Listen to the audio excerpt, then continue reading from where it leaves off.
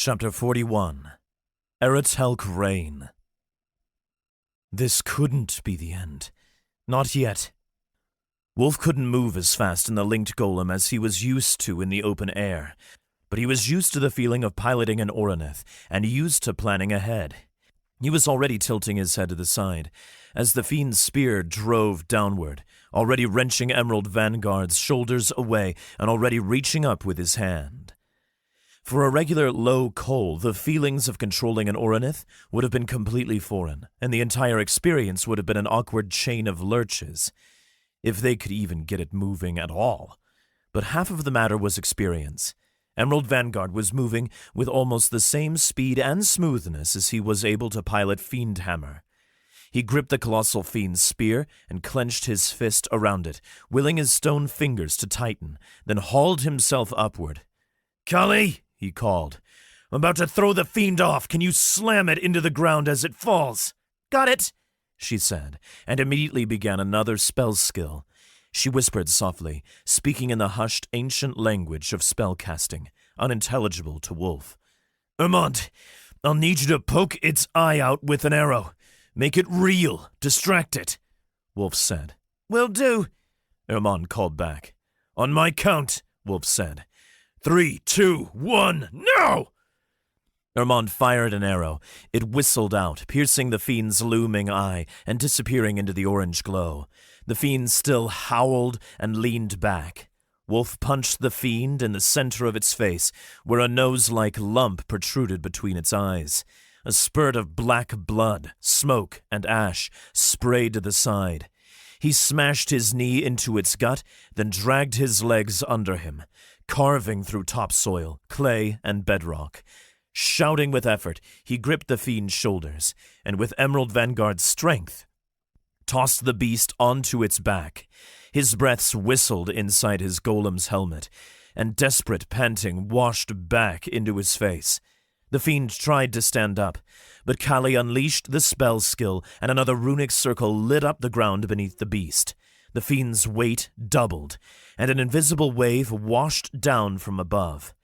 It fell onto its back, crushing what remained of its spindly wings. They snapped off and melted into ash and dust. Wulf shouted aimlessly, giving himself the strength to pick up his warhammer and stand Emerald Vanguard back upright. He hoisted the warhammer back over his head, then leaned back, and gripping it with two hands approached the fiend. A human would have run. A human would have held up a hand in desperation, knowing it was beaten.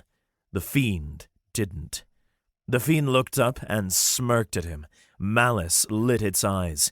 If he didn't stop it, it'd keep trying to kill them. Wulf slammed the hammer down on its head. One hit, and its exoskeleton of black bone, hidden beneath a cloud of swirling smoke, cracked. The second caved its head in entirely. The fiend fell still.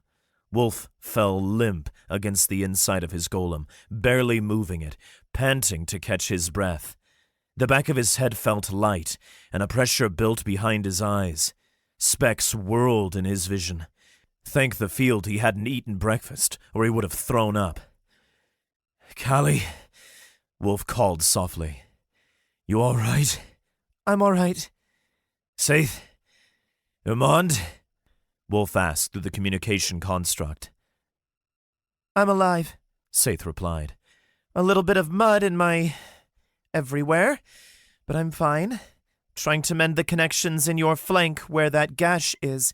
Otherwise your leg is going to start losing its link to your golem." "I'm all right," Armand replied. "But watch out behind you, there's another coming!" "Damn it!" Wulf exclaimed. He straightened himself out, then rammed his arms all the way back into the golem's sockets. He only had about half of his storage core mana left, and it was depleting fast. As he spun around, an impact jarred the Oronith to the side, and he lurched. His golem bit into his shoulder, and his skull crashed against the inside of his helmet. His neck twinged where his dream socket jostled.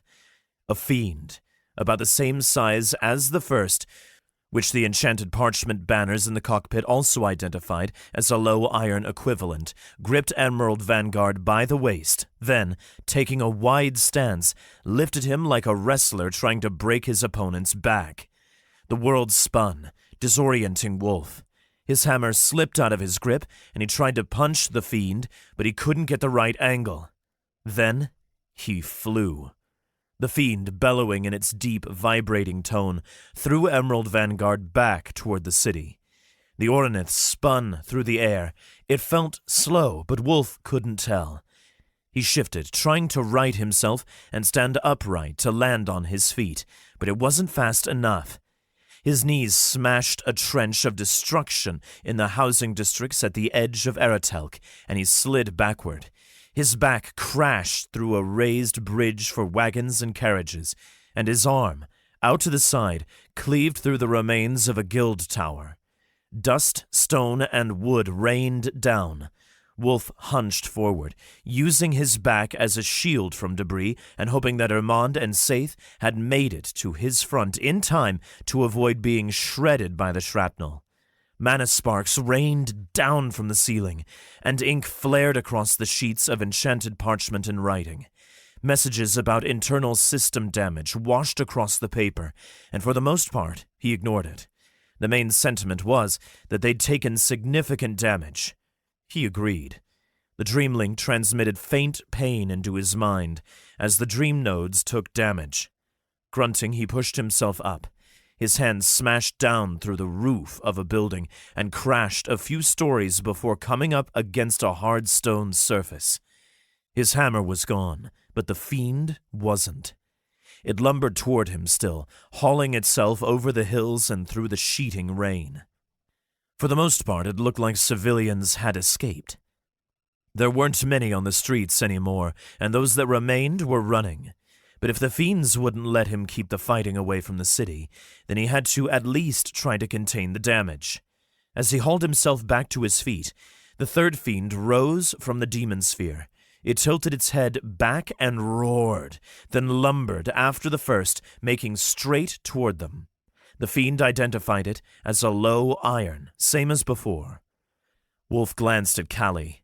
She had a straight, determined expression. They were going to face this together. Wulf? Armand called through the communication construct. They're coming, you see this, right? How can we beat that? Like, we almost died to one. We keep hitting them. Either they die, or we die. He raised his fists. Let's just hope we want to live more than they want to kill us. You're impossible, Armand called. Just don't fall on your back, Saith shouted. I'm repairing your rune lines down your back, and if you fall, I'm gone.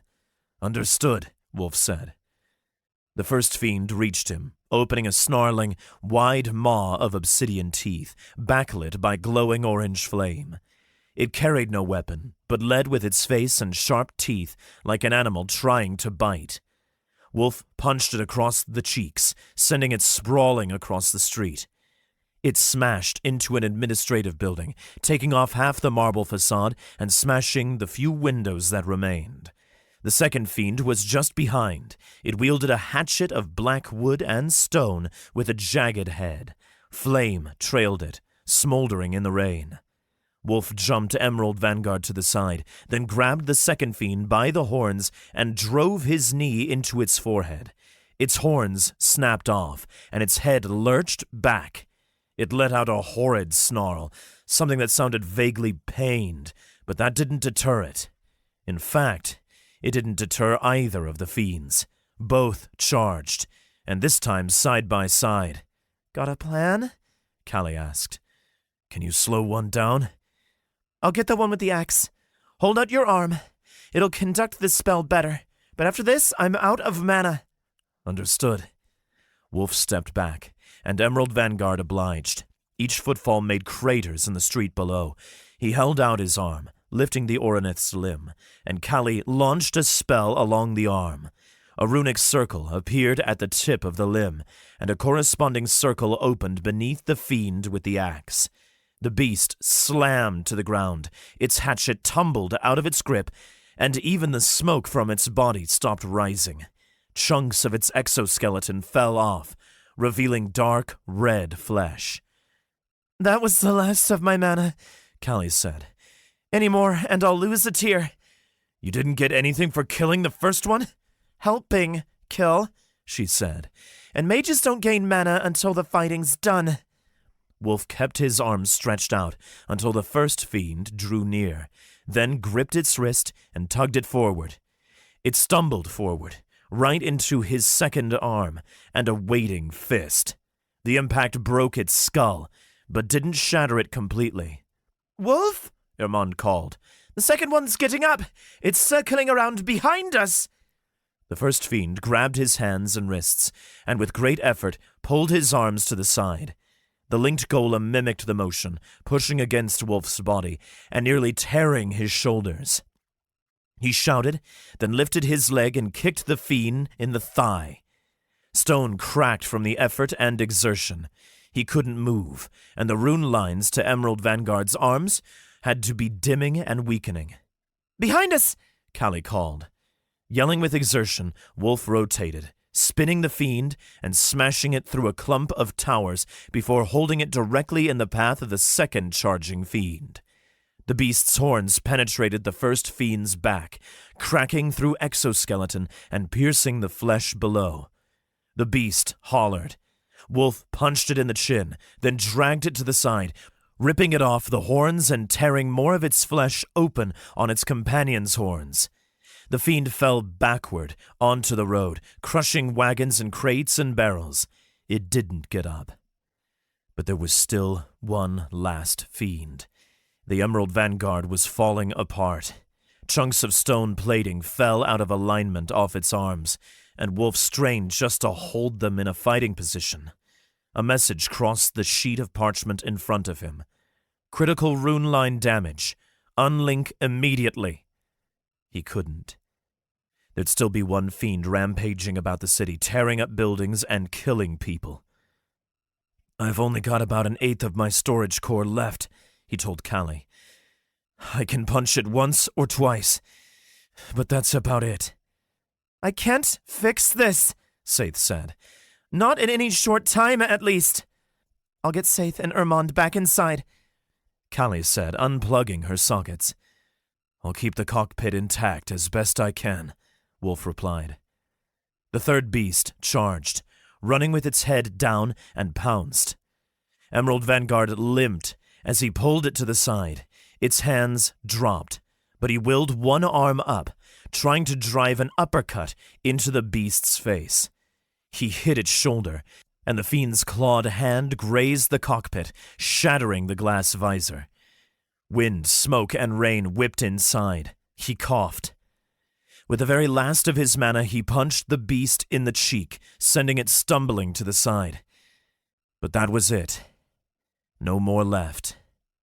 His golem unlinked automatically, and the already damaged arms of Emerald Vanguard crumbled to dust. He pushed out of the center of his golem and knelt on the floor of the cockpit. They'd done exceptionally for low coals. They'd killed 2 out of 3 fiends, but the third was still there.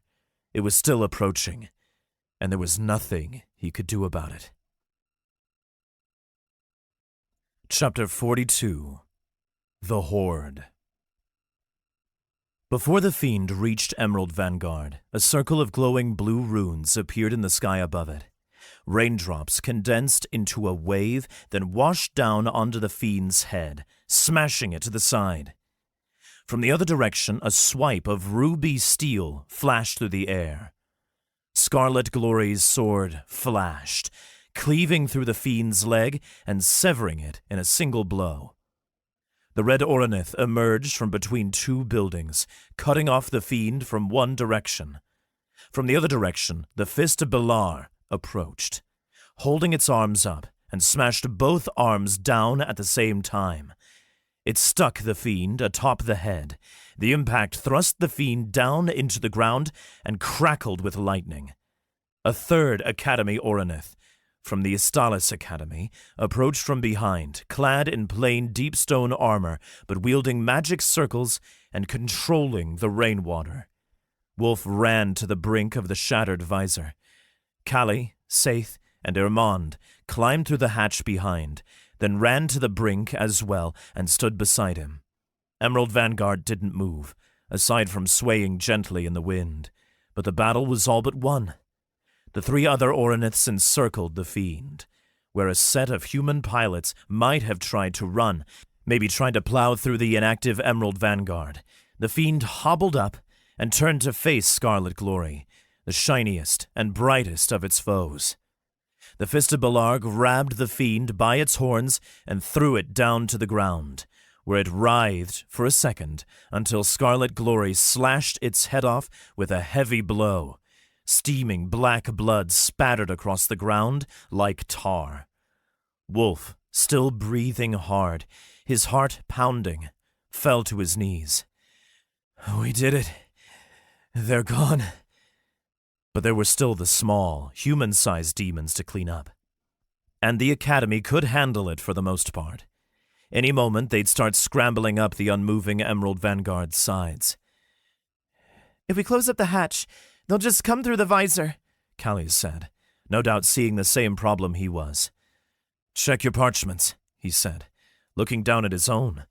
His class didn't gain power from combat, so advancing a tier was out of the question, but a simple message still scrawled across. Grand Mark earned. When he concentrated on it, the same as he would with other marks, nothing happened. It didn't show him anything. "Most impressive," came a voice from behind, slightly high-pitched, almost the exact same as the messenger who had spoken to Wulf before sending him back in time. All 4 of them spun around. 2 small cats prowled across the cockpit toward them. One, a black cat, aimed straight for Wulf, and the other, white, aimed for Callie. Both had vibrant green eyes, and Wulf couldn't tell whether it was the same one who'd spoken to him at the end of the world or not. "Wulf of Caroline," it said, "you have achieved a great feat in resonance with your soul's desires. For that I award you a grand mark." The white cat said the exact same thing to Callie, just with her name. "Callie of Threnna?" "Whoa," Irmond breathed. "How come we don't get any?" Saith muttered. "We still got loads of mana," Irmond whispered back to Saith. "I made it to High Wood and got a regular mark, too." "Guess these 2 did most of the heavy lifting," Saith said. In unison, both cats placed their paws on Wulf and Callie's bracers, respectively. The ink shifted. Now Wulf's bracer read, "Grand Mark achieved. Wild Spirit." By earning a Grand Mark, all your previous marks have been condensed into one, Alchemist's Beginning. Wild Spirit. You have kept your promises, even if it meant disobeying orders, and defeated 2 great fieldless beasts. Your defense of a city will not go unnoticed. All abilities that create primal material are more efficient, and you can shape primal material with your hands. Holding primal material will not harm you. Wulf couldn't muster the strength to smile yet, but he still gave a satisfied nod. "Get anything good?" he whispered to Callie. "If you want to share, of course." She dipped her head. "Yeah. I can direct gravity into different shapes now, instead of just increasing it." The 2 messengers backed away, but Wulf bent down in front of the black cat. It had the same patch of white fur on its chest as the messenger from his previous life. "Hey, cat," Wulf said. "Have you seen me before?" "I have been watching you all 19 years, the cat said. It stopped and turned to look at him. "I am your assigned messenger, Wulf of Caroline, but you finally bent the field enough to warrant a visit." Only 19 years. It didn't remember Wulf's last life. "Do you have a name?" he asked. "Do you expect to see me again?" "Something tells me I will, yeah." Wulf chuckled. "Confident." The cat turned away once more. "I am Mantri, but it is not common to see a messenger more than once in your life, especially for someone of your birth circumstances, Wulf of Caroline." It followed the white cat back to the cockpit hatch, and they both pranced out the slightly open crack, before disappearing altogether. "Odd," Wulf whispered, specifically glancing at Callie. She looked to be thinking, too, hopefully about the same things. Wulf, Armand warned. I know you kind of just defeated 2 giant demon things, but, we've got a problem. He had run back to the edge of the cockpit and peered over the visor's drop-off. Wulf ran over to join him. Now a cluster of about 20 small demons had started scampering off the legs of Emerald Vanguard. They made it to the Ornith's chest as Wulf watched. Fast little buggers, he grumbled, then reached into his haversack. He didn't have much to fight with at human scale, except the simulated hammer for use with the golem. It was massive, without a 7-foot golem to help hold it, and even with his enhanced strength he struggled to lift it off the ground. Hammer's not going to be my final weapon, he thought, but it's the best I've got for now. Now, would be a good time to drink your potions, he said. Saith, you and me, we're the front lines. Irmond and Callie are our squishies, and we can't let the demons reach them, got it? We can deal a little damage, but we need to keep their attention. Demons kill. That's what their minds tell them to do. They get energy from your suffering, so they won't make it pleasant. You'll get no mercy from them. They get energy? Armand whispered. From hurting us? They feed off it, Callie said bitterly. It doesn't keep them alive like food, but they seem to gain strength from it. I don't want to know how you 2 know this, Saith said. No time. Do you trust us or not? Wulf asked. I trust you 2, she said. Armand, not so much. Hey, he exclaimed. I'll stick them full of arrows. I just got a mark that enhances my perception, but I can kill more of them than you. I'll take you up on it. I got a mark that enhances my strength. Loser buys drinks? Guys, Wulf warned. Focus. You got it, Armand said, both in response to Wulf and Saith. The first leathery red fingers poked over the edge of the cockpit visor glass, and a demon's head poked up. Callie, Irmond, and Saith all drank a Yeti's might potion. Strength flooded his veins from his mark, rejuvenating him and restoring his will. With the aura it created, he fueled the constructs Callie and Saith had made for him, absorbing as much of it into the mana storage drives, then pulled it out into his body. Blue lightning flooded his veins and flowed to his storage core. There was a slight tingle of pain, but now that he'd gotten used to it, it was more calming than anything. Now he had more mana to fight with. He held out his hand and judged the approaching demons. The first one's head poked up, revealing a tortured, remotely humanoid visage. It was just human enough to stir anxiety and fear in his stomach, which demons thrived on. The field analyzed it as demon, middle coal equivalent. Not ideal, but he could deal with that. He lunged forward and, with his increased strength, slammed his hammer down on the demon's fingers. It moaned, then released its grip and plummeted backward. Callie, with her mana supply renewed, tugged the demon down with a spell skill. There was no way it could survive a fall like that. That left 14 others. One climbed up beside him, holding a crude basalt club, and it swung at his head.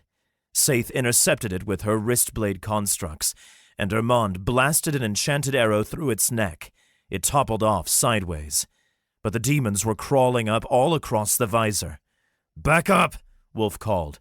"I have an idea. Let them all climb up." He pulled out his splatter potion from his haversack, gripped it by its neck, held it up. The moment all 14 of the demons found their footing, clustered up, Wulf called, "Callie, increase the gravity at their middle. Keep them all in place." She triggered a spell, and a runic circle lit up on the ground between all the demons, holding them still. Wulf swung his splatter potion in an arc, sloshing out the entire potion in a wave that'd wash over all the demons.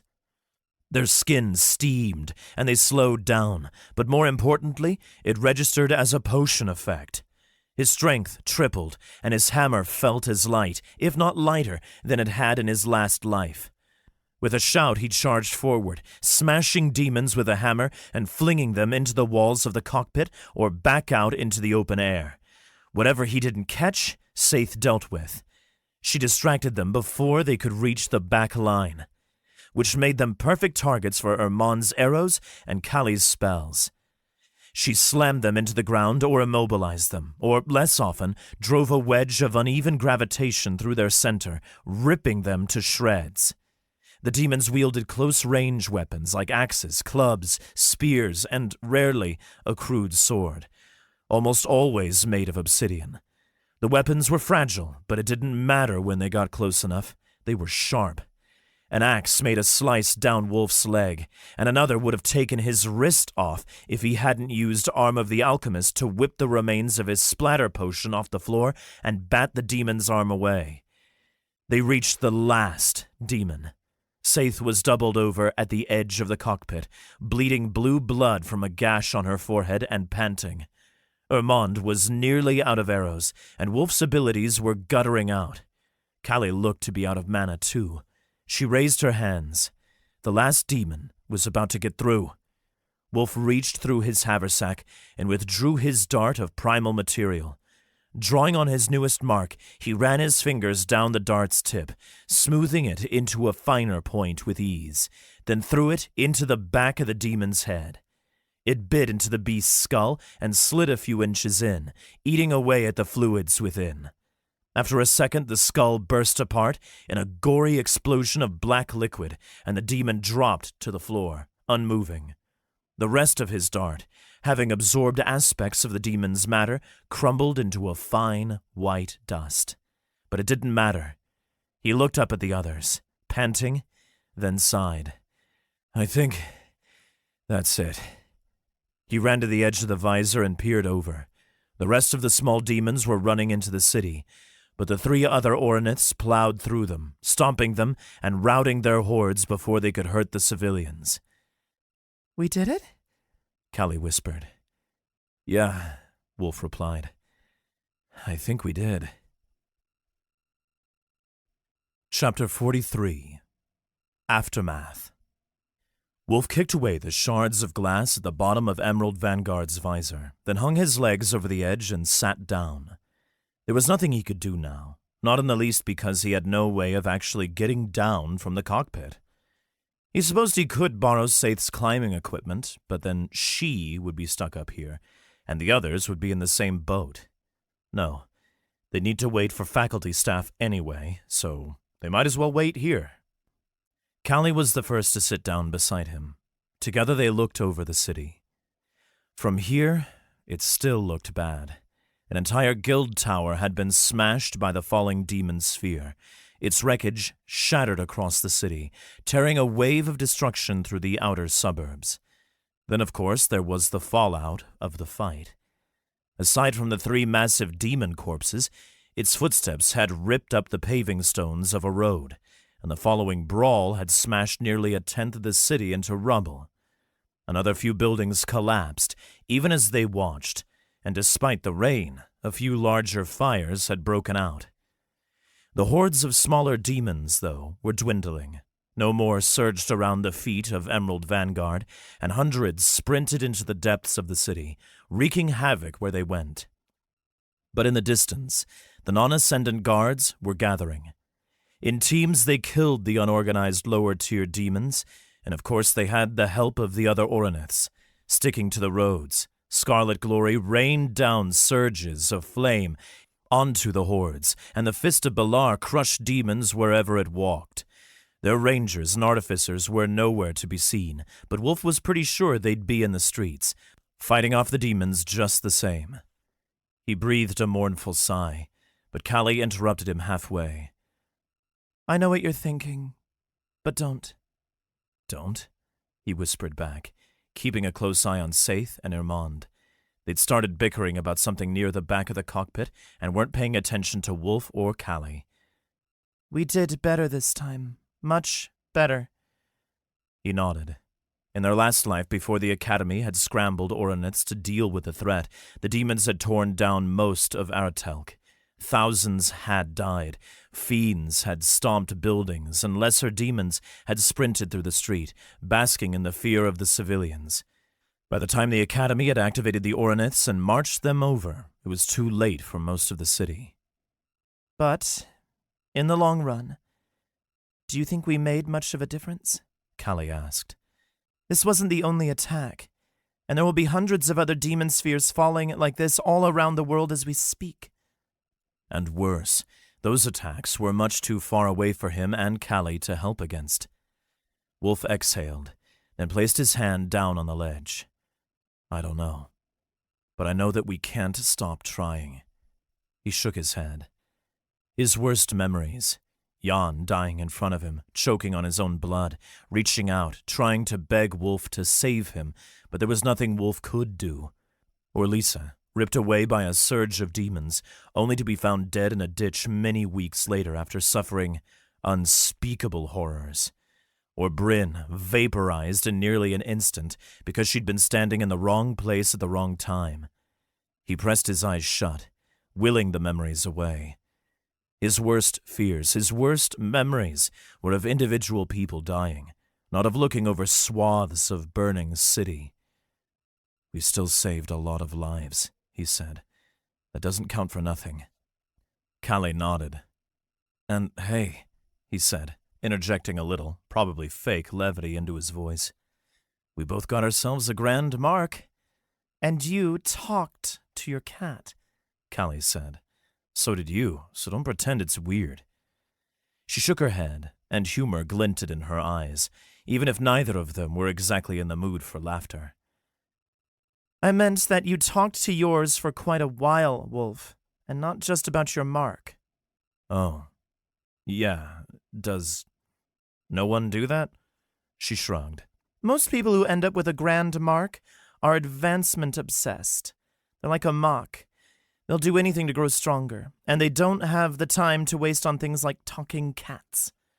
So I take it you didn't get any in your past life? None.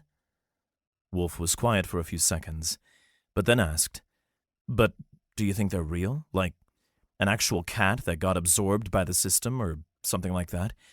And if every Ascendant has one, do you think they might ever get a little bored? He scratched the back of his head. I didn't really consider it, she said. However, the only time I saw a messenger in my past life was when I died, so I didn't have much time to consider it. Once more, Wulf paused and considered how narrow his view might have been in his past life. He'd been immersed in combat in his later years, surrounded by ascendants more powerful than him, but that was hardly the experience for most people. Huh, he finally said. All right then, next consideration. And I'll be honest, it probably seems more and more relevant the more I speak. I feel myself speaking differently now than when I was older. Not as measured, not as held back or restricted or old. I've been wondering something similar, Callie said. She lifted her tail and wound it around her shoulder. Did we send our souls back? Did the fields send our bodies back in time and take years off our ages? Or, well, did it just send our memories back? Wulf hung his head. He had considered that too. I think it's the latter. I just don't feel the exact same, and even if I have the memories, I'm working with the mind of a 19-year-old. It works differently, but our memories still define us pretty strongly. Yeah, precisely, Callie replied. Wulf put his hands down behind him on a swath of stone where there was no shards of broken glass. Have you ever wanted a pet? Not this again, Callie sighed. The messenger? Well, it has a name. It's a messenger, Wulf. They saved us. More than we could know or repay. She sighed. Well, if you want to see the little guy again, I guess you just have to do more wonderful, great feats. I guess, yeah. Wulf couldn't exactly muster a smile, but he knew what to do. He'd planned on getting more grand marks anyway, not just for the sake of it, but because he was pretty sure he'd end up doing his fair share of insane stuff. He opened his mouth to say that, but before he could, the hatch at the back of the Oronith's cockpit swung open. Dr. Lengold stood in the hatchway, staring right at them. A thrust wing perched on the stone behind him, digging its claws into the ridges of one of the Oronith's helmet. That must have been the headmaster's bird. Wulf swallowed nervously. Why did I get the feeling it would be you? Lengold asked, staring right at him. But the others, he glanced at Armand and Saith. I wasn't expecting you nearly as much. Sir, do you wish to speak with me here or in my office? Probably your office, sir, Wulf said. It'd be more comfortable. It will indeed. Get up. You four have a lot of explaining to do. After being helped down from Emerald Vanguard's cockpit, the four boarded a horse-drawn wagon with a few non-ascendant guards, and it towed them back to the academy. Wulf stayed silent and tried to be as expressionless as possible, and Callie looked much the same, but Armand and Saith were glancing around, quivering, and weren't doing a very good job of being composed at all. They might be in trouble, but they still had one thing going for them. At least they had been right. As the wagon rolled out of the city, a crowd was gathering at the side of the road. Civilians amassed on the path, watching curiously, expressions terrified. But every so often Wulf picked out someone who looked on with awe. Some of them had to know that Emerald Vanguard had been here first and did most of the work. When they were halfway back to the academy, the rain stopped. The guards offered them some bandages, and they patched up any minor scrapes and cuts. Wulf leaned forward and faced the others. Everyone's still fine, right? Now that the adrenaline had faded, both Armand and Saith had gone pale. But still, as far as Wulf could tell, they weren't physically hurt. Just wasn't expecting the demons to look like that, Armand said. I don't know what I was expecting, not that. Maybe I was expecting something slightly more human, like another nation that we were fighting or something. That's happening all over the world, right now? Saith whispered. Yes, Wulf said softly. How many people do you think are... Lots of the spheres will have landed in the oceans, Callie provided quickly. Places will have time to prepare. Armand rubbed the bridge of his nose. How come the field didn't warn people who'd actually be able to do something? No offense intended, but... Wulf sighed, then glanced at Callie. I don't know. But don't think we did nothing. We saved a city, and that has to count. And we'll keep saving people and lives until we've dealt with the demons. The world repelled a demon invasion 4,000 years ago, and we can do it again. He wasn't sure how much he believed what he was saying, but if he was going to make a difference, he had to stay on this path. That was what mattered. When the wagon passed through the ring of trees at the edge of the academy, a crowd of students was gathering on the edge of the road, and they were all staring in at Wulf and Callie. For now, most of them were confused and shocked. Did they cause the streak across the sky? Someone asked. They stole an Oranith? What's Langold going to do to them? But the truth would come out soon enough, that they were in the midst of another demon war. Wulf just had to hope that someone would listen. Chapter 44. Consequences. Wulf, Callie, Saith, and Armand sat outside Dr. Lengold's office. They'd run out of things to talk about, or just didn't want to talk, but Wulf didn't really know. He just had nothing to say yet. Then Lengold's office doors swung open. "Come in, you four," he said. Hesitantly they stood. Wulf led the way into the office and sat down on one of the 4 chairs set up in front of the desk. Dr. Lengold dropped down in his chair behind the desk, and more interestingly, Azanthia stood behind him, stroking his chin curiously. "It seems I made my journey out here at the right time, Mr. Lengold," Azanthia said. "Your school is full to the brim of surprises." "Apologies, sirs," Wulf interjected. "I convinced them to do it, and I egged them on. If you're going to kick anyone out, kick me out." For one, he knew I could survive on my own without the academy. Callie could probably manage too, with her knowledge, but Armand and Saith needed the academy's resources. Was all Azanthia said. "First, I believe you should know what you have done. The full list." Dr. Lengold plucked up a sheet of parchment from a pile and pushed it across the table to them. He tapped the top and said, "Stealing an Oranith. injuring a non-ascendant dock worker, destroying a swath of the border grove. I didn't even see that, Wulf muttered.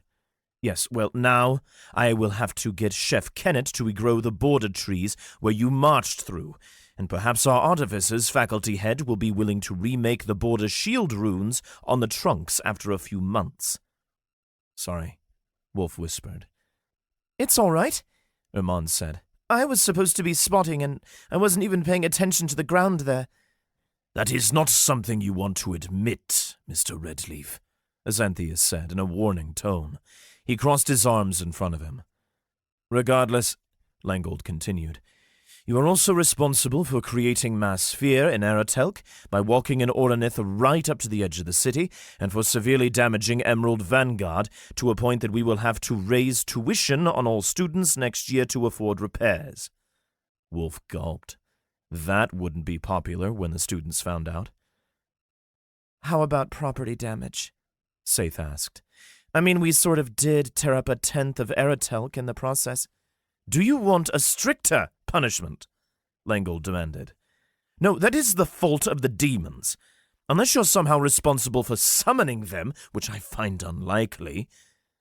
Still, at that comment, a pit formed in Wulf's stomach.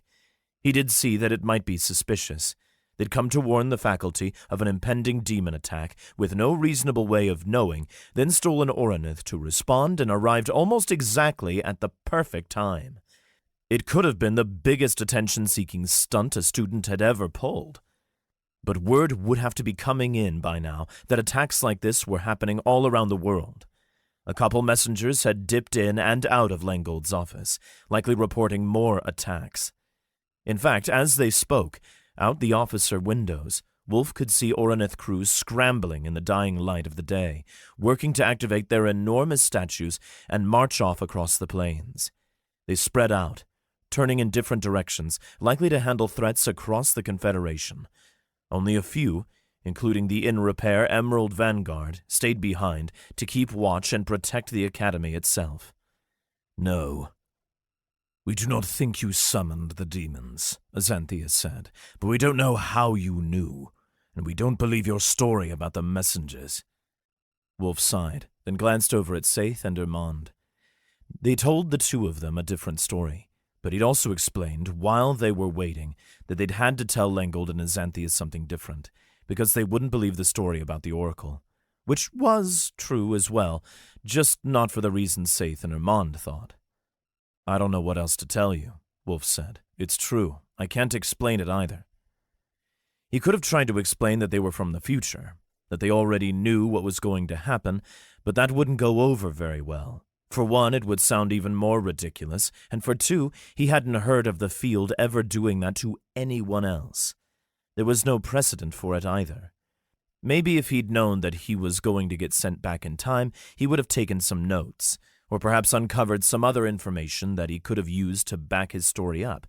But there was no time to prepare, and he didn't have enough experience to prove it with simple predictions. He couldn't tell Langold where he was going to put down his cup in 2 seconds, or if a letter-bearer was going to trip into his office, or anything like that. Besides, with how much of the past they'd already changed, small details weren't likely to be the same. Azanthius stroked his chin, then stepped forward and leaned on the table. And you two, he motioned to Saith and Irmand, believed him? Them, Irmand corrected. It was like both of them. They both had the same story. We had to believe them. Or you wanted to, Azanthius snapped. And they were right, weren't they? Saith asked. Don't put it up to luck, Wulf added. There was no way we could have been that lucky. Langold chuckled. Considering you managed to destroy 2 colossal fiends, I think we can call you lucky. But it wasn't really luck. Wulf just knew how to fight a fiend. Either way, Azanthius continued, we don't think it's appropriate to punish you for the damages to the city. In fact, your actions are commendable, however you figured it out. And I will admit you were correct about the date and location, but you still must be punished for the other transgressions, Langold said. Now, wait a minute, Callie said. You said we shouldn't be punished for the damages to the city because that was the demons doing, but they were also responsible for damages to Emerald Vanguard. The Oronith would not have been damaged if you hadn't stolen it, Azanthius clarified. Yeah, but if we hadn't stolen it, the damages to the city would have been worse, and you wouldn't have scrambled the rest of your Oroniths in time, Wulf argued. Damages to the city don't come out of the Academy's pocketbook, Azanthius reasoned. Wulf hung his head. Fine then, what's the punishment?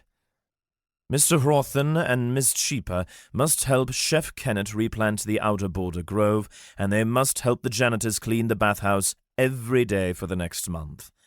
Lengold tapped the bottom of his page. I'll take your word that it was your encouragement that got the others to join you, Hrothen. Telgrad and Redleaf will only have to serve out 2 weeks of helping Mr. Thalan. That wasn't so bad at all. Not as bad as it could have been. He narrowed his eyes. Were they going easy on him? Wulf glanced at Azanthius. Dr. Azanthius? Mr. You may address me as Mr. Azanthius. Oh. Wulf tilted his head, somewhat intrigued. Maybe Azanthius hadn't been as condescending toward Langold as Wulf had originally thought. Well, I do think it seems somewhat unfair, given all the good we did with the Oronith. I thought that was supposed to be the Academy's purpose. You will find that life is full of unfairness, Azanthius said. We cannot have your transgressions go unpunished, no matter what. We would look unprofessional, and I have no doubt that the guilds will be nipping at us, demanding retribution. They cannot have 2 nobodies outperforming their children, and we need to get ahead of any allegations they might throw at us by proving that we have already punished you. And know this, both of you. Langold pointed at Callie and Wulf. You are on your final warning. One more step out of line, you mess up one more thing, and you're out of the Academy for good. Wulf nodded. Is that all? Yes, Langold nodded. You 4 are dismissed. The next morning, after a quiet run around the edge of the campus with Armand, passing by the gap in the outer border grove where they'd crushed a few trees, which looked much worse from the ground, and after a breakfast in the mess hall, where he kept his head down and stuck to the corner of the hall, he headed to his first class. It was 3rd day, and that meant he had his basics of field-based advancement first, where he tried to sit at the back and stay out of everyone's way. But as soon as he entered the theater, a ripple of murmurs passed through the students. Heads swiveled back to look at him, and for a few seconds no one said anything. Then a clump of students, notably with no guild badges, smiled. He smiled back and offered a small wave. None of his other friends were in this section, so he thought he'd be sitting alone for the whole lecture. But that was far from the case. As soon as he sat down, a slender human boy with dark skin and curly hair pushed up beside Wulf, taking an empty seat right beside him. I'm Emin, the boy said. Reporter for the campus scribe. Would you be able to answer a few questions? Nothing bad, of course. Wulf glanced around. The row of seats ahead of him had all swiveled around toward him, and even in the second row down, a trio of girls were looking back. They giggled, one of them waved, and Wulf rolled his eyes at them. But he also couldn't just turn down the reporter now, not with everyone staring at him. Sure, Wulf said. But when class starts... Oh, it'll be quick. Sure. Thank you! Emin tapped his quill on a clipboard and chewed the back of its feather, then said, Right, so first thing, what signs did you see that the demon attack was coming, and how did you heroically see it before the rest of the faculty did?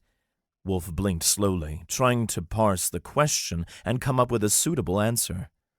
Well, the monsters in the woods were getting riled up, and... Wonderful! Saw signs of monsters getting riled up. We'll note that down. What made you pick Emerald Vanguard? Was it because the Oronith had no storied history before you got to it, and you needed to make a legend for the golem yourself?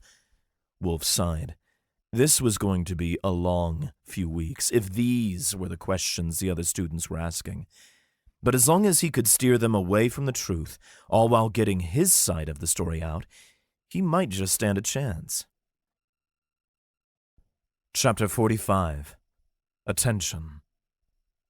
After Wulf's 2 morning classes, he rushed to the mess hall for lunch, where he met Callie, Saith, and Irmond at one of the central tables.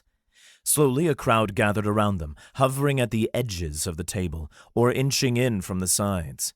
Across the mess hall, a group of Fletchers glared at them, but Amok was nowhere to be seen. Knowing the faculty, Amok wouldn't have gotten any punishment for starting the fire, save for a slap on the wrist, maybe, literally or metaphorically. Wulf kept his eyes down and tried to eat as normally as he could, despite the lingering gazes and murmuring about him. He cut into the seasoned chicken and let it steam for a few seconds before scooping it into his mouth. "You're popular," Callie whispered. "We all are," he said. "You've got some admirers, too." Wulf tilted his head toward a pair of boys off to the side who probably thought they were being subtle, but absolutely weren't, and they were staring right at Callie. "I think most are here for you," Saith whispered. "They better be," Irmond said. "But I can pick up some of the strays. I wouldn't mind a little more attention. Shame. Should have been a pilot myself. That way I would have gotten, a lot more attention." Wulf shook his head. "Yeah. Should have convinced the field to awaken a different class for you." "I wish," Irmond mumbled. "Pilots get so much more attention." "Rumors going around that you're the leader of our crew," Callie said. "So naturally you're the biggest player when it comes to saving Aratelk." "Well, is it wrong?" Saith asked. "Guys," Wulf whispered, "don't sell yourselves short. I couldn't have done it without any of you." "Except maybe you." Irmond elbowed Saith playfully. "Oh, stuff it," she replied. "You couldn't even see a wall of unmoving trees. I was looking for demons." As the 2 of them descended into bickering, Wulf turned back to Callie, then whispered, "You were more important than they were, much more important." "I know," Callie said. "But they'll have their time to shine. We just have to keep pushing them." "I plan to," Wulf said. "Shame they're not in the same combat training section as us, though." "Why? You've already beaten Saith twice now. Want to do it a third time?" "Well, truly, I'd much rather fight you," Wulf said with a smile. "Better practice on someone who knows what she's doing." "Good, because today's our next round of skirmishing." Callie set her knife and fork down. "For the record, I'd much prefer to fight you for the same reason. You're a challenge." "Why, thank you. Now, we best eat up, so we're not late, though." Their combat training session began as they usually did on 3rd day, taking places on a sparring mat and engaging in a small tournament with their peers, 5-minute fights to see who came out on top. Though the others were improving, Wulf was also getting better at dealing with them efficiently, so he'd have energy left to test himself against Callie at the end. While he still had no mark that flatly increased his strength with the amount of potions he'd taken, the residual effect had left him nearly twice as strong as a normal human. By now, most of the class had advanced to middle wood. Most of the guild kids had made it to high wood, but only he and Callie were low coals. As he fought his way up, he was barely thinking about the fights and more about the class as a whole. He didn't recognize many of the other students in the section, for one thing, and there were only a few weak Fletchers, who couldn't have been from the important parts of the guild. Hell, maybe they were even new recruits, like Irmond and Saith had been. He didn't know for sure. He was pretty sure they'd sorted the combat training sections into who they thought would be the most effective against each other, and who they thought would advance the fastest. That made Callie and Wulf an anomaly. When they finally reached each other near the end of the class, Instructor Delark met them with a sigh, and he narrowed his eyes at Wulf. "You may think you're the strongest in the school right now, boy, but you're hardly even the strongest in this room." "All right," Wulf said. "We shall see how you do against Ms. Cheaper. Wipe that grin off your face." Wulf didn't think he was grinning, and judging from Callie's surprised reaction, Delark had probably been imagining it. "She was also with me when we saved Aratelk," Wulf said. "Part of my crew. She should be just as popular as me, in fact." "Popular? Bah!" Delark shook his head. "You'll have your 10 minutes of fame, and then you'll go back to the nothingness where you were born. Know this, Mr. Rothan. You have peaked early. And everything else about your life will be a downward spiral. Maybe last life, not this time. Can we begin? Wulf asked. What's your tone, but yes. And Miss Cheaper, you are no better. Collateral damage? She hadn't even done anything to anger him. But yes, you may begin, Delark said. A crowd had gathered on the edge of the sparring mat, and they looked on. This time there was an air of excitement around the students. They'd all heard what Wulf had done by now, and even the Fletchers seemed curious. Callie attacked first today, charging in and delivering a flurry of kicks while swiping with her tail. Wulf blocked and dodged, looking for an opening, but whenever he had one, Callie activated a spell skill, increasing gravity beneath him and slowing him, stopping him from taking advantage of it. She was getting good at using her new skills, and he hadn't even noticed her consuming a construct. She would have done it subtly. Worse, Wulf really had no way of using his potions in a fight like this. He might have had his mark, but that was about it. Nothing capable of seriously retaliating against Callie, at least not with magic, but it came down to his sheer fighting ability. See, Mr. Hrothen, already you are humbled, Delark called. You may wish to stay lighter on your feet and move around more. Stay lower, aim higher, and be faster. Wulf rolled his eyes. That advice was mostly meaningless. Far as he could tell and his experience went, he might not have been a martial artist, but he could brawl like the rest of them, and he knew how to fight. Didn't need some stuck-up academy professor on his back. He ignored it for a little while, focusing instead on Callie. She was going to run out of constructs soon, wherever she was keeping them hidden, and that meant she'd be trying to end this sooner than later. Wulf stepped back and raised his arms, then feinted to the side. She activated a patch of increased gravity where he was about to run, trying to catch him and stall him for a finishing blow, but he turned at the last moment. She punched the empty air, and Wulf pushed her into the magic circle of orange light on the ground, signifying the increased gravity. She slowed, vulnerable and weighed down, but before Wulf could deliver his final blow, Delark interrupted. Halt! Hrothen, your stance is all wrong. You must be wider, firmer, so you can deliver a better blow. Wulf narrowed his eyes. He knew from experience that his stance wasn't wrong, and Delark had just cost him the fight. Apologies, instructor, Callie said, but would you be willing to show us? I'm also curious to see what you mean, seeing as he had won the fight fair and square. The crowd gasped, and a few giggles rose up from the back. Silence! Delark ordered. Yes, if you require it, I can demonstrate. Hrothen, please step to the center of the mat. Wulf glanced at Callie, and she only raised her eyebrows, but then she provided a quick nod. She knew what she was doing. Now, Wulf had an opportunity to do something really funny. Callie might have wanted to just put Delark on the spot and show the students that Wulf had been doing nothing wrong, but Wulf could do better. Delark took a stance almost identical to what Wulf had been doing earlier. See, the older man said, this is a better stance. Then he widened his legs even more. Even better! Wulf stayed in the same normal stance. Please follow, Hrothen. Wulf shrugged. Sir, I think this works better. Fine then. Defend yourself.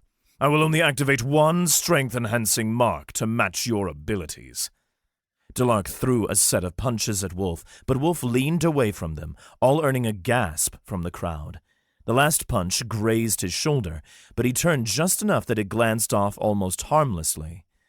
Not the best, is it? Wulf asked. I'm not sure if this is proving your point, sir.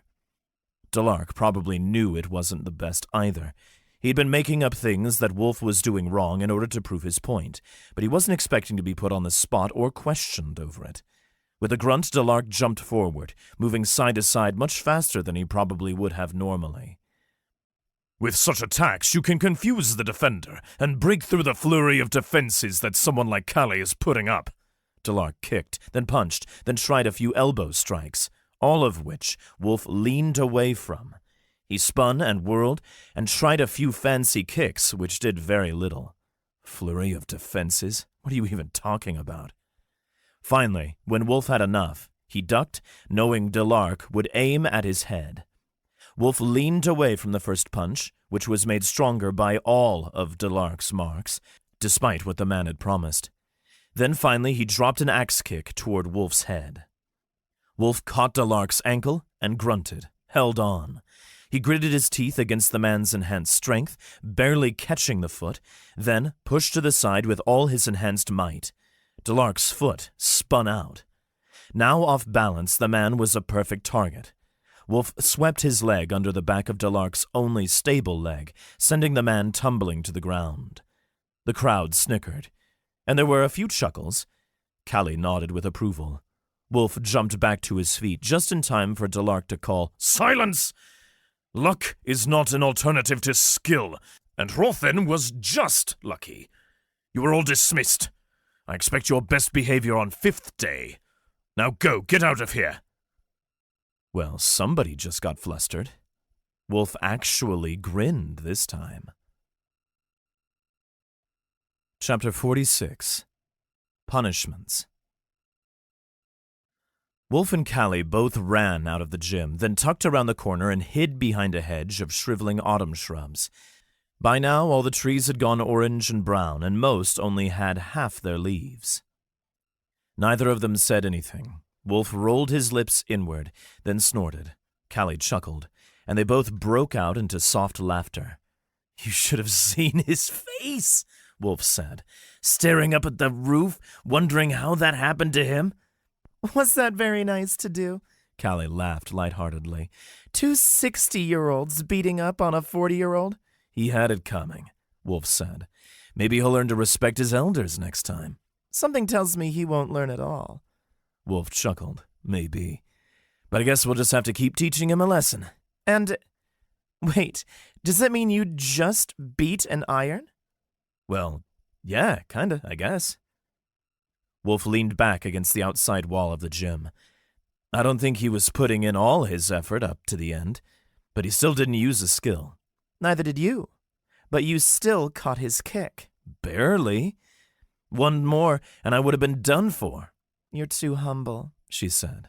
Better to be humble than overconfident. Wulf stayed quiet for a little, then finally said, "When you were fighting me, it's almost like you were doing it with your eyes closed. You always knew where I was, even when your back was to me. It's weird. I wasn't picking up on it until then, but I learned to fight without my full senses in my last life," she said. "I had a wonderful teacher, too. Once I left the academy, and after my family business, after I escaped the demon spirit, but not before I made it back to my family. He taught me to feel the vibrations in the ground, so I could sense where my opponents were. That is, before I even got marks and skills that aided perception." Wulf nodded. "Do you know what happened to him? If you're willing to say."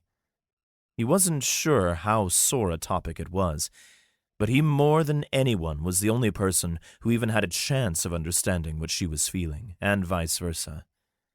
"I have no idea, really. I left him in anger. I had convinced him to teach me, with him thinking that my need for revenge was behind me, and then later revealed that I hadn't ever left the desire behind. It stings, but I abandoned him, and I don't know what happened to him." "Do you think you could find him again?" "I think I could try," she said. "but not right now." "No." Wulf shook his head, but agreed. "Right now you've got some chores to do." "Right," she sighed. "You think Dr. Langolda was helping us at all?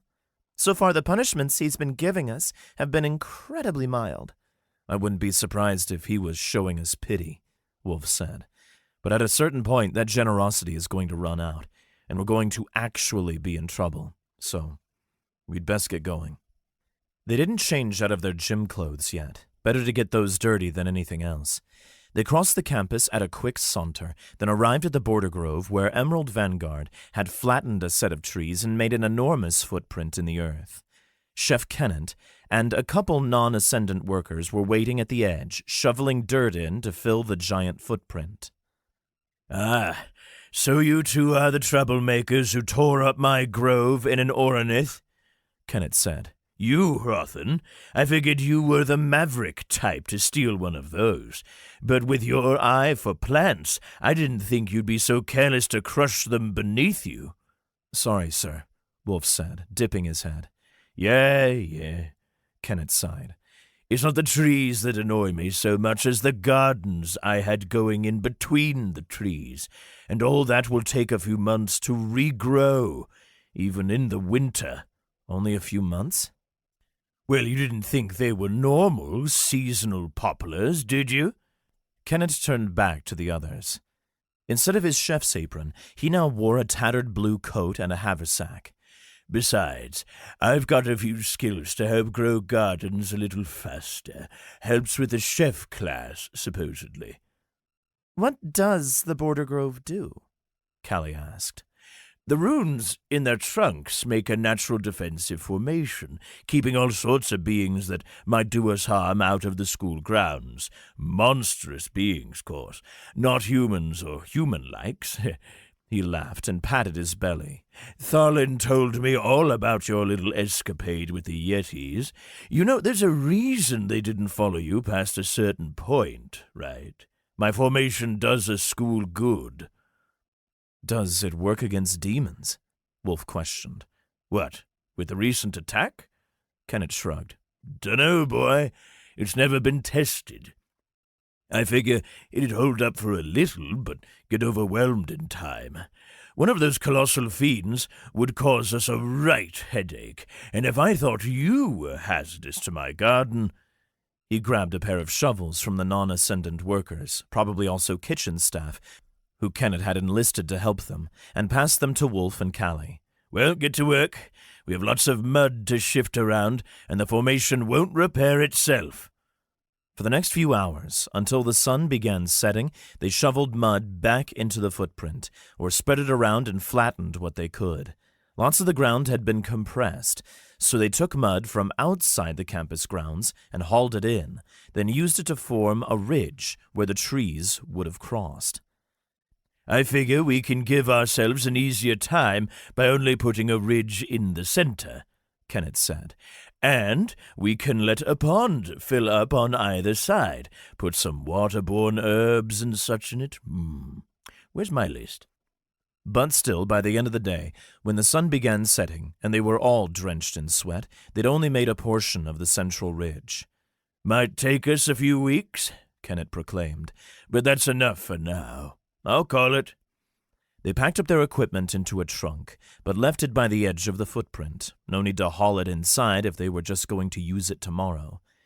As they were putting their shovels in the trunk, Kenneth bent down beside them and whispered to Wulf, If you do really well and get us this ridge fixed within the month, I'll let you have access to my herb garden in the grove.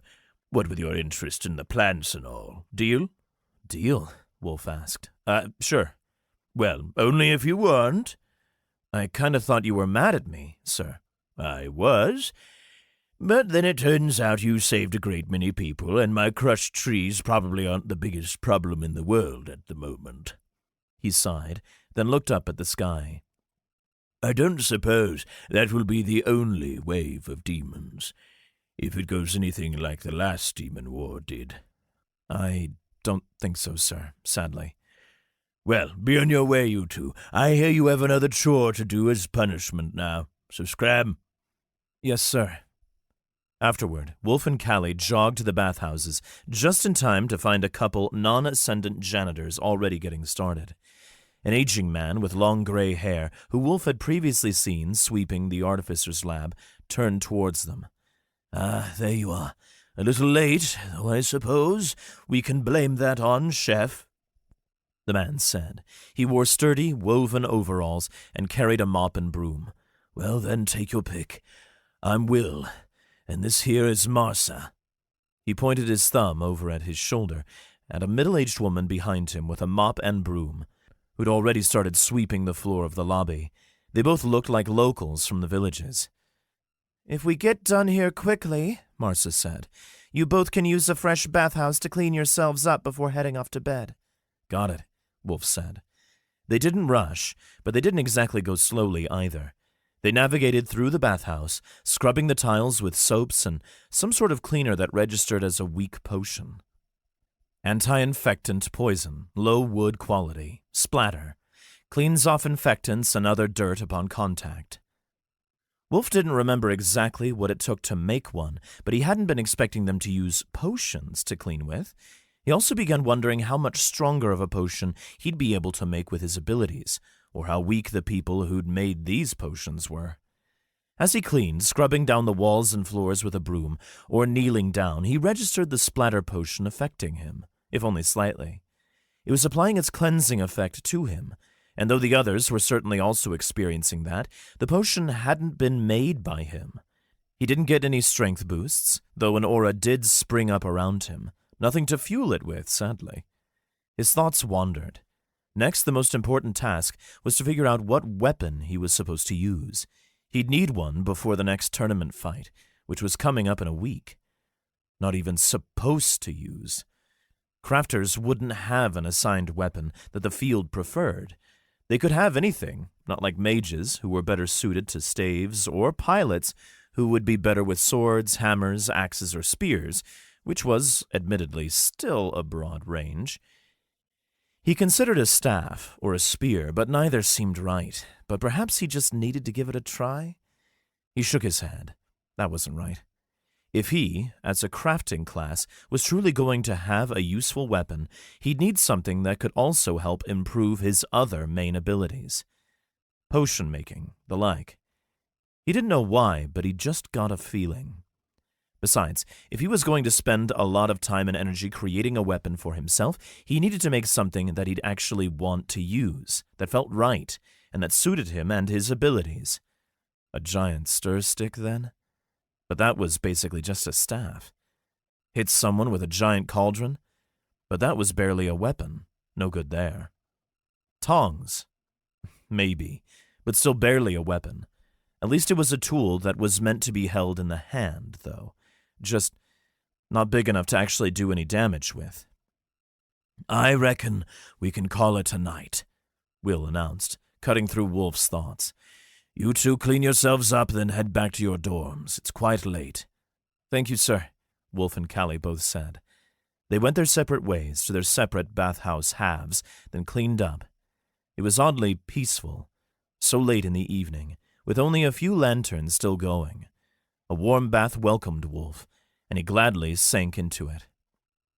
Maybe not as productive of a day with potion making, but productive nonetheless. At the very least, he had a deal with Kennet.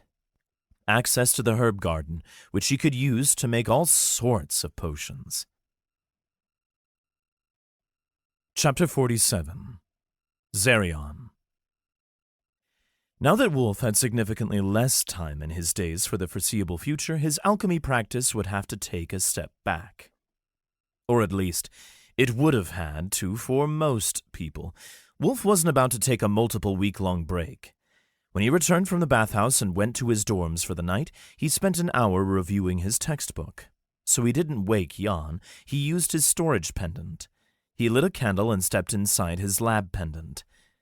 With the opening facing away from Jan, only a sliver of light slipped through. He continued on, flipping through a segment that described the different shapes of flasks and potion containers that would be best for different types of potions. But he wasn't in the mood to fire up his furnace and start glass-smithing, and he didn't exactly need the different types of flasks yet. Plus, he doubted he'd remember all that anyway. There was just so much to memorize, and he wasn't sure if he'd ever figure out what kind of potion every plant turned into. But the following section was more interesting. It described arcane metals materials, their purposes in potions, as strengthening agents or for increasing potion effect longevity, and their other effects not in potions. For example, quiver steel made excellent medical equipment because of how it induced flesh to regrow around it, or ungold, which was the same look and properties of gold unless it experienced a current of mana, at which point it became harder than diamonds and could cut through nearly anything. Which, he had to say, didn't really feel like a chaotic alteration, but he supposed the magical properties were inherently more chaotic than just a regular gold ingot. But what really caught his attention was yet another mention of Pan. The historical great alchemist had wielded a shepherd's hook that looked to everyone like it was made of primal material. but was likely actually made of Zerion. Zerion. It didn't elaborate, except to say that the material was beyond the scope of this book. That didn't stop Wulf from wanting to know more. It also wrote that they spoke of him with the reverence of a god, likely in part due to the mysterious otherworldly shepherd's hook, despite Pan's protests. It was common to swear upon Pan's name for a few centuries after his disappearance, according to the book, but that faded as well. There are many dead gods, and Pan is no different.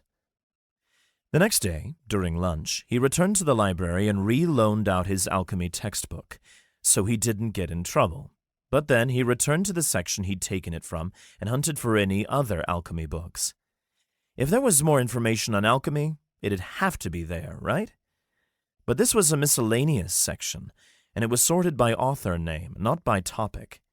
He sighed, gave it a brief scan, and couldn't find any more alchemy books. For a few seconds he stood there, staring at the books, tapping his leg and pursing his lips, until the librarian walked over and asked, "Can I help you, Mr. Hrothen?" Wulf chuckled. "You remember my name?" "I remember many names, but especially those of students who loan out books for a long period of time." Wulf couldn't decide if that was a threat or not, so he only shrugged. "I promise I'll return it when I'm done." "I think it is wonderful that students take interest in topics outside their studies," the librarian said. She wore the same white robe that she usually did, though today she tied her long hair up in a bun. "So many young students, especially pilots, get so caught up in their studies that they forget to live a proper life. Broadening their horizons is the best way to show them that the world is about more than fighting and stone." Wulf nodded. "I'm sorry, miss, but I don't think I caught your name before." "You may call me Miss Wenarl. I am not a professor by Academy standards, though I have read a great many books and absorbed their knowledge." "Ms. Wenarl, then. Would you happen to know if I could find more books on alchemy? I'm specifically curious about something called Zerion." "I somewhat expected that," Miss Wenarl said. "You may find a few more texts scattered about this section, but they are few and far between. If you would like, I can identify and locate them for you." She raised her arm, where she wore a bracer with a slip of enchanted parchment pinned to its top. "However, much like that book, they will be a basic overview. You may only find passing mentions of what you seek." "Have you heard of Zerion?" "I can index it in the library codex," she said. She furrowed her brows in concentration, while looking directly at her arm. Wulf saw the ink shift, but he was too far away, and at too awkward of an angle to read it. "As a benefit of the librarian class," Miss Wenarl said, "I can look through the entirety of the library, and any books whose words register with the field will appear, along with the volume they were written in." "Helpful," Wulf commented. "Indeed. Though I'll admit yours is an unusual request.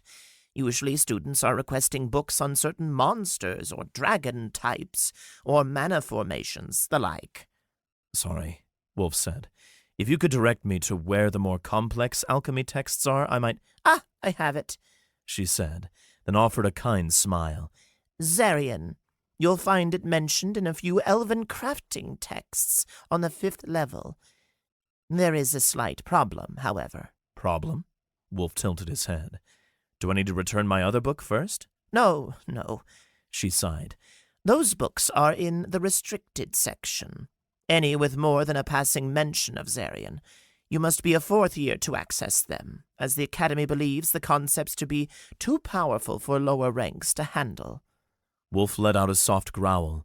The Academy thought they could dictate what he could read and what he couldn't, under the guise of being for his own good. "How does the Academy prevent people from reading them?" he asked.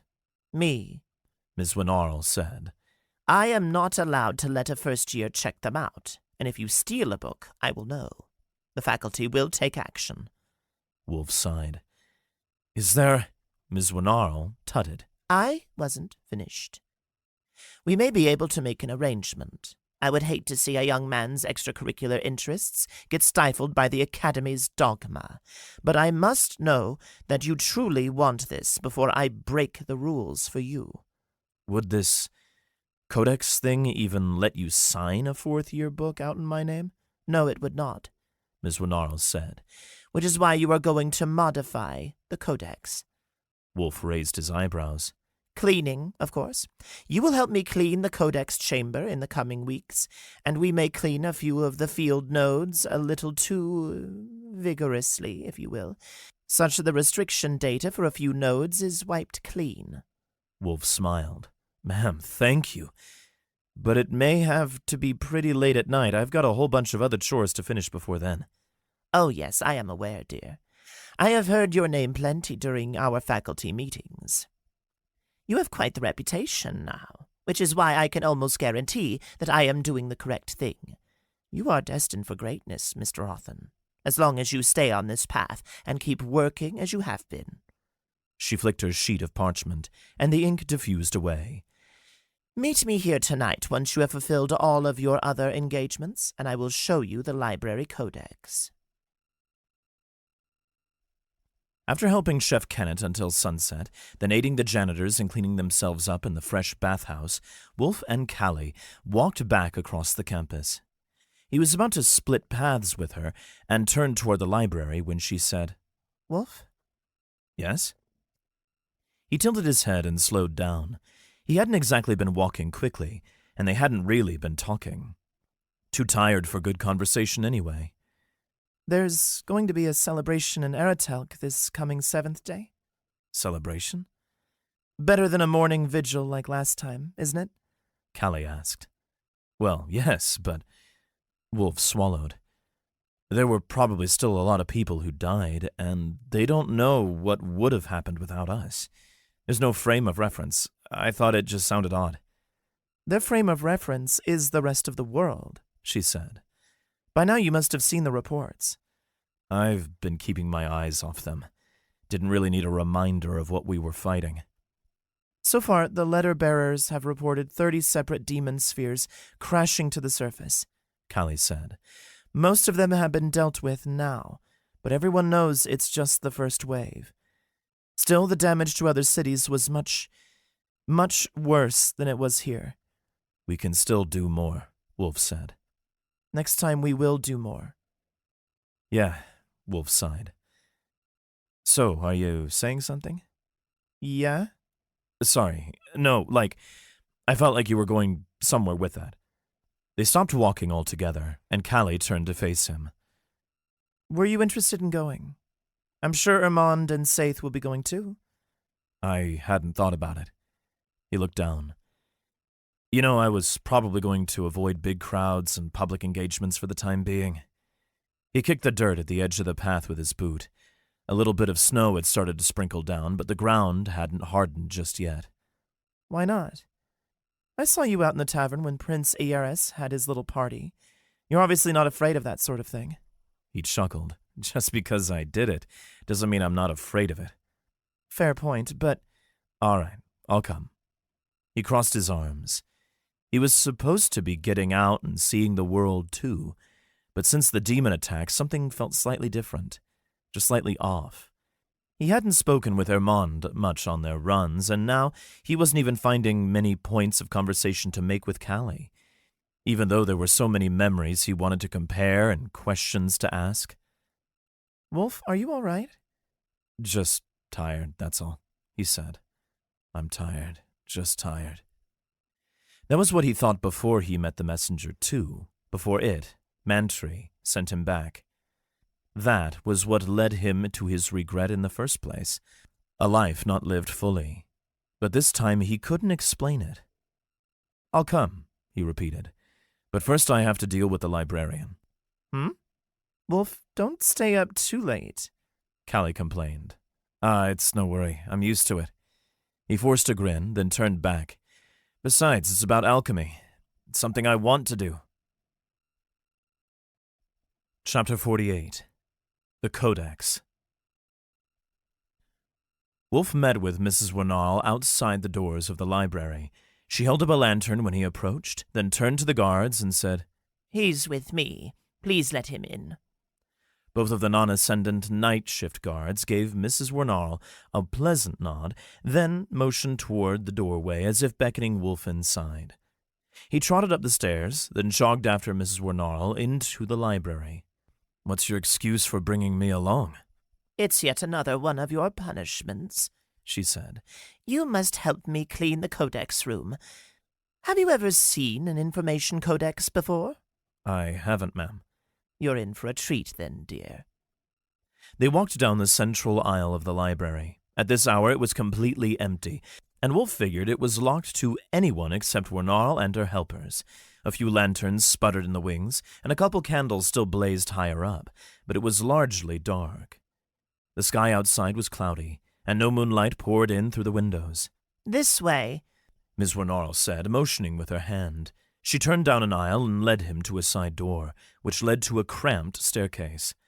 It was nondescript, and he wouldn't have noticed it if he hadn't had it pointed out to him. She descended, and Wulf followed close behind. "What exactly is a codex?" Wulf asked. "It's a method of information storage," Ms. Wernarl said. "Our minds can only contain so much information, but there's more in the world than we could ever know, and a codex acts like...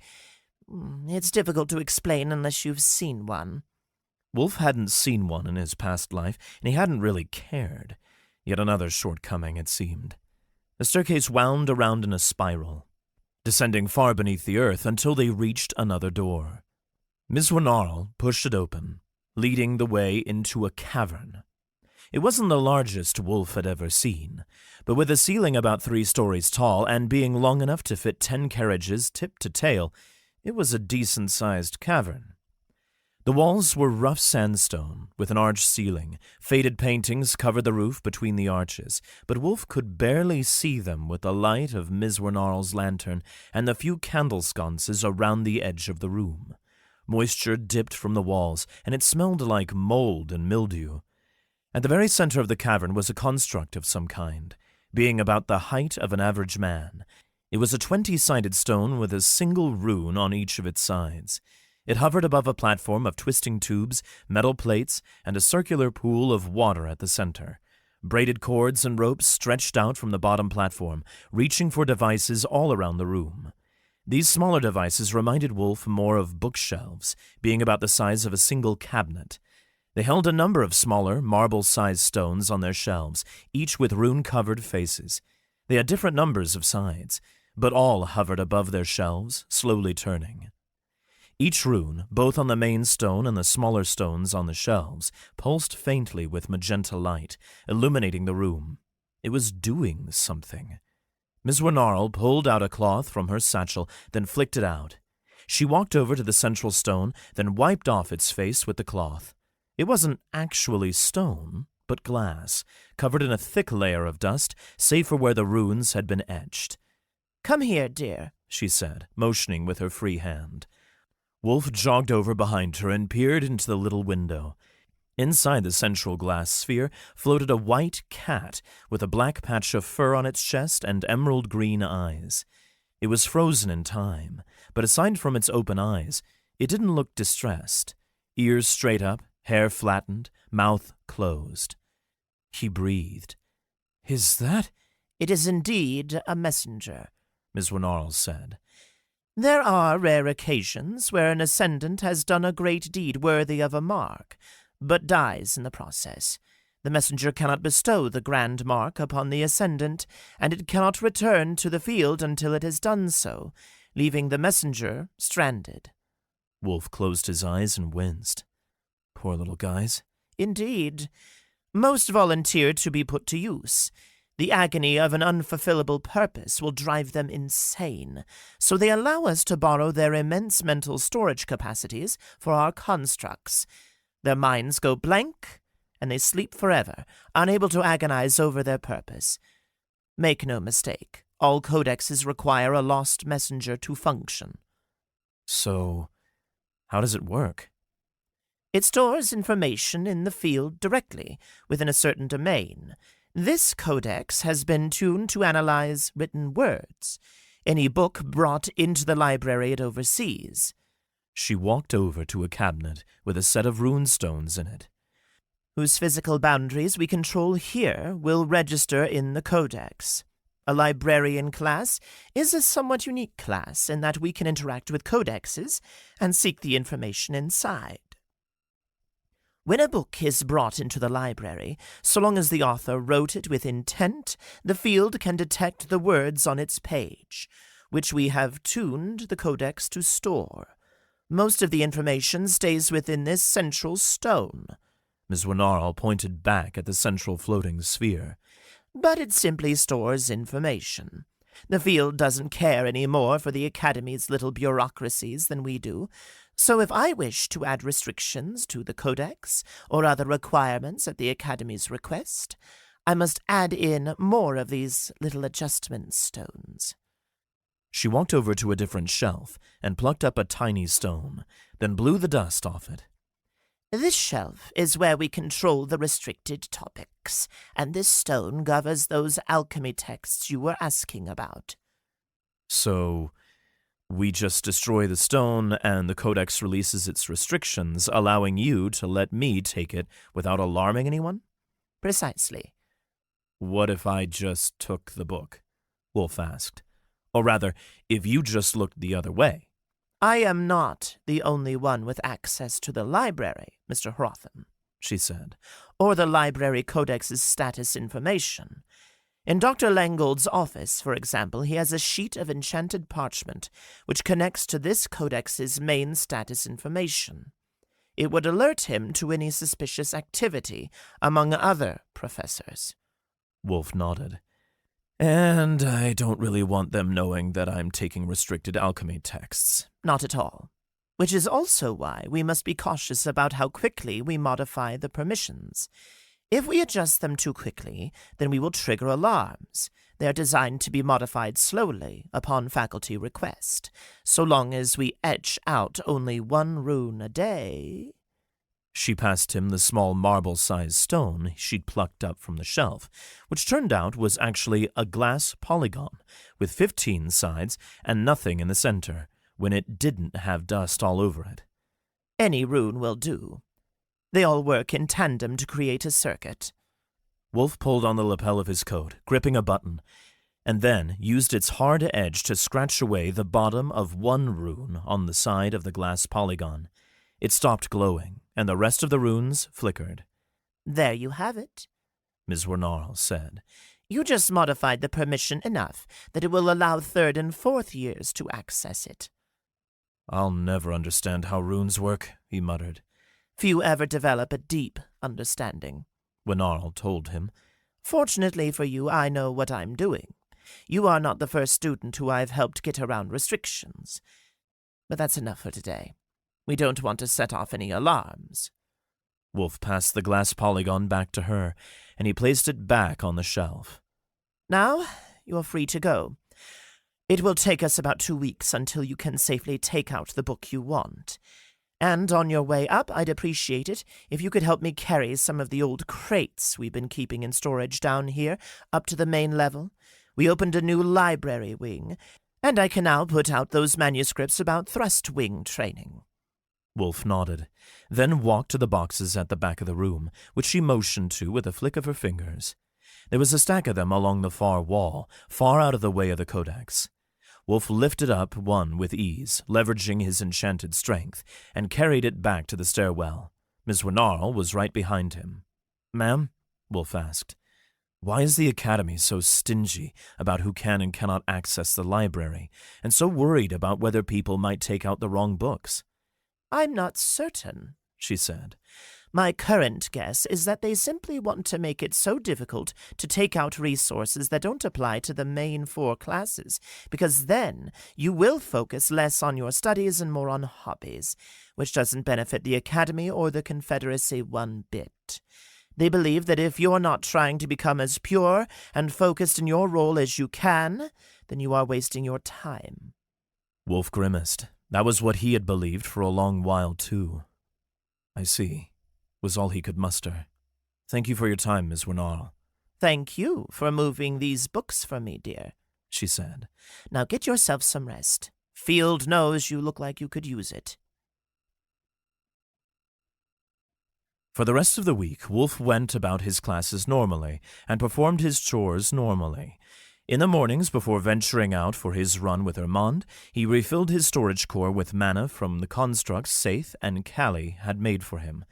And, once he'd acquired some herbs from Chef Kennett's Border Grove garden, which was more like a bunch of wild herbs that happened to be growing between the poplar trunks along the border of the Academy, stimulated by the mana currents of the trees, he used them to make cleaning potions of his own.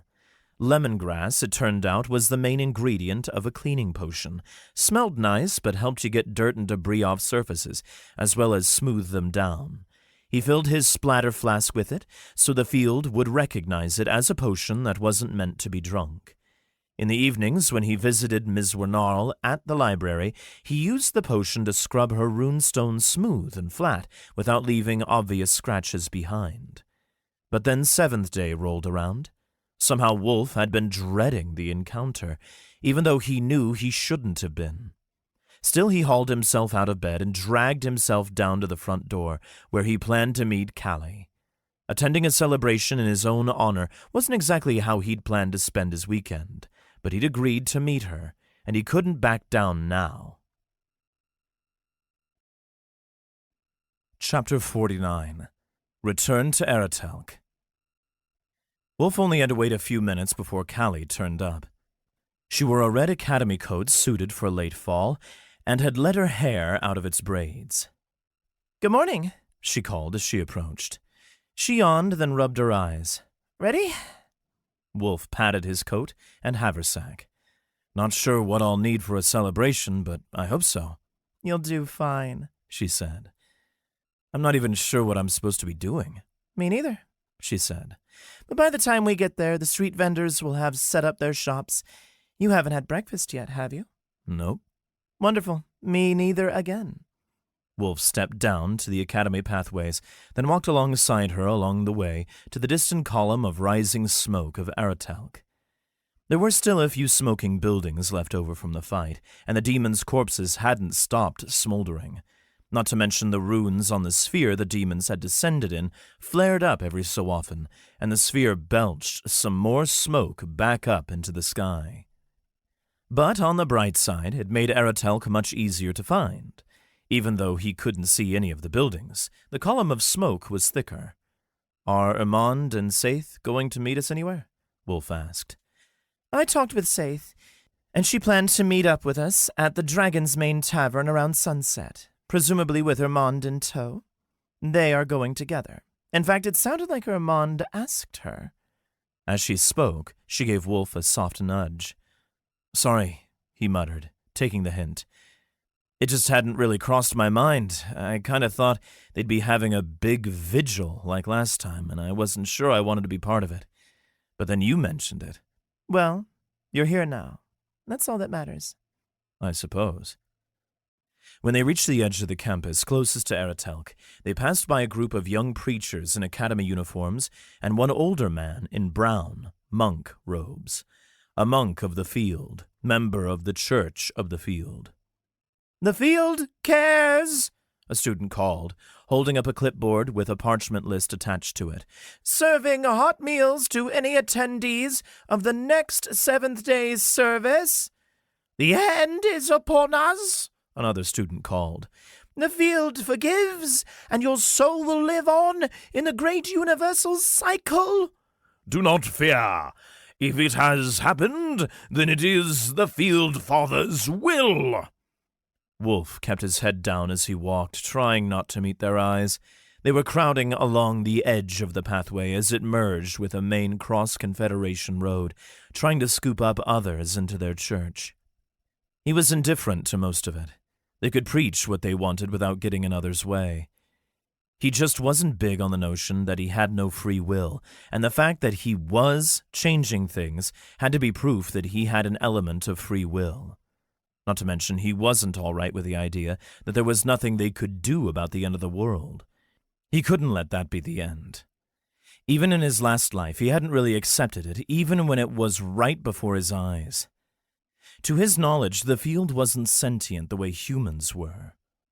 It was a logic system set up by a powerful wizard many thousands of years ago, feeding off the natural life energies of the planet to make a complex, confusing state of magic more manageable, thus allowing greater magical feats. But that meant there was nothing cosmic about it.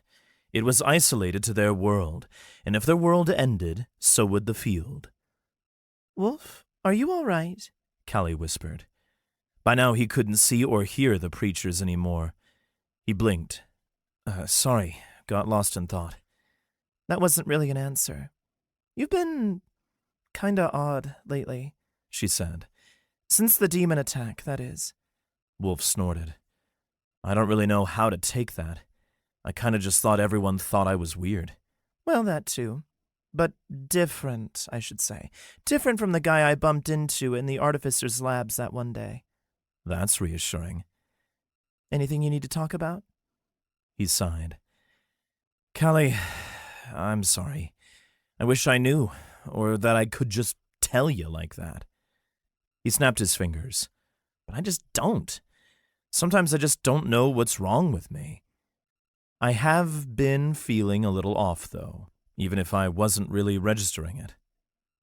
For one, he'd promised that he'd go out and do more stuff like this, but he was slipping back into old habits, trying to wait around back at the academy and work on his alchemy, single-mindedly focusing on his work. Hell, he'd planned to use his entire 7th day working on potions, even if he had nothing in mind that he needed to make. Even if he was looking to get stronger, sitting around in a room wouldn't accomplish that. He couldn't go anywhere without a team. Could you... he began, then paused for a few seconds. Could you tell me what feels weird? You've been quiet, for one thing, she said. You've also been spending a lot more time working. Hermand said he hasn't seen you in the common room once. Ah. They'd all talked about it with each other then, and planned this all out. It was an intervention. I'm sorry if I made you nervous. He stopped and was about to offer a placation, but that wouldn't do. In fact, she opened up to him about her past a lot more than he had. He hadn't told her anything, really. I might have an idea, Wulf said. Look, I know we were expecting the attack, but I didn't know I'd be so worried about losing what I have this time. I saw the demons, and it reminded me of our past life. Last time I lost everyone close to me. You know Jan and Bryn, right? I watched them both die brutal deaths at the hands of the demons. I got close to them all last time.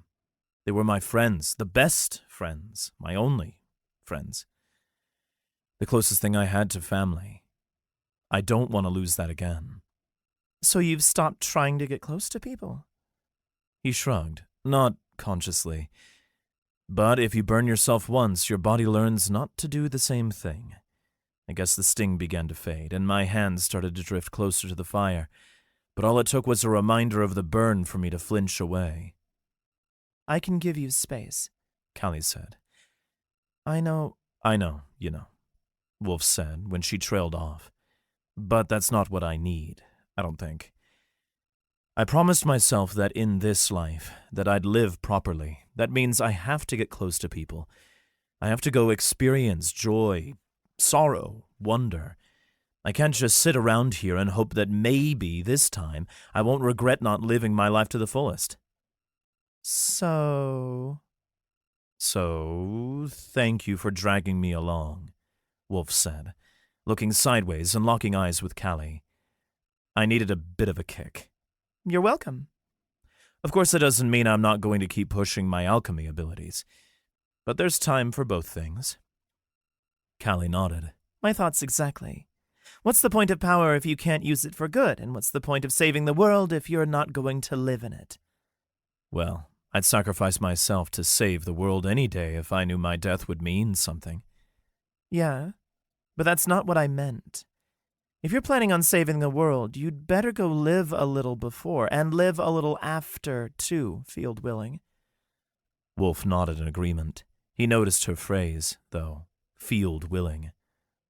Are you much for the church, then? She shook her head. Just the phrases I grew up with. My ancestors converted from the traditional Threnian Wayism to the Confederacy's Church of the Field long ago. And though they left the church a few generations back, the phrases have stuck. As they walked to Eratelk, they made soft small talk, discussing how their families saw the church.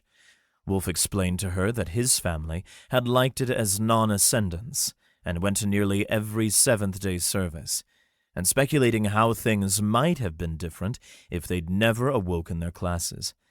But the closer they drew to Eratelk, the more crowded the roads grew. Wagons rumbled along the road, and pilgrims from the rural villages traveled to see the corpses of 3 colossal fiends. The first sign of the city wasn't the city itself anymore, but the massive sphere embedded in the earth. A massive crater surrounded the impact zone, and waves of dirt had rolled over the road, which had since been dug through, making the approach to Eratelk into a valley. They approached the ruined side of the city first, where the 3 bodies of the colossal fiends lay. They didn't burn, and hopefully it'd get colder soon, because as it was, they were going to start stinking.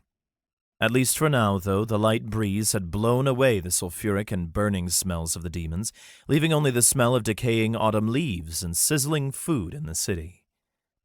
The sky was clear, and the sun beamed down on them, warming it to almost summer-like temperatures. Wulf unbuttoned his coat. They passed through the damaged section of the city, where crews of workers, loader golems, and ascendants worked to clear up the debris and make repairs. They sang working songs, smoked pipes, and the pounding of their hammers turned into a drum beat. Wulf almost veered off to help, but there was no one in need of immediate assistance, and, as Callie soon reminded him, they'd done a lot to help, even if it didn't feel like it. Now, spending some money at a local vendor was one of the best things they could do for the people of Eratelk. "Do you have somewhere in mind?" Wulf asked. I saw a place when we were last here, and it looked pretty good, Callie answered, then took the lead. They approached the center of Eratelk, away from the damage of the fighting. Wulf glanced back one more time, vowing that, on the way out, he was going to harvest some of the demon flesh. It had to be powerful, in some way or another, and if he could turn it into a potion, that was all the better. "What do Pangians eat, anyway?" Wulf asked. "I mean, I know I've seen you eat regular human food, but do you have preferences?" Giant fire ants. They make especially nice steaks and have a nice bit of zip. She licked her lips. Though I'm not really sure how much I want to be thinking of home right now. Fair enough. I don't want to think about eating bugs either. Don't knock it until you've tried it. I think I can guess. Suit yourself? She stopped, then turned in a circle and pointed over her shoulder with her thumb. Here.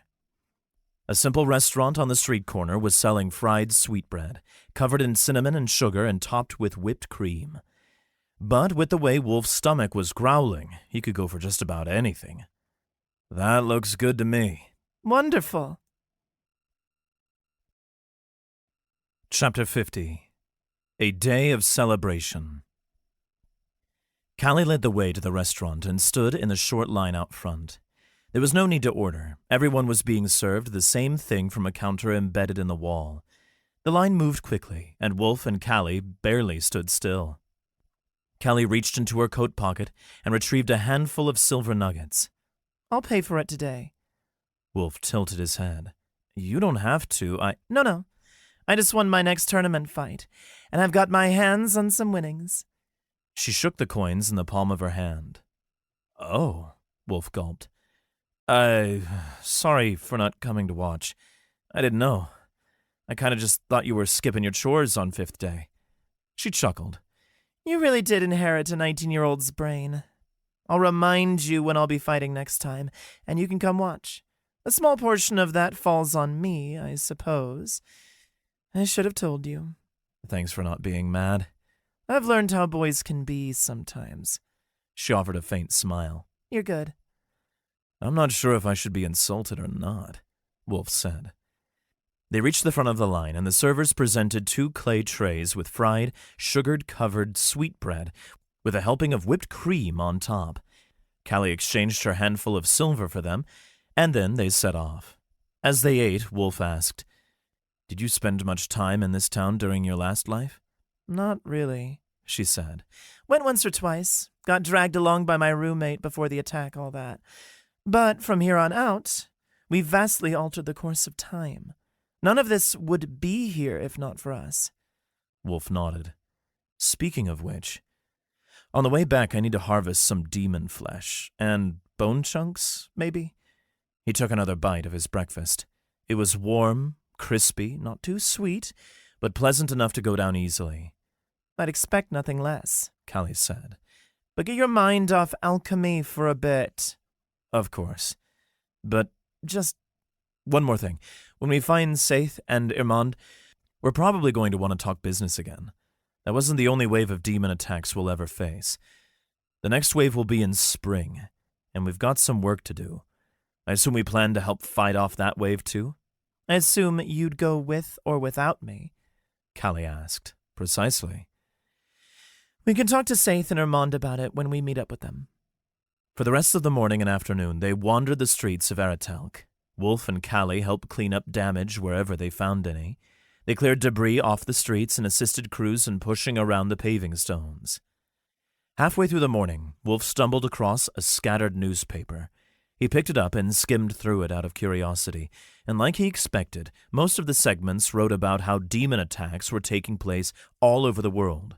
But about halfway down, a small segment wrote, "Tremors in the southern mountains near Clegghold have revealed an ancient cavern beneath the slumbering peak, where dwarven mining teams hunted for deep stone. Now they have uncovered the resting place of the previously lost Oronith Silent Wraith, a powerful beast built during the first demon invasion." At that, Wulf felt a glimmer of hope. There were still some good things that had come out of the attack. Silent Wraith was supposed to be a powerful Oronith, but in his past life, no one had managed to activate it. A shred of curiosity bubbled up inside him. If he could activate it. But that meant traveling to Clegghold. That was something to discuss later. Despite Callie's earlier comment that they'd already helped enough, neither of them flinched away from their duties when they stumbled upon a street that wasn't getting as much attention as the rest. At lunch, the workers they helped awarded them with a free lunch and apple cider, which Wulf gladly accepted. In the afternoon, all repairs halted. They took calmly to the streets, where people were gathering for Dr. Lengold's and Dr. Azanthius's appearances, and presumably speeches. The roads filled up with people, everyone packed in, crowding shoulder to shoulder along the main thoroughfare of Eretelk. It was wide enough to fit 30 people across, though the late autumn sun was low in the horizon and the guild towers blocked out most of the incoming light. Some stores still had candles and lanterns lit. A hastily made podium stood at the end of the road, constructed with planks of scavenged wood and crates. Dr. Lengold and Azanthius, as well as a few other members of the faculty, stood upon it, holding voice amplification constructs. From Wulf's vantage, they were incredibly distant, but there were still plenty of people in front and behind. "We've gathered here to celebrate the survival of our city," Lengold announced, "and to mourn the loss suffered in the attack.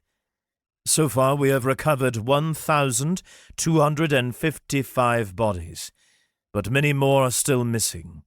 But we now know that—" Lengold cut himself off when a different professor, who Wulf didn't recognize, nudged him and whispered something. Yes, thanks to the enormous efforts of the Academy, the city was saved from a horrific fate," Lengold continued. "While we celebrate our heroes, the rest of the world mourns. There are still demons and fiends roaming the world as we speak, though our brave crews are hunting them down and—" "What about Emerald Vanguard?" someone shouted from the crowd.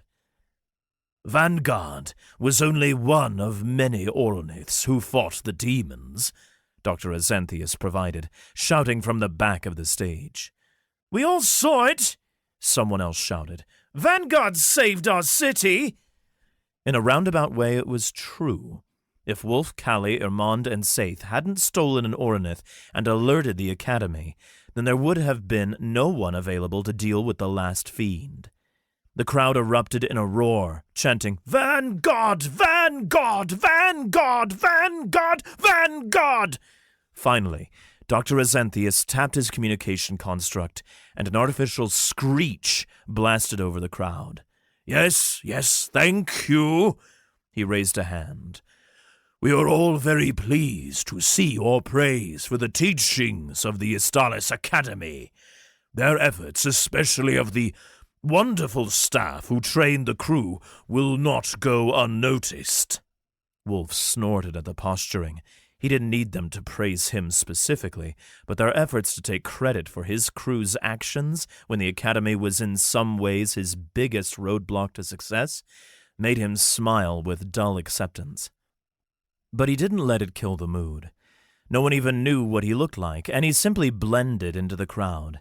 Still an eerie silence overtook the crowd. No one said anything, and there was no more chanting, but the air turned thick. "Academy pricks," a woman muttered to Wulf's left. "Gotta make it all about themselves, always do." "If they spent less time on fancy bathhouses and new halls, they could build more Oroniths," a different man grumbled. "Confederacy still subsidizes them, and for what? For them to put their statues all on display?"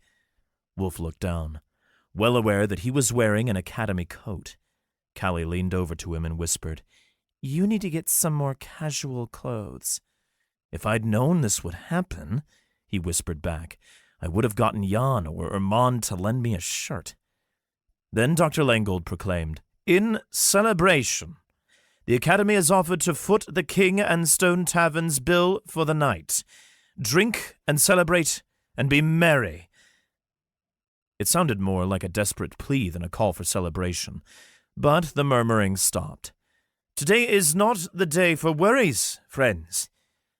With that, he and the faculty members retreated off the stage, and a few hesitant cheers resumed. It grew louder and louder until eventually the crowd was roaring once more. "That could have gone better," Wulf whispered to Callie. "Could have," she agreed. "Want to find some lunch?" When the sun dipped behind the spires of the towers, Wulf and Callie navigated through the streets until they arrived at their chosen meeting place, a nondescript tavern at the edge of the city, the Ripple Keg. Inside, it was still busy, but not as busy as some of the central taverns would be. With a moderately sized interior, it held about 100 patrons on the first floor. A few fiddlers played in the corner, but the din of the guests nearly overwhelmed them, and Wulf couldn't even hear himself think. Stacks of barrels filled the corners, and tables ringed the edge, each with a healthy helping of guests around them. Workers darted to and fro, delivering plates of food and foaming mugs. When Wulf and Callie stepped inside, a half-empty table in the corner beckoned. Literally. Irmond and Saith already sat at it, waving their hands and motioning for Wulf and Callie to step forward. They wove across the tavern, dodging patrons, until they arrived in the secluded corner, away from the rest of the crowd. It was somewhat quieter. "Had a good day?" Wulf asked, pulling off his coat and hanging it over the back of his chair. To be a little more casual, he undid the top button of his Academy tunic. Saith wore a casual short-sleeved shirt, suitable for the warm interior of the tavern, and Irmond wore the embroidered shirt he'd lent Wulf earlier in the semester. Callie peeled off her coat, too, and hung it over the back of her chair. "Somebody should have told me to find tavern clothes," Wulf muttered. "We thought you'd know," Saith said. "You look like better, though," Irmond said, looking directly at Wulf. "I'm glad. Callie talked some sense into me on the way over." He smiled in her direction, and she smiled back. "Now, to get some business matters out of the way," Callie began, the smile fleeing her face. "This attack was just the first wave. There will be hundreds more. Do you guys happen to know when the next one will be?" Irmond asked. "And, where?" "Yes, to both," Wulf answered. "In the spring, in a few months, the next wave will arrive. But it won't be here. It'll be farther south. There's a big city to the southeast where a major attack is going to happen. They won't be ready for it either, even though they'll have an Oronith posted. We've decided that we want to help, Callie added. All right, pause a second, Saith insisted. How? How do you know this? And don't get me wrong, you were right the first time, and we believe you, but how? Wulf glanced at Callie. The Oracle told us multiple... Armand held up his fingers. We were curious. We went to the library to look it up, and sure enough, there's no oracles in all of Keralane or Threnia, unless they were super new oracles like I suggested to Saith. But it's kinda weird that you told a different story to the professors. Did you actually see a messenger? Wulf swallowed, then chewed his bottom lip. These guys were his team, and he needed them to trust him. But did that mean he could tell them the truth? Would they believe him? He wasn't about to speak for Callie, but he looked directly at her when he said, You guys are going to think I'm insane, but I'm from the future. Chapter 51. Weapon Plans. Saith and Armand stared at him for a few seconds, unmoving, unblinking. Finally, Armand said, Wait, but, the future? Future? You're not an Oracle Alchemist pilot in hiding, are you? Just an alchemist pilot, Wulf said. Saith glanced at Callie. You're not at all confused by what he said. You don't seem shocked at all. I'm also from the future, Callie replied at a whisper. What? Armand exclaimed. Oh, on the field. I don't think I should believe you, but it's the only thing that makes sense. I swear it's true, Wulf said. I saw the end of the world. The demon wars continue for 40 years. They build hives, they conquer us, they harvest our planet's stones and metals and tear apart our moons. Then, when the world finally implodes, they just leave. Before the world ended, though, the field of the future used its last power to send Callie and I back through time, into our younger bodies. So you're actually, 60? Armand asked. Yeah, Wulf replied. But it's weird. It feels like I mostly have the memories of the future, not the soul and mind of my future body. How much those memories make me is still up in the air. I knew you were weird, Saith said. This is what clued you in? Armand whispered back. Not the whole insistence on alchemy stuff, or how quick he was advancing, or how much he seems to know, or just how good they both are at fighting? Well, I didn't want to make excuses for why I lost to him. It's still a lack of skill, don't worry. Armand joked. He's just better than you. Guys, you can't tell anyone, Wulf said, reining the conversation back in. I need a promise, all right? The Academy will probably think you're insane, but it'll be even worse if they believe you. I can't imagine how insane they'd get about it. Probably lock me up in a cell or something. Right, Armand said. My lips are, sealed. I haven't gone around and told any of your secrets yet, have I? Not that I know of, Wulf answered, but it doesn't hurt to be wary. Fair enough, Saith said. I won't tell a soul either. Thank you, Wulf said. So, you had to have seen some things, yeah? Armand asked. Both of you? 40 years of war? Wow! Is that what we're in for this time, too? Hopefully not. Wulf leaned back in his chair and crossed his arms. But yes, I did see some things. Did you guys know each other before you came back? Saith asked. Callie shook her head. We hadn't even seen each other. How did you figure it out, then? I assume you two knew before tonight, right? Judging by your reactions and how much time you were spending with each other. We knew, Wulf said. For a few weeks now. It was near the start of the semester. We found each other in the artificer's labs. They explain how they'd met, and how their unique classes worked, and how they'd devised their plan during their detention with Thalan, before finally giving Armand and Saith a little time to process the new information. So, the world, ends? Armand asked. That's what happens? That's what we're trying to prevent, Callie added. And right now, the most we can do is fight the demon hordes, Wulf added. We've got to deal with what we can. At the same time, we'll work on gaining enough strength to fight off the demons.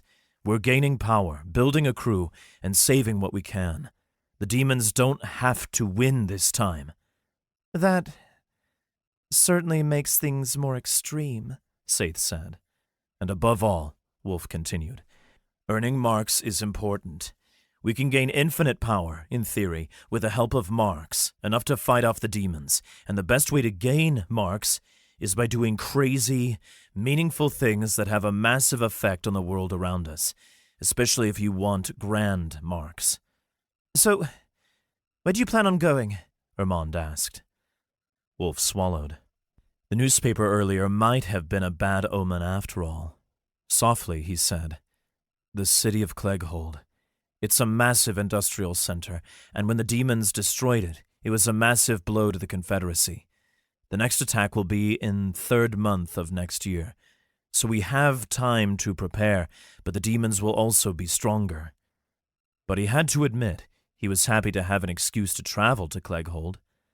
That's very reassuring, Saith said sarcastically. It's not supposed to be. It's a call for us to do something, so we will. If we have to steal another Oronith, I'll gladly do it to save Clegghold. As would I, Callie provided. I think we all would, said Armand, looking straight at Saith. She nodded, bearing a confident expression. So then. Until then, improve yourselves, get stronger, and become the people you need to be to help us save the world, Wulf said. But for tonight, no more worrying about that. We got business out of the way, Callie replied in agreement. So let's just enjoy ourselves.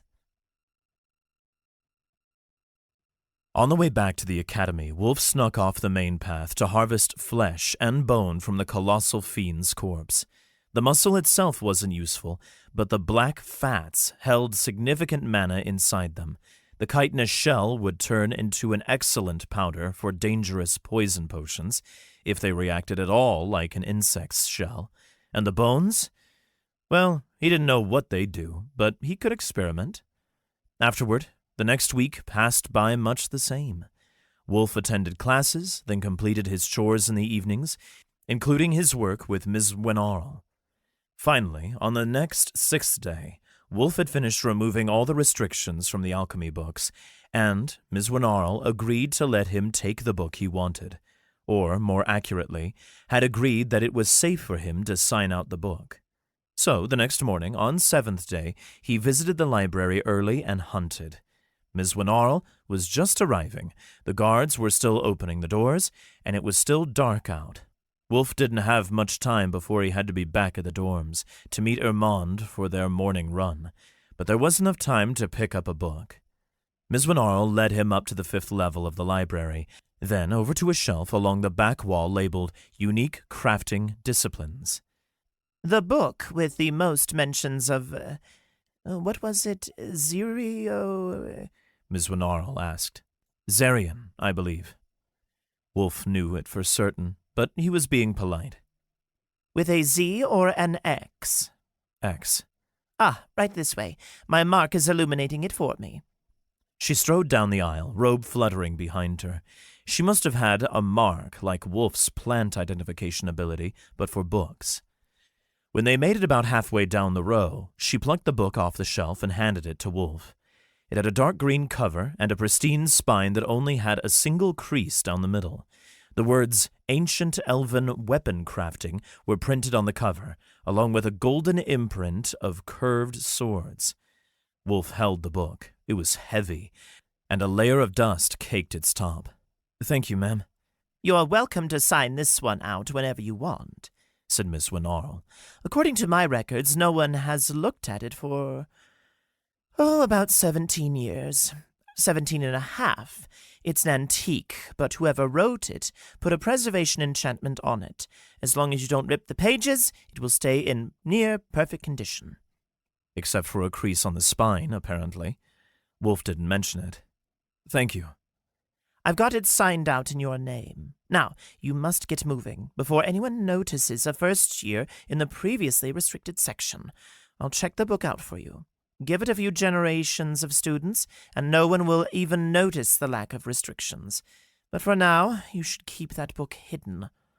Wulf nodded, then, holding the book, ran down to the first floor and back out, through the library's front doors. He slowed to a brisk walk outside. The sky was starting to lighten, revealing an overcast sky. It threatened to snow, but nothing was falling yet. As he walked back to the dorms, he cracked open the book and read the foreword. In ancient times, elven nations had no blacksmiths. They didn't need fire to forge weapons. They turned carved wood into metal via transmutation, a lost alchemical art that many have studied. However, without a class that inherits transmutation skills, which are extremely rare among the races of men, this art cannot be replicated. The basic principle is simple. Carve the desired shape of your weapon and transmute it enough times that it retains its shape, becoming the material you desire.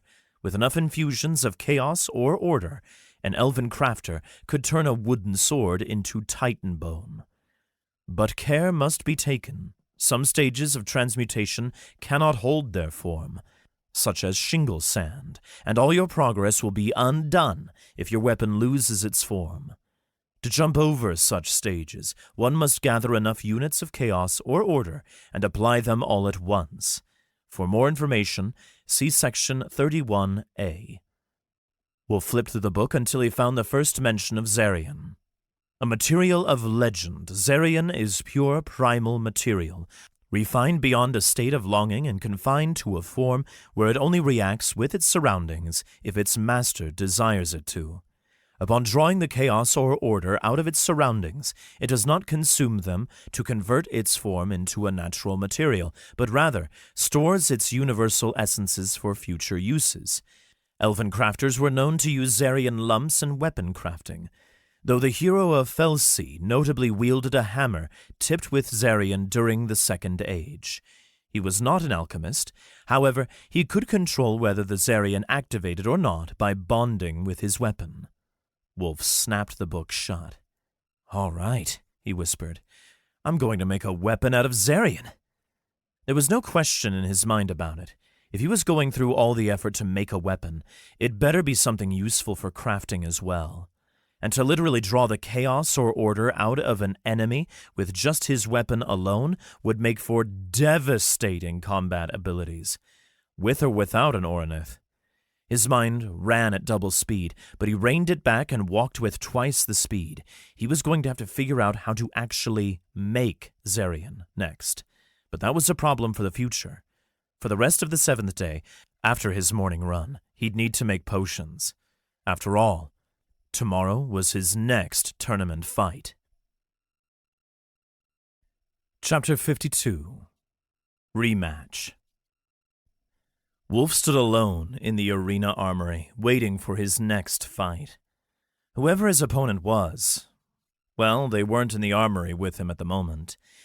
He pulled out a half-complete tincture of a cleaning potion that he hadn't finished, but had refined to a high degree, to high copper, before he even activated it. He found the same golem he'd used against Saith, which was in the back corner of the room. None of his earlier potion remained. It had been a few weeks, but he'd come prepared. He pulled the stopper out of his half-finished tincture flask and poured the liquid over the golem, then activated it, creating a random potion. Then he took control of it all and willed it to open.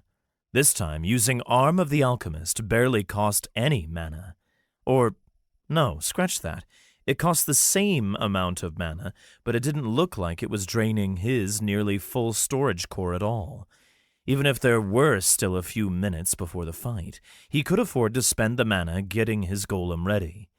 He slipped into his golem, sliding his legs into the slots and pushing his arms into the sleeves, before closing up the helmet around his head and sealing the chest. Then, using the golem as an extension of his body, he walked over to the sheet of regular parchment pinned to the wall. It listed all the remaining competitors in the low bracket. Or at least, it had. Most of the competitors in the low bracket had scratched their names out after Wulf's fight with Saith. They knew they weren't going to beat him. Judging by the list, Saith had been close to the top, but as punishment for leaving the Fletchers, she'd been kicked down to the bottom. But everyone had still known her as a top fighter. Until Wulf had come along and taken her out of the standing in a matter of seconds. He felt kind of bad for all the students who had to drop out of the tournament, but in truth, no one was making them. They still could have lost to him if they wanted to, though it'd probably have been embarrassing to them and their guilds. But no, tonight's fight was against Harl, Lord Harl's son, the same Harl who Wulf had fought the first day upon returning. Now having lost much of his standing, he was looking to make a name for himself in the guild again. Or at least, that was what Wulf figured. Looking for a rematch had to be the only reason he hadn't dropped out of the bracket yet, and Wulf wanted nothing more than to get this fight over quickly. It might take a few more than 3 movements, but he'd do it fast, and then have more time to return to his dorm and spend the rest of his first day researching Zarian. Chef Kennett and the janitors had released him and Callie from their duties for the night because it was a tournament night. As Marsa explained, it was the least they could do to repay Wulf and Callie for saving their hometown, Eretelk. Finally, an attendant leaned into the armory and said, "Rothan, you're up." Wulf piloted his golem out into the center of the arena. All at once, the light constructs blinded him, and the cheers of the crowd made his ears ring. They had to be louder than last time. But his crew was also out there, watching. He'd have to make them proud. As he strode across the sand, Harl and his golem walked in the other direction. He carried a heavy-looking mace in his hand. The attendants didn't explain the rules to them again. They simply backed away to the edges of the arena and allowed Dr. Lengold to do the introductions.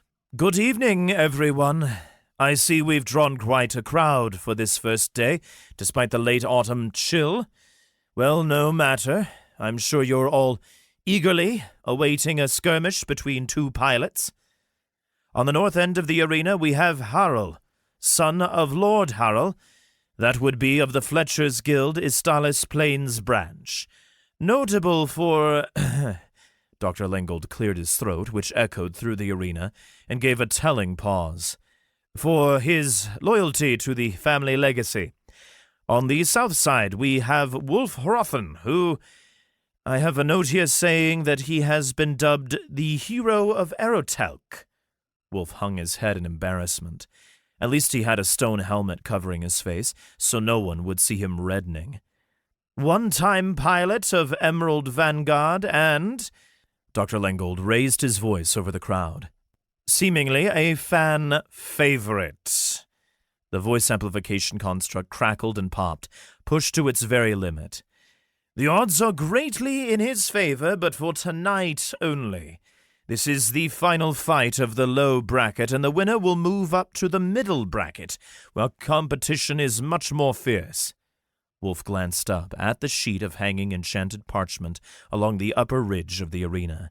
The odds were 10-3 in favor of him. That probably meant bets had gone accordingly. He'd probably get a decent chunk of the winnings, but not as much as if the odds were against him. No matter, though. He didn't need to buy anything right away. "Begin!" Dr. Lengold called. Wulf, with no weapons, settled into a defensive fighting stance. Harl hauled his mace up into a fighting position, swung it around a few times, as if trying to get a feel for it, then slammed it into the sand. Wulf had to admit he was curious what rank Harl had gotten to, but with the golem sealed over Harl's chest, it was impossible to see the boy's rank badge. Instead, Wulf willed the armor of his forearm to open up, revealing his own rank badge and parchment. He called on the field to assess Harl's rank as the boys circled toward him. Ascendant, high wood. Oh, not even coal. Ah, well, Wulf thought. No one said this was going to be a fair fight, and ranking up during the tournament wasn't against any rules. Wulf sealed the parchment over his arm again and looked up at Harrel. "How's the head?" Wulf asked. "I'll get you this time, dog," Harrel snarled. "Last time I was only low wood, but I've gained 2 more tiers since then, and now I have a weapon." Wulf wasn't about to say that he'd already made it a tier higher. He simply said, "Good luck." "Insolence! Where's the fear and respect for your betters?" "You're only better if you can prove it."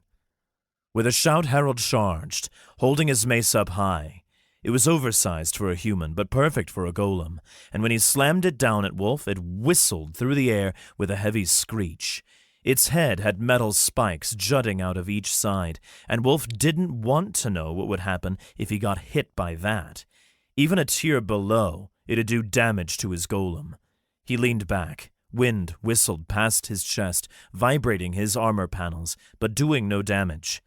Wulf dodged blow after blow, swipe after swipe, navigating back across the arena until he reached the very center. He needed Harrel angry.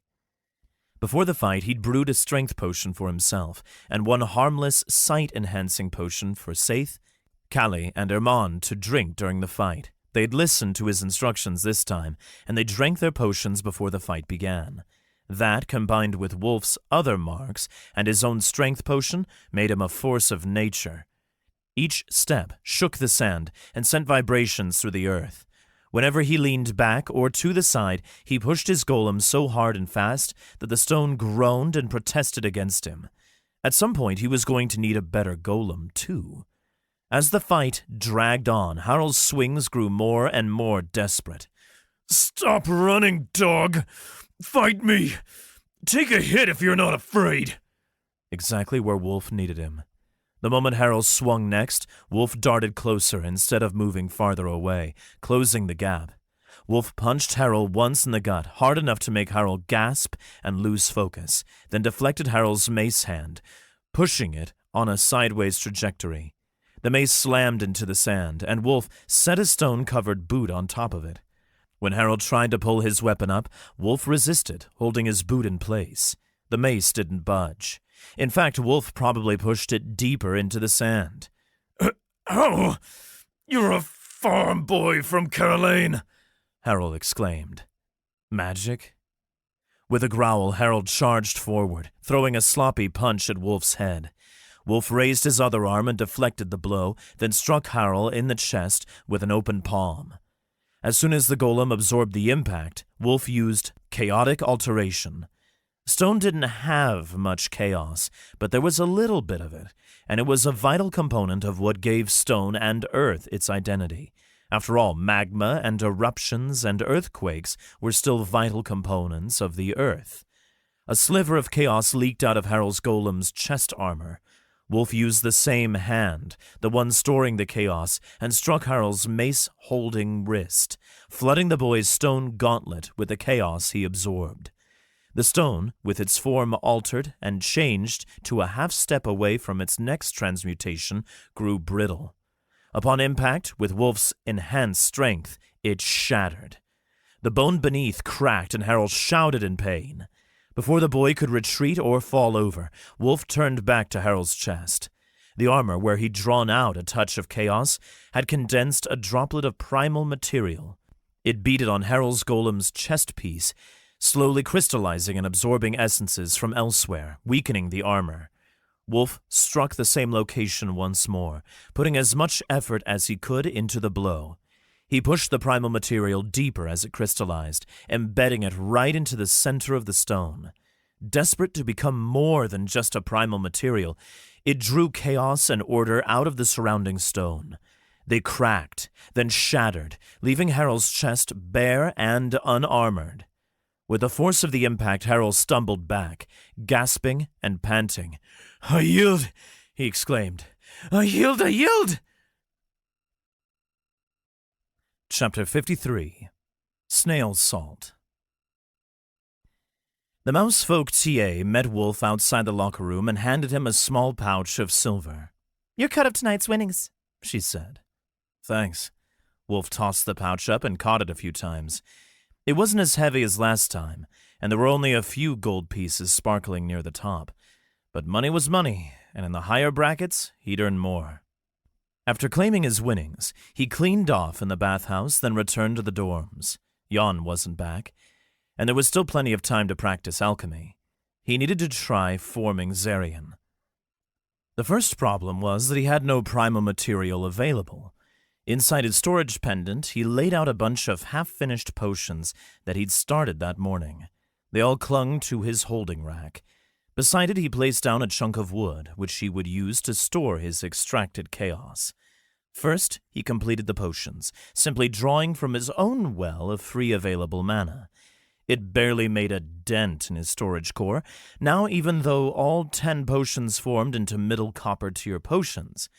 He didn't assess their functions because he wasn't planning on keeping them anyway. They were material for the next crafting step.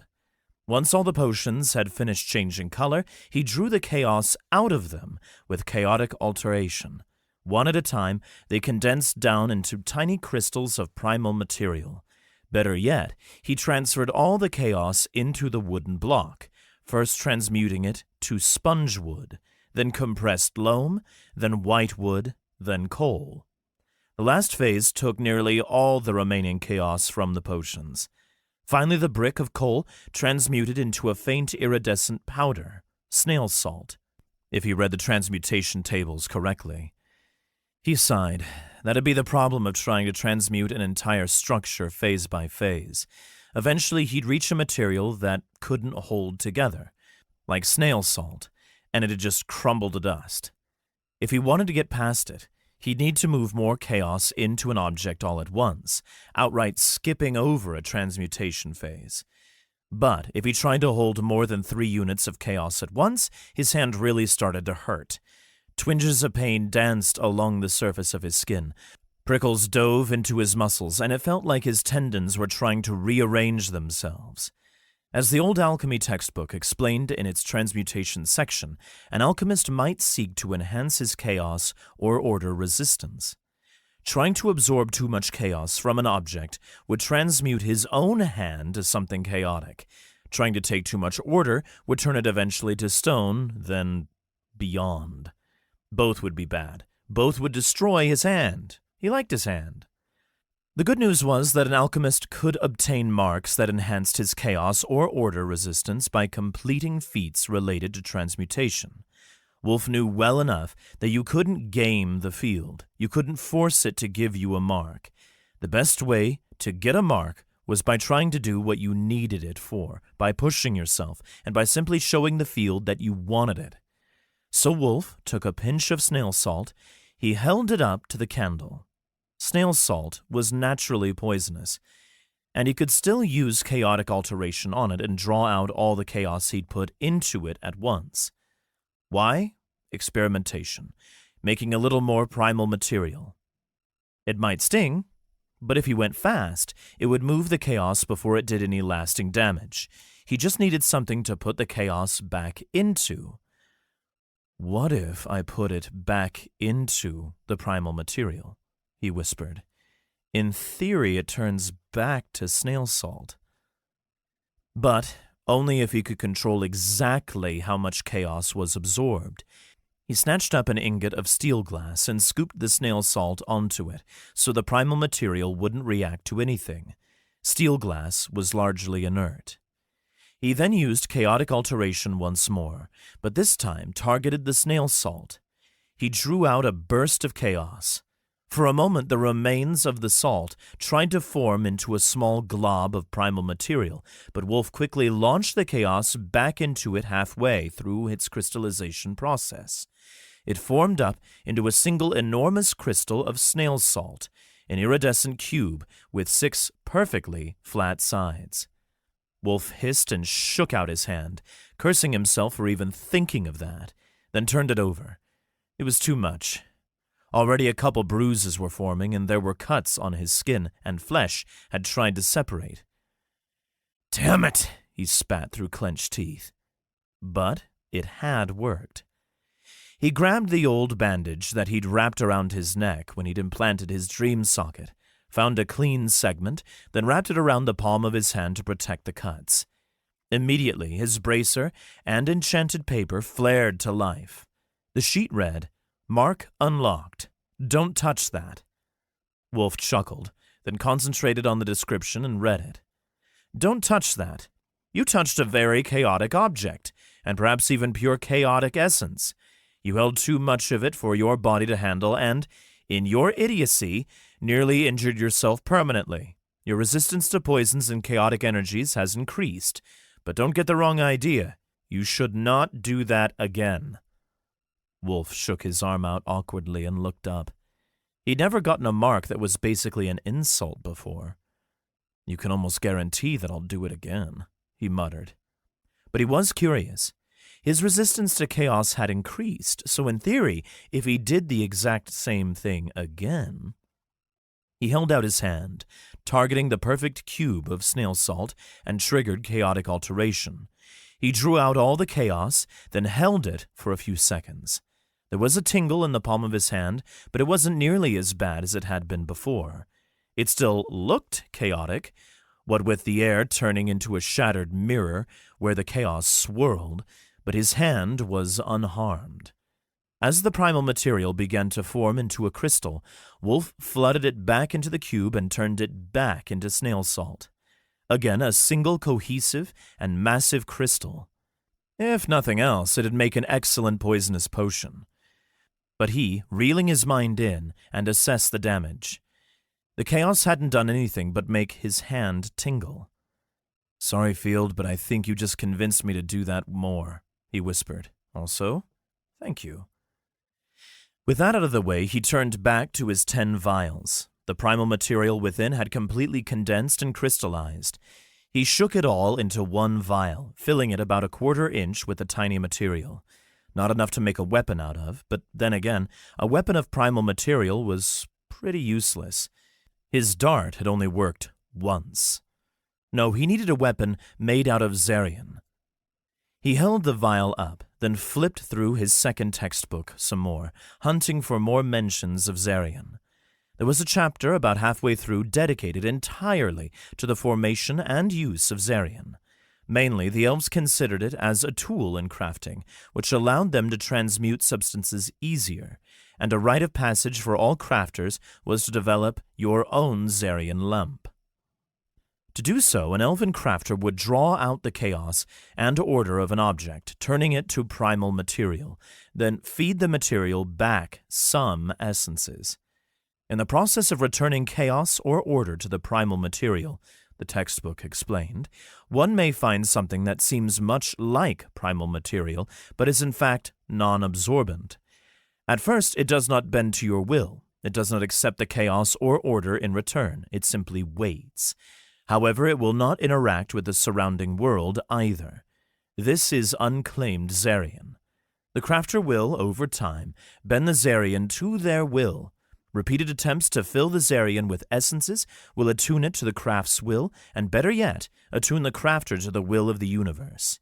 The Zarian is outside the realm of the field, ungoverned by anything but the basic laws of the universe, and the crafter must sense the ebb and flow of the vast cosmos and ways beneath. Wulf scrunched his eyebrows, then looked back at his cube of snail salt. It was simply a cube, nothing more. None of it had converted to Zarian. But then again, he hadn't exactly let all of the primal material even condense into a small crystal. He hadn't really let the primal material sort itself out. He turned back to the vials. There, he had plenty of primal material. With the 9 remaining vials, he quickly brewed a random potion to fill them all, drawing on his garden and not bothering with tinctures. They were only high coal, but he just needed the chaos from them. With chaotic alteration, he pulled the chaos out and held it in his hand. It barely even tingled, and he didn't register its presence. Then he plucked out his vial of primal material and tapped it out onto the steel glass ingot. Chaos in hand, he forced it right back into the pile of void-like crystals. They condensed into Feyfur, a material of pure chaos, but weak. It was white, like really fluffy snow with long strings and spires, and when he tried to touch it, it leaned away from his fingers. Probably useful in a potion, but he'd have to read up on that a little more. He was more interested in the Zarian. There was a faint fleck of dust about the size of a grain of salt left behind near the edge of the ingot. It hadn't responded at all to his chaos. When he looked closer, it wasn't like the other primal material. Instead of a speckled indigo void, the Zarian was deep black, with hints of red and crimson along the outer edges. He didn't need to bend it to his will right away, though, not when there was only a grain of it. It would take him a long time, but he'd eventually have enough to make a weapon out of. He reached out and hesitantly touched the Zarian with his finger. It felt completely normal, like a grain of salt would. For safekeeping, he placed it in a vial and stoppered it, then labeled the vial. Leaning back, he was about to rest, but his bracer tingled and the paper shuddered. Words leaped across it. By transmuting a substance of significance, you have increased your mana. Advancement progress, 101%. You have increased your tier to middle coal. Please select a new skill. Chapter 54. Deadline. Wulf stared at his bracer for a few seconds, waiting for the options to scroll down across the street. But there was no need to select his new ability while inside the storage pendant. He stood up and walked across the bed of clouds, then stepped out into his room, only to find Jan staring at him. Jan held the dorm's door open and watched Wulf step out of the storage pendant with his mouth wide. Whoa! You have a storage pendant? Wait, you're an artificer too? Or, wait, is that potion-making material? Are those potion-making ingredients? Are you an... He dropped his voice to a whisper. Are you an alchemist? Wulf held his finger up, then ran over and shut the door. Once it was closed, he said, "Would you make a field pact not to tell anyone?" Roommate? Jan tilted his head. Look, man, you're nice and all. You're cool. But if you're doing something wrong, I can't keep crimes and stuff secret for you. "I'm not doing anything illegal," Wulf said. At least, as far as he knew. He wasn't exactly sure what the laws were around alchemy and the fundamental essences of the world, or tampering with them.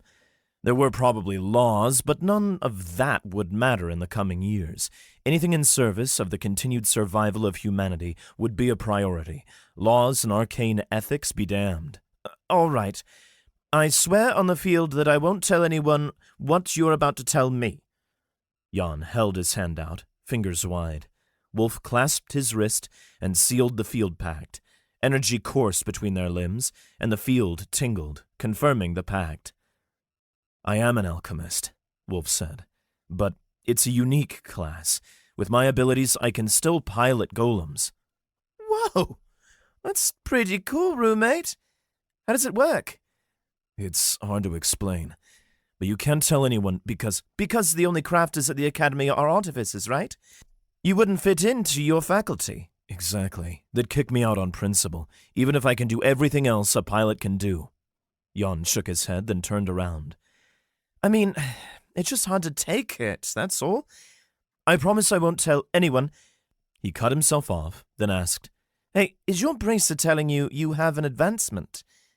You made it to middle coal already? What the hell?" Wulf winced. "Yeah, I do need to deal with it." "Can I help?" Sure." Then Wulf pulled his arm closer and read the options aloud. "Unshakable. Your resistance to chaos increases for every person in your vicinity under the effect of your potions. Shardmonger. Any broken glass with potion on it is under your control. Uses mana for each shard under your control. Deadline. You can immediately detonate any poisonous effect on an enemy, doubling the effect strength for every hour the effect has remaining and triggering it in an instant. Alternate. You can choose to upgrade one of your previous skills." Wulf read off all the skill options to Jan. "Whoa, those are so weird," Jan said. I guess it's a unique class, but I've never heard of even half of those. As a mage, all my skills are pretty standard. He snapped his fingers and triggered a spell skill with a whisper, and a candle-sized flame sprang up on his fingertips. Probably going to end up with a flame aspect at this rate. You're still just a middle wood, Wulf reminded him. Don't fret about it. Yeah, anyway, we're here to decide your skills, right? Jan dropped down on his bed with a thud and stretched. Shardmonger sounds cool. It did at first, Wulf said, but I started to realize that it was too far away from my other abilities. It gave me that as an option before, and I declined it. Deadline, then? That was what I was thinking, too. I need more active abilities, and I'm already really good at making poisons. He scratched his chin. That was due to by your will, but the likelihood of producing a harmful potion decreased as his ingredients became stronger.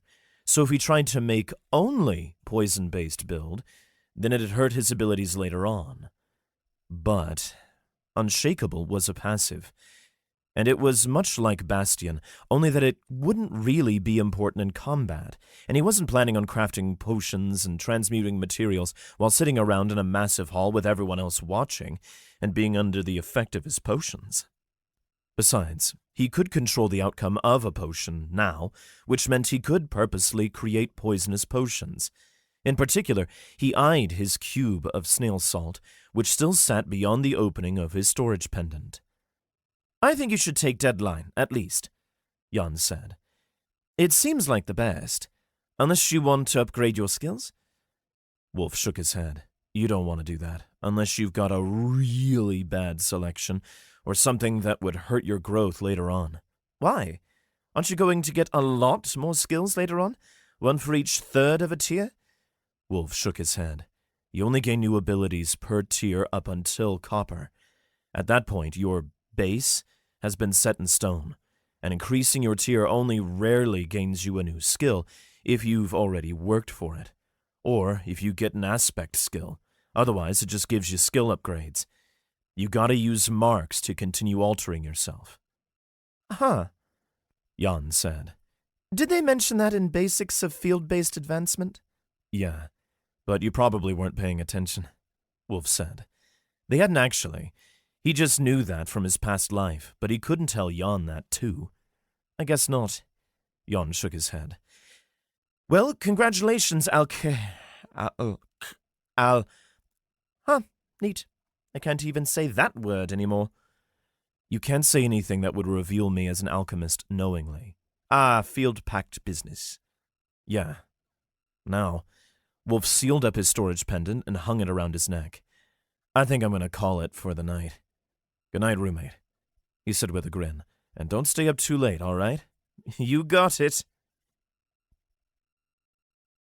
Wulf had about another week and a half of chores before 9th month rolled around, and he was released from his duties with the janitors. Only a few days later, when the first real snowfall was beginning, he and Callie finished fixing the border grove with Chef Kennett. They packed a mound of mud along the old line where the grove would have run, cutting across the Oronith footprint, and buried a few poplar saplings in the ground along the line of the ridge, which they had saved for this occasion. Despite the season, the saplings still had green leaves.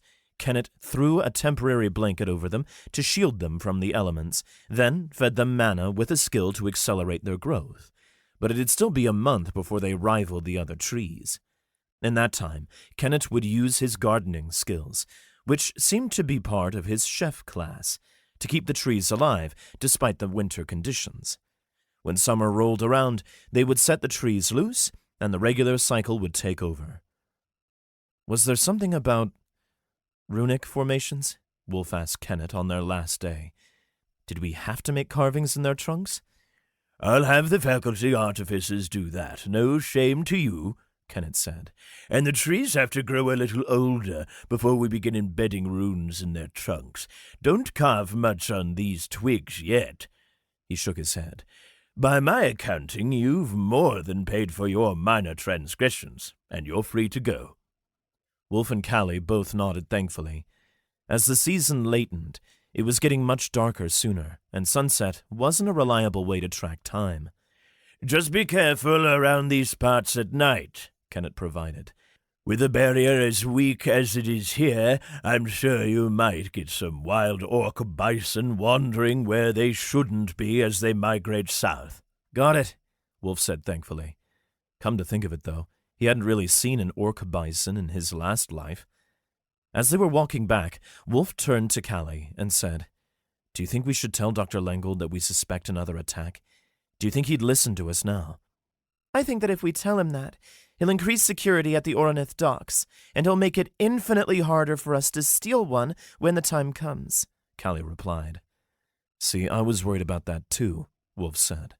"But then I figured he'd probably already increased security, and it wouldn't make much difference if we were going to steal one." She tilted her head and wound her tail up to scratch her chin with its tip. I suppose. "Come on," he said. "Dr. Lengold will still be in his office for a few more minutes if we hurry. He'll probably be more open to hearing our case now that we've served out our chores." All right. But if he expels us, it's on you. "We'll be fine." They sprinted across the campus until they reached the central butte and climbed up to Lengold's office, then knocked on the door. "Come in," he said calmly. Wulf and Callie both stepped inside and approached the desk at the center. You two," Lengold said. "What is it this time? You don't need any signatures or anything to prove that you've completed your chores. I've gotten the reports from Kenneth and Massa, and you two did phenomenally." "Sorry, sir," Wulf said, "but we know where the next demon attack is going to be." And when? Callie added. Lengold sighed, then leaned forward and rubbed his forehead. "By the field, you two cannot stop causing me headaches, can you?" Wulf glanced at Callie, and they both shrugged. Wulf said, "No." "All right, then. Out with it. And preferably before Dr. Azanthius returns for the night. He'll be leaving for Istalis Academy soon, and he has plenty of papers he needs me to sign."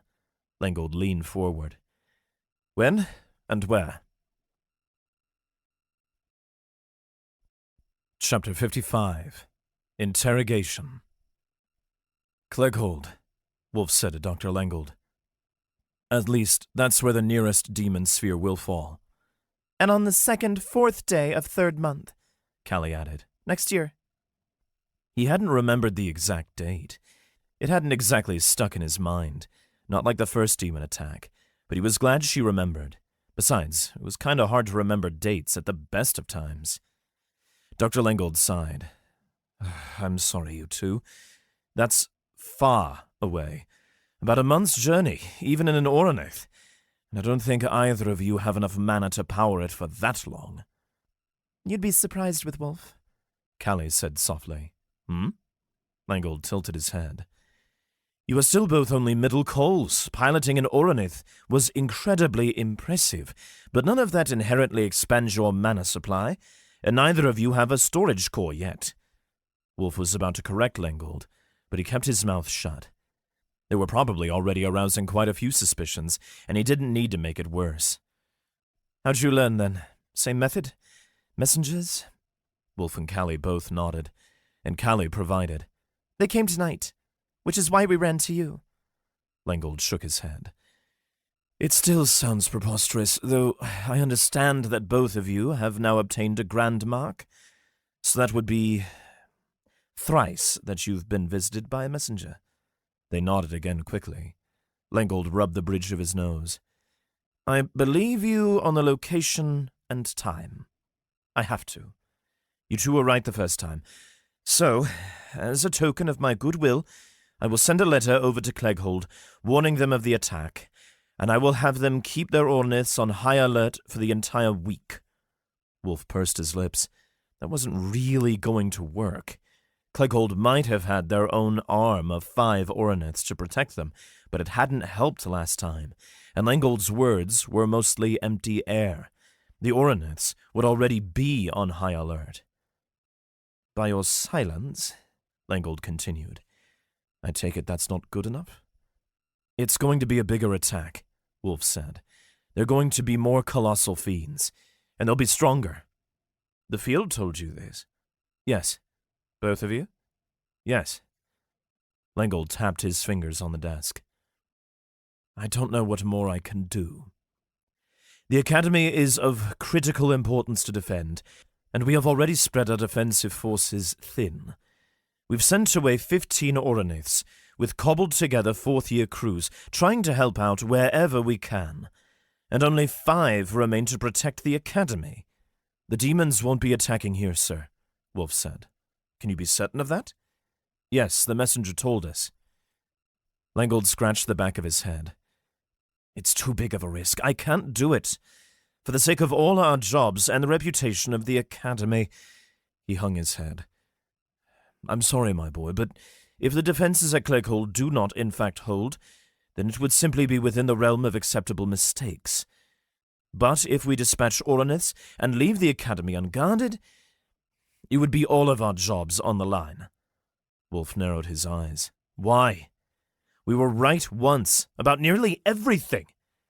Shaking his head, Lengold leaned back. I wasn't done.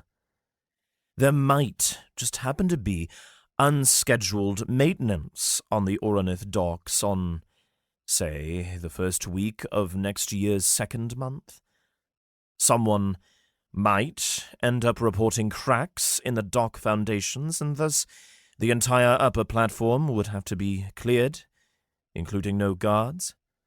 Wulf grinned. If a student were to sneak in and steal an Oronith during the maintenance, Lengold continued, no one would be able to stop them in a timely fashion, and if they got too far away before we could scramble a crew, pursuit would cause the same defense problems for us. We'd have to stay put. I can't guarantee how far said students would get, but given that they have a few months before then, I'd say they have plenty of time to expand their mana wells, so their escape could go farther. Thank you, sir. Don't mention it, Lengold said. Truly, do not mention it. If you do, I will have no choice but to expel you for spreading lies about the faculty. Work hard, expand your storage, and we will see what we can do for you. That night, when Wulf returned to the dorms, he didn't know how to feel. It was late, he'd accomplished a lot, but the Academy system still made him angry. But still, he supposed he shouldn't blame them too much for it. At least, not Dr. Lengold. He was just another bureaucrat with no real say in the matter, doing what he could and having to believe some ridiculous story, and at the end of it all, Lengold had still managed to do the best he could. Wulf reached for the dorm room, key in hand, but the moment he put any weight on the door, it swung open. Someone had busted open the lock, and the frame was cracked slightly. Wulf tucked his key away and reached for his haversack, where he could unveil a potion and either use it immediately or splash it and control it with Arm of the Alchemist. He had a splatter potion, which he'd made with snail salt. It caused extreme dehydration, slowness, and blindness all at once, but it built up over time. Beside it was a strength potion and a speed potion. Anyone in there? Wulf asked, then pushed the door open. The candles were dim. The window was closed. It was empty. He ran over to the desk, then retrieved his 2 storage pendants from the windowsill. They hadn't been touched. No one had even noticed them. His textbooks, which he'd been keeping under the mattress, were unharmed. But despite how late it was, Jan was nowhere to be seen.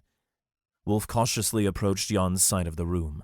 The bedsheets were a mess, which wasn't normal, and there was a scuff on the ground from the sole of a boot. There had been a struggle here. Jan? Wulf called, just in case. There was no answer, only an echo. Damn the field, Wulf cursed.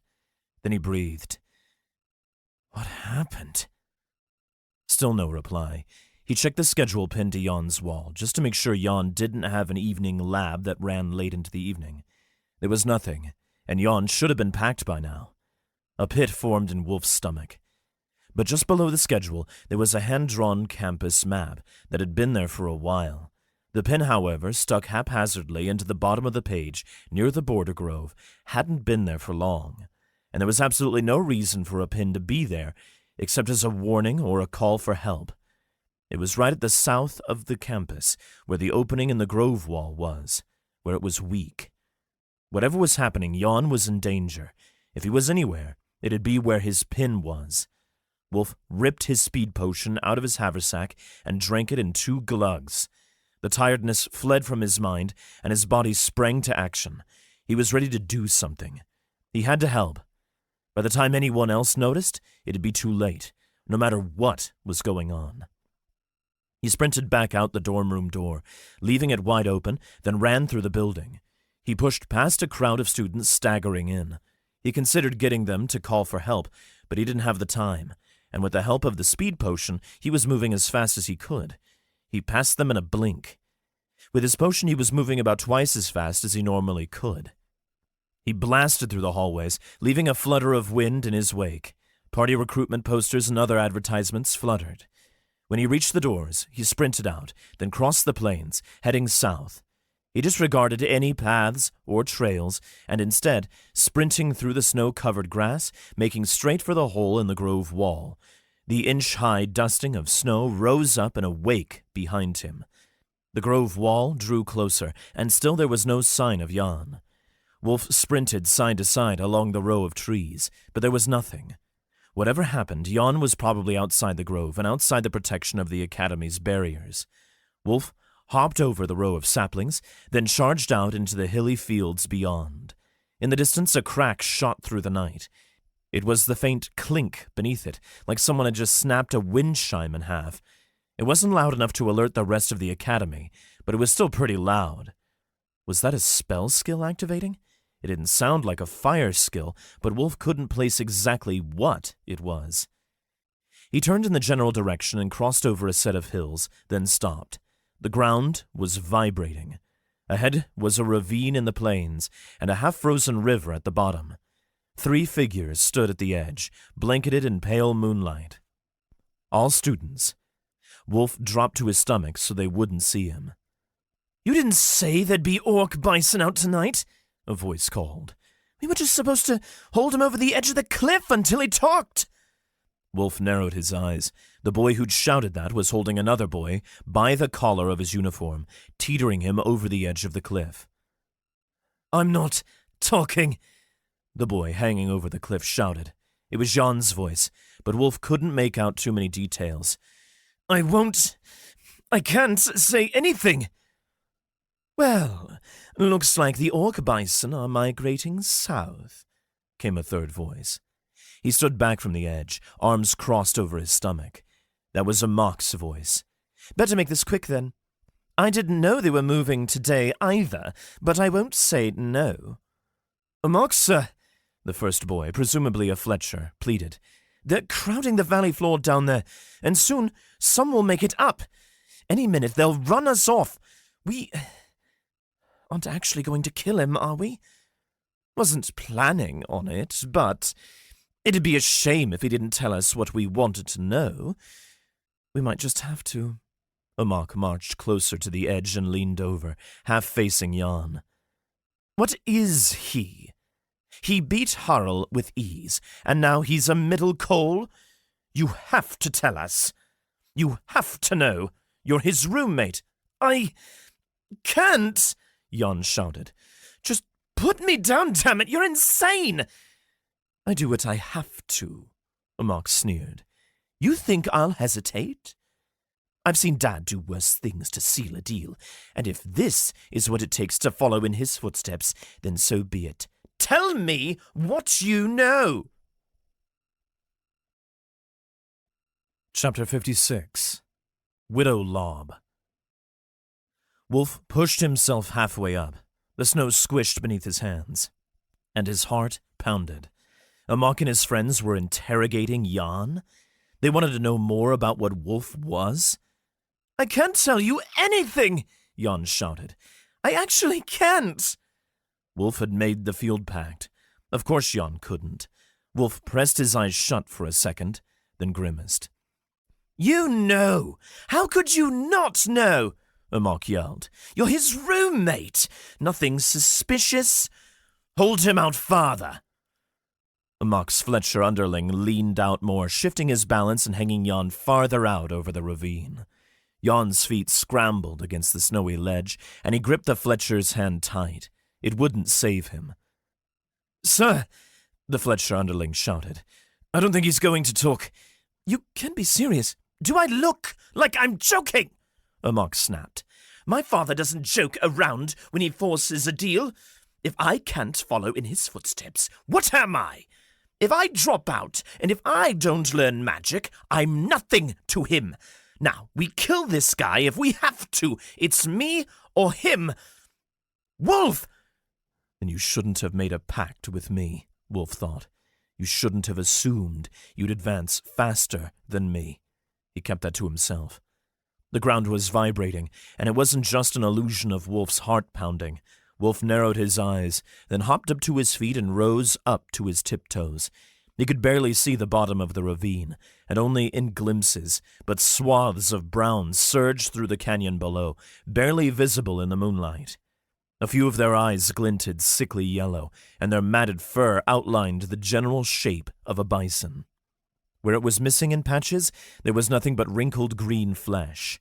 Horns jutted out from the top of their heads, much larger than a regular bison's, and a mane of black hair ran down their spines.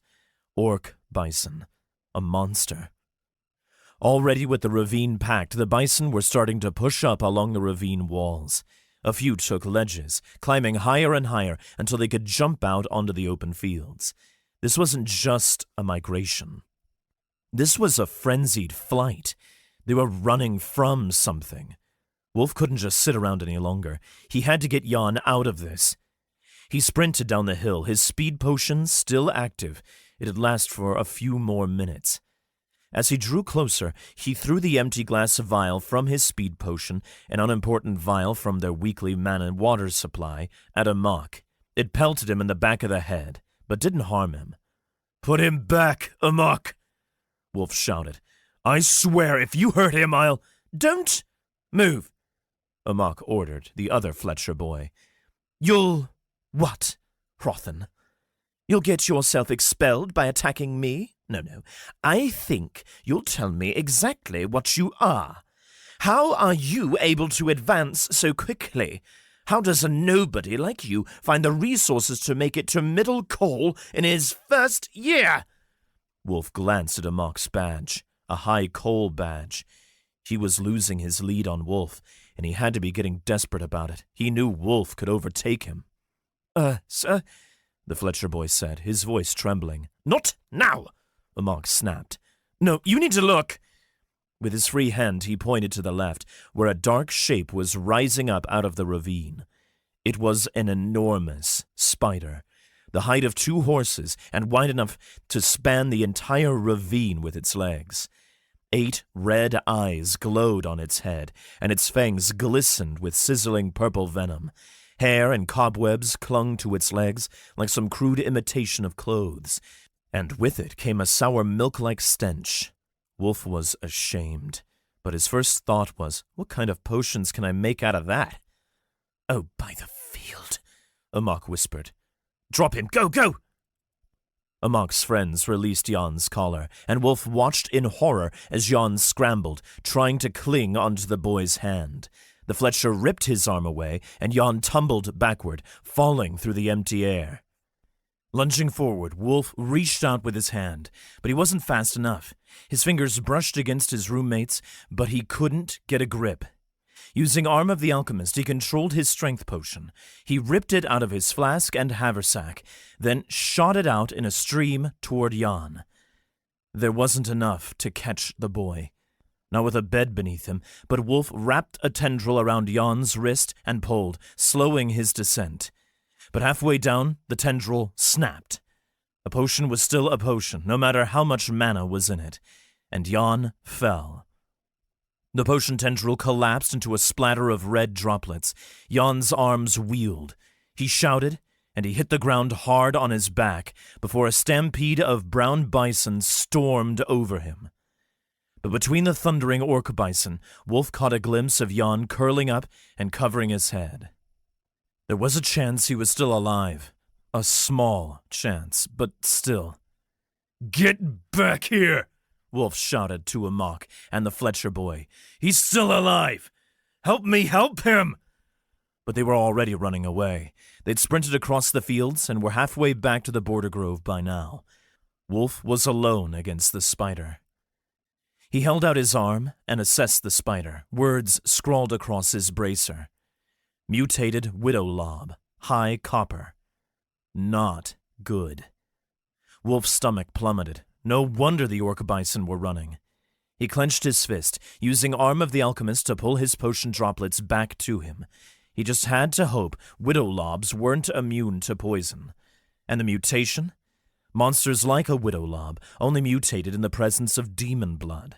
It infected the earth, twisted their prey, and infused them with darkness. Chances were it was early on in the mutation phase. Its flesh wasn't bubbling and boiling yet, like other mutated monsters would given time. The widow lob turned straight toward him. Its eyes locked on, flared bright, and it let out a high-pitched howl. With a thrust of its legs, it launched itself onto the flat plains beside the ravine, then skidded along toward him. With each step, its legs clicked on the ice and snow. Wulf swept his arm to the side, guiding the remaining strength potion and striking it in the face. The impact made it stumble to the side, but he infused his potion with as much mana as he could, then hardened it. He made a fist, and the potion firmed up. When he thrust his arm forward, it snapped forward as well, striking the enormous spider between the eyes and making it stumble backward. That hit harder than either of them were expecting, at least judging by the widow lob's shriek, that was. Wulf called his strength potion back and fed it into the vial, then released it from Arm of the Alchemist. While the widow lob reeled, Wulf pulled out his splatter potion and removed the broad cork stopper from the top, then held it out. He shouted and spread his arms, trying to make himself look as large as he could.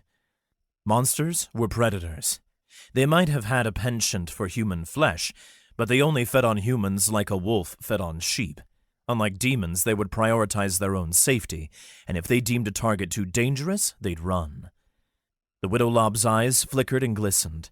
It took a neutral stance, then bent toward him once more. Its hunger outweighed its fear, then. Snarling, it bounded toward him. He splashed half his snail salt potion at the spider's head, then dove away. The spider scampered past him, creating a wake of snow as it tried to halt. Half the potion had landed on its face. It howled once more, and steam rose from its face, but it wasn't terribly corrosive. Certainly not enough to kill the spider. However, the potion effect registered, because Wulf felt an immediate boost in strength and speed. The spider, though, shook its body and shuddered, then turned back toward Wulf with nearly the same speed as before. His potion had said it was slow acting, but he hadn't realized it would be this slow. It wasn't doing anything to the spider. He'd need his new skill, then, to maximize its effect. The widow lob, now more confused than angry, turned back toward him. In its mind, he'd just splashed it with a mildly irritating drink. He charged toward it, still holding his flask out, then splashed the rest of it on the spider's body.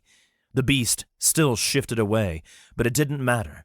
Most of the potion hit its abdomen and leaked through the carapace. The spider bit down toward him, baring its fangs. A drop of purple venom dripped onto Wulf's arm. The widow lob wasn't even trying to bind him up in a web. It just wanted him dead, and dead now. But the venom did nothing. His poison resistance covered venom, too. The field saw them as the same. He struck it in the side of the head with his now empty flask, the steel glass flask, which he'd painstakingly crafted. It didn't break on impact. In fact, the force sent the widow lob reeling to the side. It shrieked, now furious. But Wulf still hadn't broken its carapace, and it turned back toward him. Now desperate to turn him into a meal, it charged. To buy himself time, he drew out his strength potion, turning it into a whip, then slapped the widow lob beneath the chin. The potion splattered everywhere, and he lost control of it, but it bought him just enough time. As potion droplets rained around him, he triggered Deadline, focusing on the spider and all its potion effects. Immediately, the spider ground to a halt, like time had been slowed for it, and only it barely moved. And then, as Wulf watched, as its fangs slowly drifted toward his head, the beast's body shriveled up. Its carapace imploded, its legs pulled inward, and it fell. Gravity was unaffected by his slowness potion. Completely dehydrated, the widow lob stopped moving entirely. Its eyes dimmed, and it died on the spot. Wulf backed away, panting, and picked up his flask, but it wasn't over yet.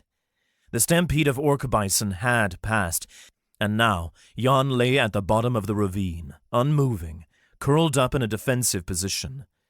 Without a second of hesitation, Wulf jumped down into the ravine. Chapter 57. Vigil. Wulf ran to Jan's side and knelt beside him. He pushed Jan onto his back and searched for any sign of breathing. The boy's chest didn't move. He reached for Jan's neck and felt for a pulse. Nothing. Wulf shut his eyes and leaned back, then fell onto his hands. There were healers, and sometimes they knew how to shock the newly dead back to life with a skill, but Wulf wasn't a healer. He could try to move Jan, but no way was he getting the body out of the canyon like this, and not in time to get help. He stayed completely silent and stared forward blankly. His fingers went numb, then his head, and though he wasn't dressed for the late-night chill, he didn't move.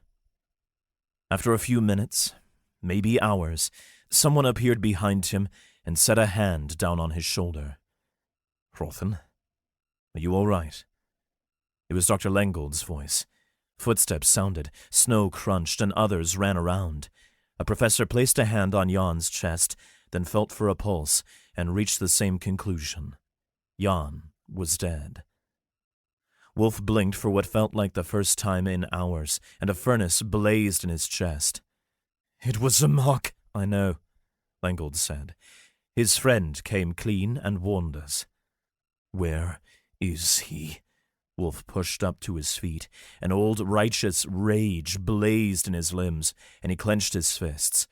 "Where—" "Mr. Rothen," Lengold warned, holding out a hand. Wulf pushed through the headmaster's arm and marched toward the ravine wall. "Wulf!" Lengold snapped. "You must listen to me carefully. We know the truth of the situation, but it shall not get out. It shall not leave this ravine. Everything that happened tonight was an accident. Jan left the academy boundaries, and a wild widow lob chased him into a ravine, where he died and where you found him." "That's not true," Wulf snapped. "I am aware. But unless you want to encourage the Fletchers to alter the account against you, to make this look even worse, you'd best play along." He crossed his arms.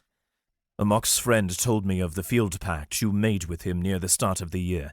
If you want revenge, you need to play your cards right. For your bravery tonight, you will receive an extra helping of mana water every week, and I suspect you earned a mark for this." Wulf hadn't even checked. Jan had been more important. "Get stronger than him, Wulf, and help me get Amok out of my school. I might not be able to expel him, but he can drop out. He and his family cannot fight a field pact, no matter how much influence they have. If you want to avenge Jan, then ruin Amok's life, disgrace him, turn his father against him." Wulf blinked slowly. The anger didn't fade. It wouldn't, that he knew well enough. But the longer he stared forward, the more his fists loosened, and the cooler his head became. He began shivering. "Go back to your dorms. Clean yourself up, and do what you have to," Lengold said. "I know you may hate me for this, but in time you'll understand." On the way back, Wulf had enough wit remaining to collect his supplies.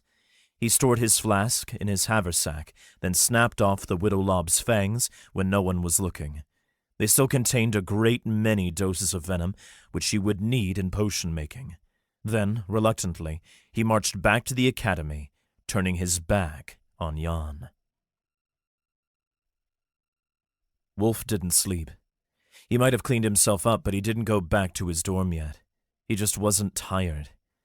He sat in the common room well into the night. It was empty. though the brazier still burned and he warmed himself beside it. Mostly he just stared forward, unable to break his gaze on the flickering flames or the wall behind. But nearly halfway through the night, he became aware of a presence behind him. Maybe he heard the footsteps, the thud of calloused feet on stone, or the click of claws and the swaying of clothes. His mind didn't register that he heard it, only that someone was there. By the sound of the footsteps, he was pretty sure it was Callie. When she placed a hand on his shoulder, he finally knew it was her. Not exactly a gentle touch, but it was unmistakably her hand. She didn't say anything. Probably had experience with this, just like he did. After a few more minutes, with neither of them moving, he whispered, "It shouldn't be like this. I've seen it before. I've lost comrades before. I've seen Jan die before." Things have changed, Callie whispered back. You've changed, and I'm pretty sure I have too. "For the first time in forever, I wish I had my old powers back," he whispered. "I wish I was a simple stone mage, with the strength to pound a mark to a pulp." You didn't want your powers? She whispered. "Turns out the climb is more satisfying than the power itself," he said. "I told myself I'd be happy when I reached iron, but I wasn't. I told myself I'd be happy once I had 10 marks. I wasn't. I was happiest while working toward them, moving myself forward." He shook his head. "Only now do I actually wish I had my powers back, appreciate what they were when I needed them." Ironic. After a few more seconds, he asked, "You heard what happened?" He leaned on the back of the chair, and her warmth radiated on the back of his neck. I heard what happened. Ermond and Saith are coming. Wulf nodded. Don't push us away again, She whispered. We're here to help you. I won't, he replied, leaning back in the chair. A couple of his messy strands of hair brushed her chin. But, Callie, Don't do that. You know it wasn't your fault. Don't worry, he sighed. I've had my fill of blaming myself for my comrades' deaths. Still, he shouldn't have made Jan sign a field pact that had sealed Jan's fate. No, he insisted mentally. The blame is on Amok. You couldn't have known. They chose this. Callie echoed his thoughts. It's the Fletchers who did this, and you know it. They could have turned back. Nothing was making them kill him. And I know how to get my revenge, he replied. That doesn't sound like the advice you gave me. Callie replied. About revenge, that is. I'm not going to hurt him, Wulf said. Not physically. I'm going to win our bargain, whatever it takes. The sting will fade eventually, but it won't go away. But most of all, Amok won't be able to do this to anyone else. He'll lose everything. Callie nodded. I'm not sure if I'd be able to do the same. We'll see. I get the feeling that you'll have a chance to prove yourself in the coming years. He leaned his head forward. I'm our pilot, by class or not, and it doesn't matter if I want to. I will lead by example. After a few more minutes of silence, Ermond and Saith burst in, and they didn't say anything. By the time morning came, Wulf was truly exhausted, and he was certain the others felt the same, but they didn't complain. They just sat around the brazier, keeping a silent vigil for Jan.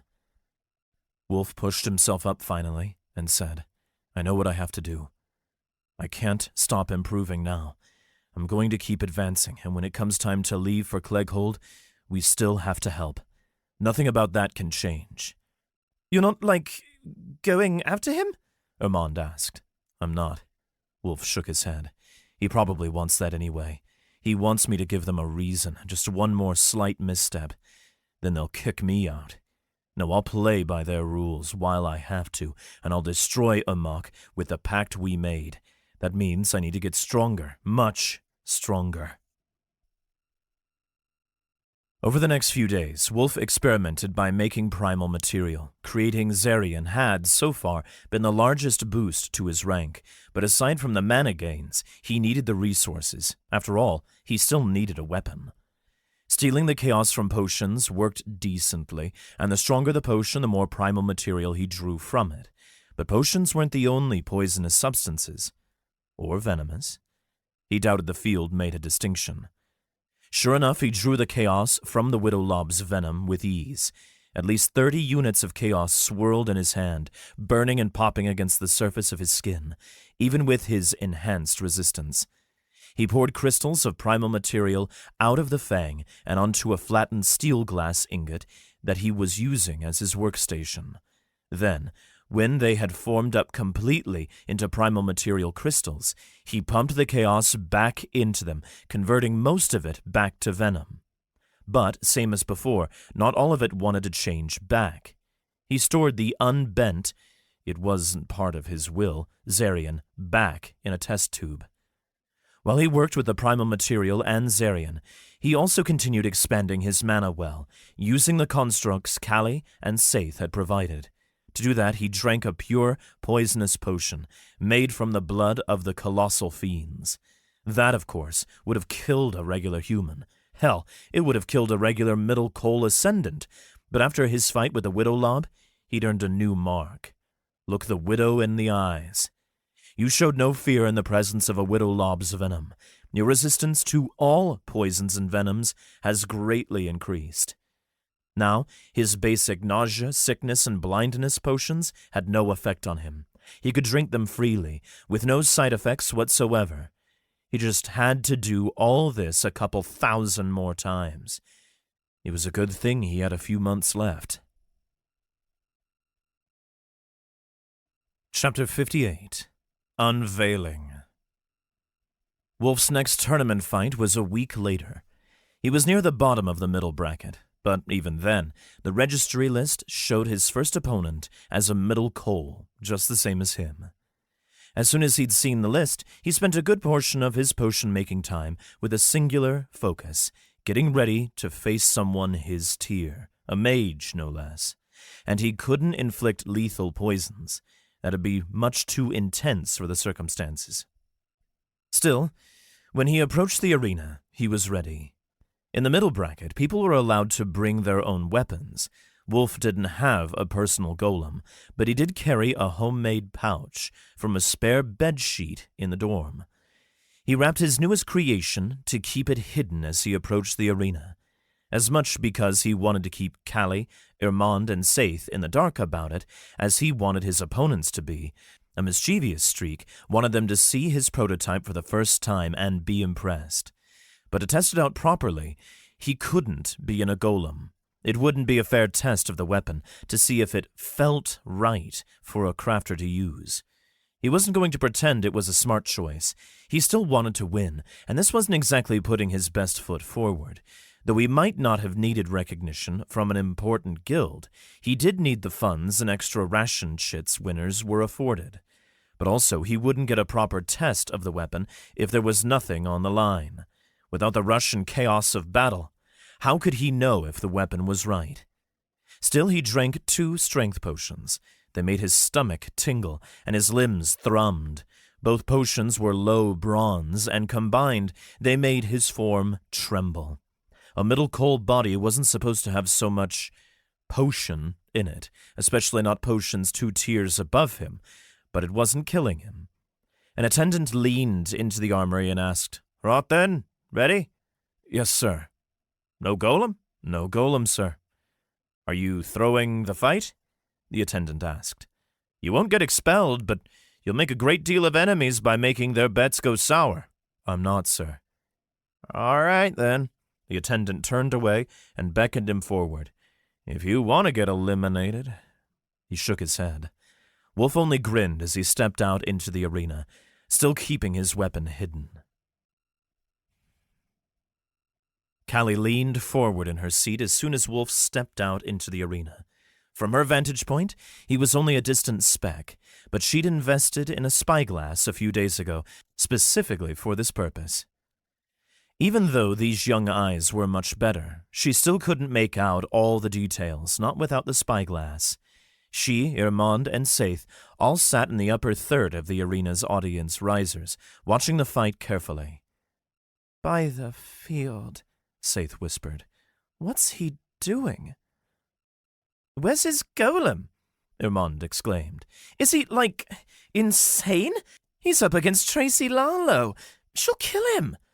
You just wish you could fight her, Saith teased. Yeah, well, so what if I wanted to beat me up a little? Irmond rolled his eyes. Would rather Wulf not lose, though? Callie, sitting on the edge of the row, kept watching. He has a plan. But even she couldn't tell what he was doing. He was carrying something wrapped in a bedsheet. It was too big to be a sword, but too wide to be a staff, and not wide enough to be a shield. A giant axe? But still a little too wide, and it tapered near the tip. A giant battle axe wouldn't do that. Did he tell you what it was? Irmond asked. Do you guys, share future info stuff with each other? I have no idea what he's doing, Callie admitted. But I know he does. On the other side of the arena was a young woman in a heavy, sleeveless robe. Its folds jutted out well beyond her shoulders, though, making her appear a little wider than she actually was. She flicked her long hair back with a flourish, then used a spell skill to bind it up. A nearly imperceptible white runic circle appeared around the tip of her hair, binding it into a ponytail with nothing but wind. She was probably going to become a wind mage. Show off, Callie muttered. She might have been middle cold too, but there was no way she could use a spell skill so effortlessly like that. Do people start getting more attractive at middle coal? Irmond asked. 'Cause, damn. Callie rolled her eyes. It depends on how many physically enhancing marks you have. Most will make you a little more handsome or a little prettier just with the subtle changes they make to your body. It builds up over time. Tracy was just born lucky. I have a suspicion you'll get there, Saith replied. Why, thank you. Irmond smirked and spread his arms. Not you, idiot, Callie. You underestimate me, Irmond sighed. Sorry that I'm not from the future, but I'm going as fast as I can. A crackle roared out from near the top of the arena, and the communication constructs activated, amplifying Dr. Lengold's voice. He announced, Wulf Rothen has moved up from the low bracket and will now be joining us in the middle bracket. At that the crowd erupted in cheers. But it seems that everyone's favorite pilot has forgotten his golem. Whatever is his plan? A few skeptical murmurs passed through the crowd. And facing him, Tracy Lalo, an exceptional mage who is heading straight toward a wind aspect.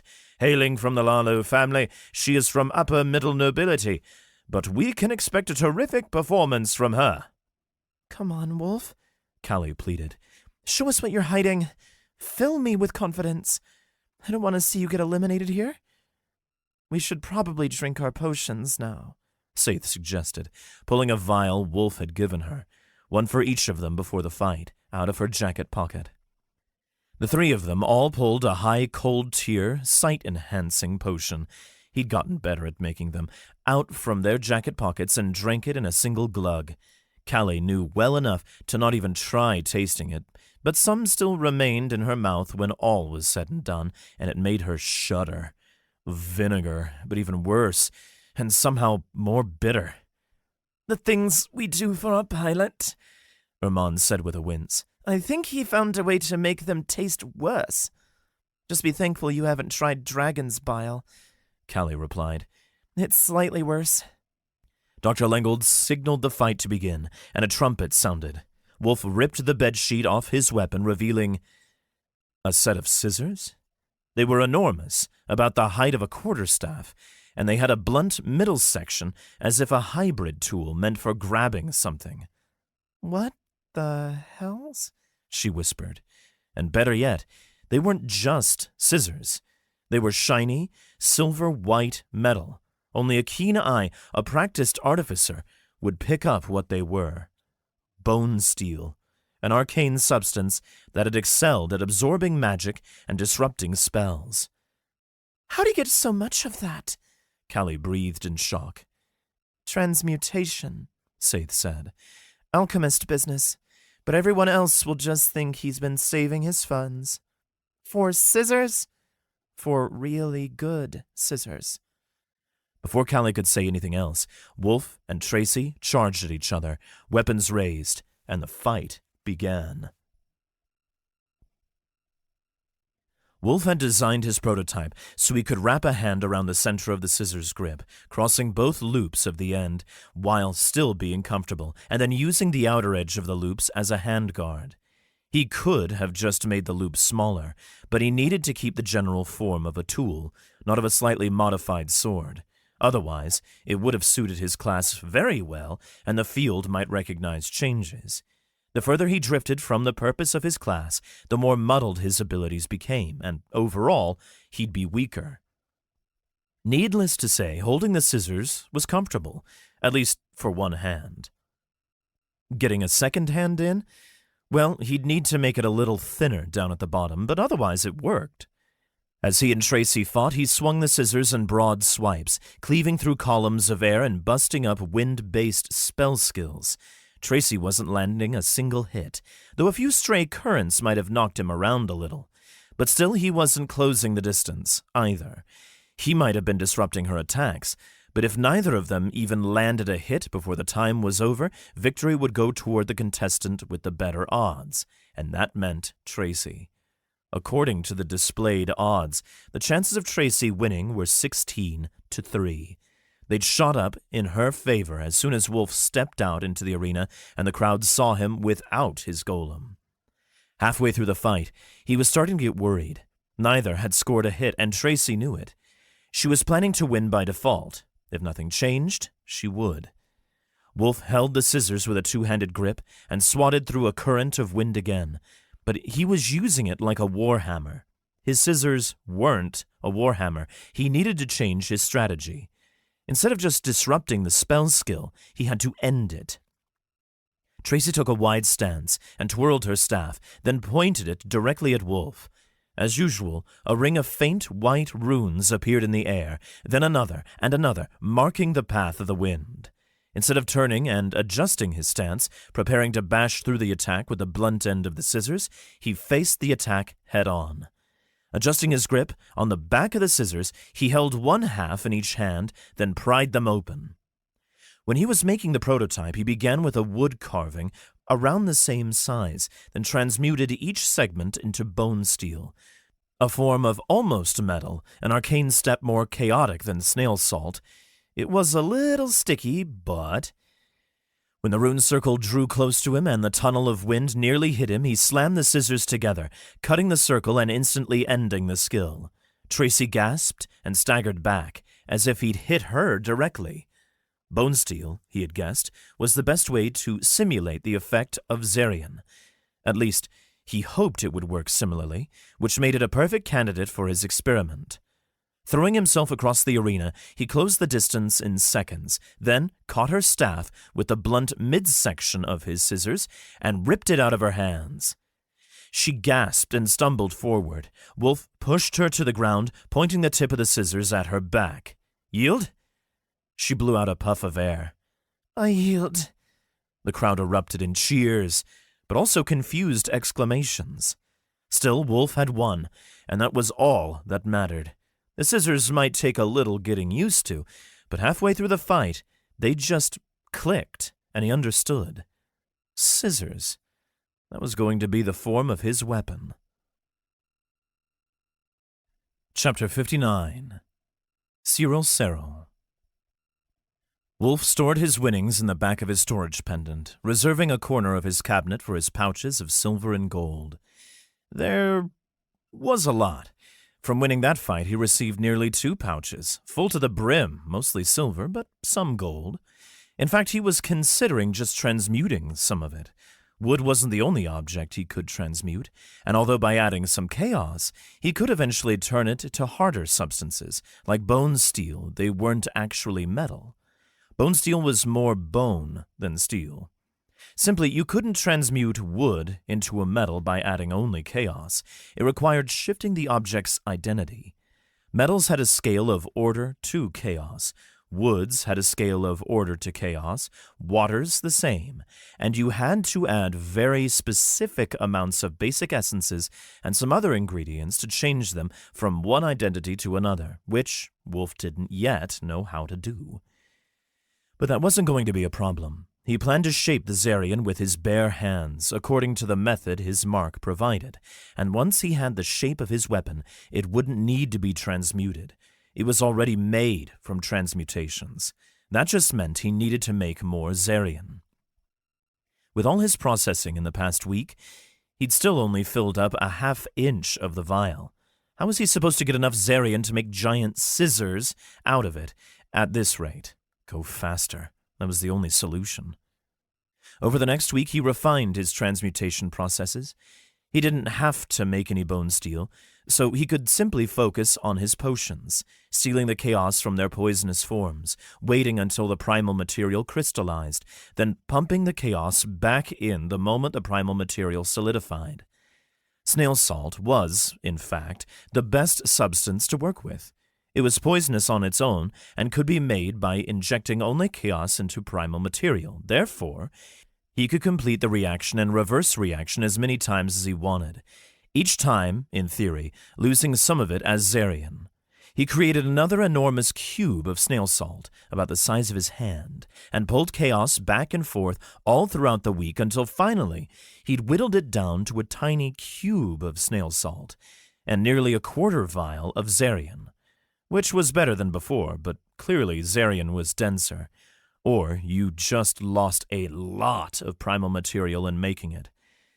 Still, with how efficient that was, it was a worthwhile strategy. At this rate, he'd have enough to finish his scissors within 2 months. Next week's area of experimentation was on bending Zarian to his will.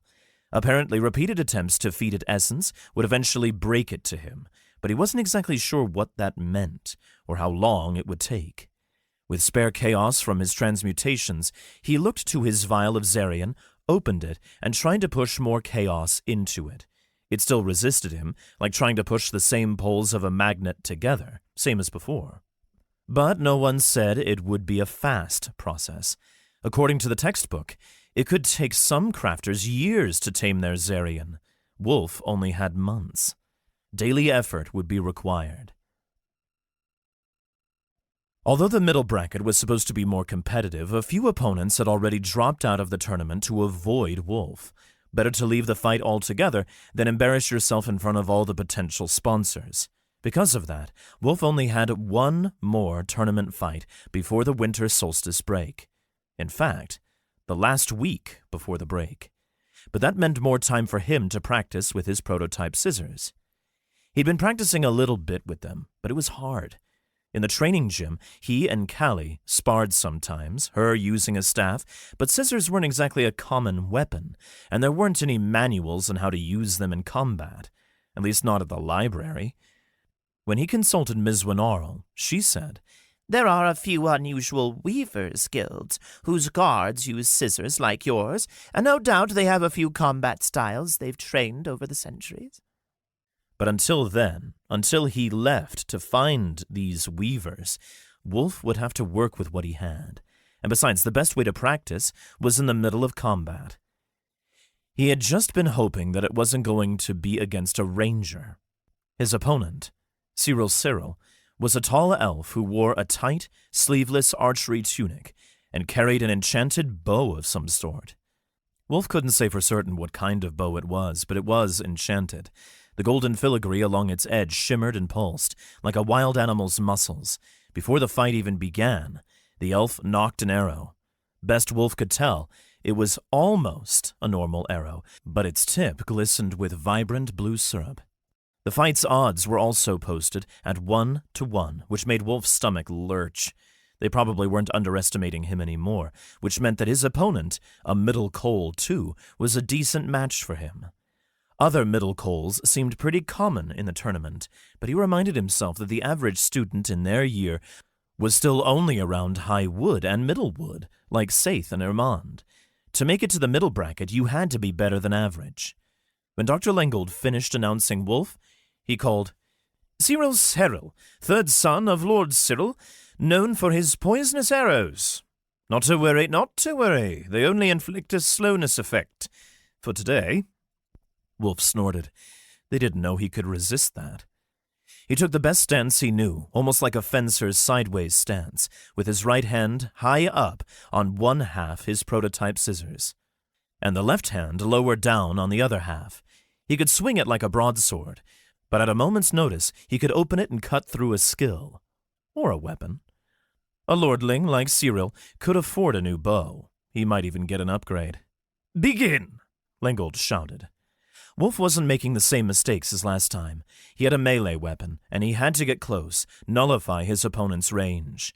Releasing one hand from his scissor, he charged across the sandy pit, aiming right for Cyril.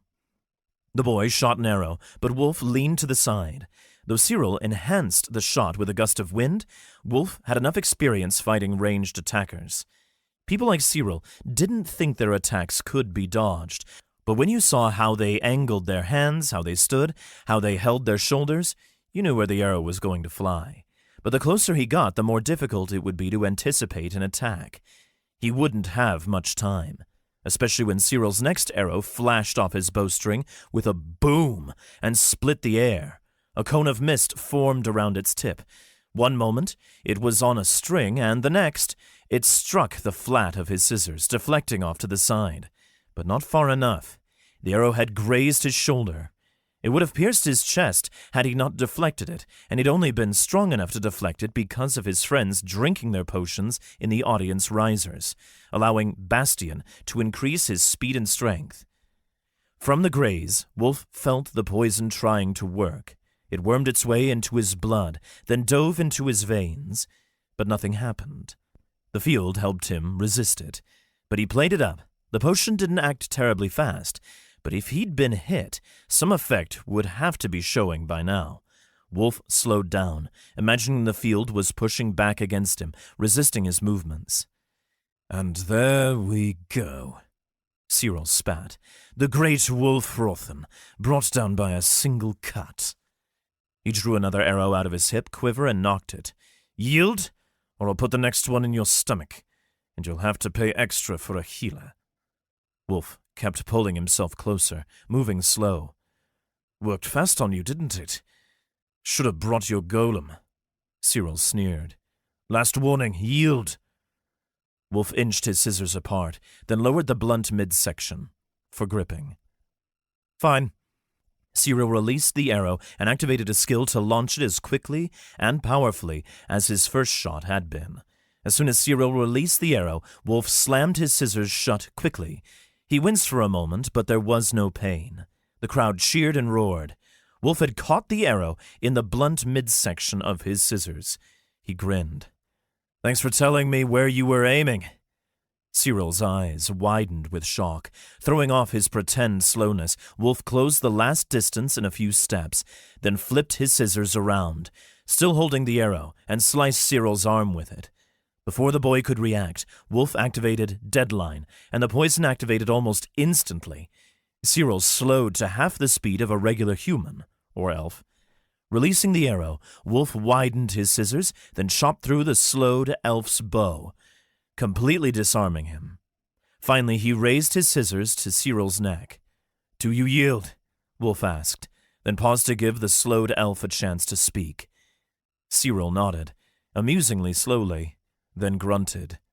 "I yield." "Wonderful."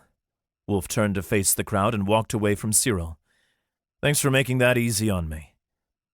If that was how the middle bracket was performing, then it didn't seem so bad, but he reminded himself that the high bracket would be even more competitive.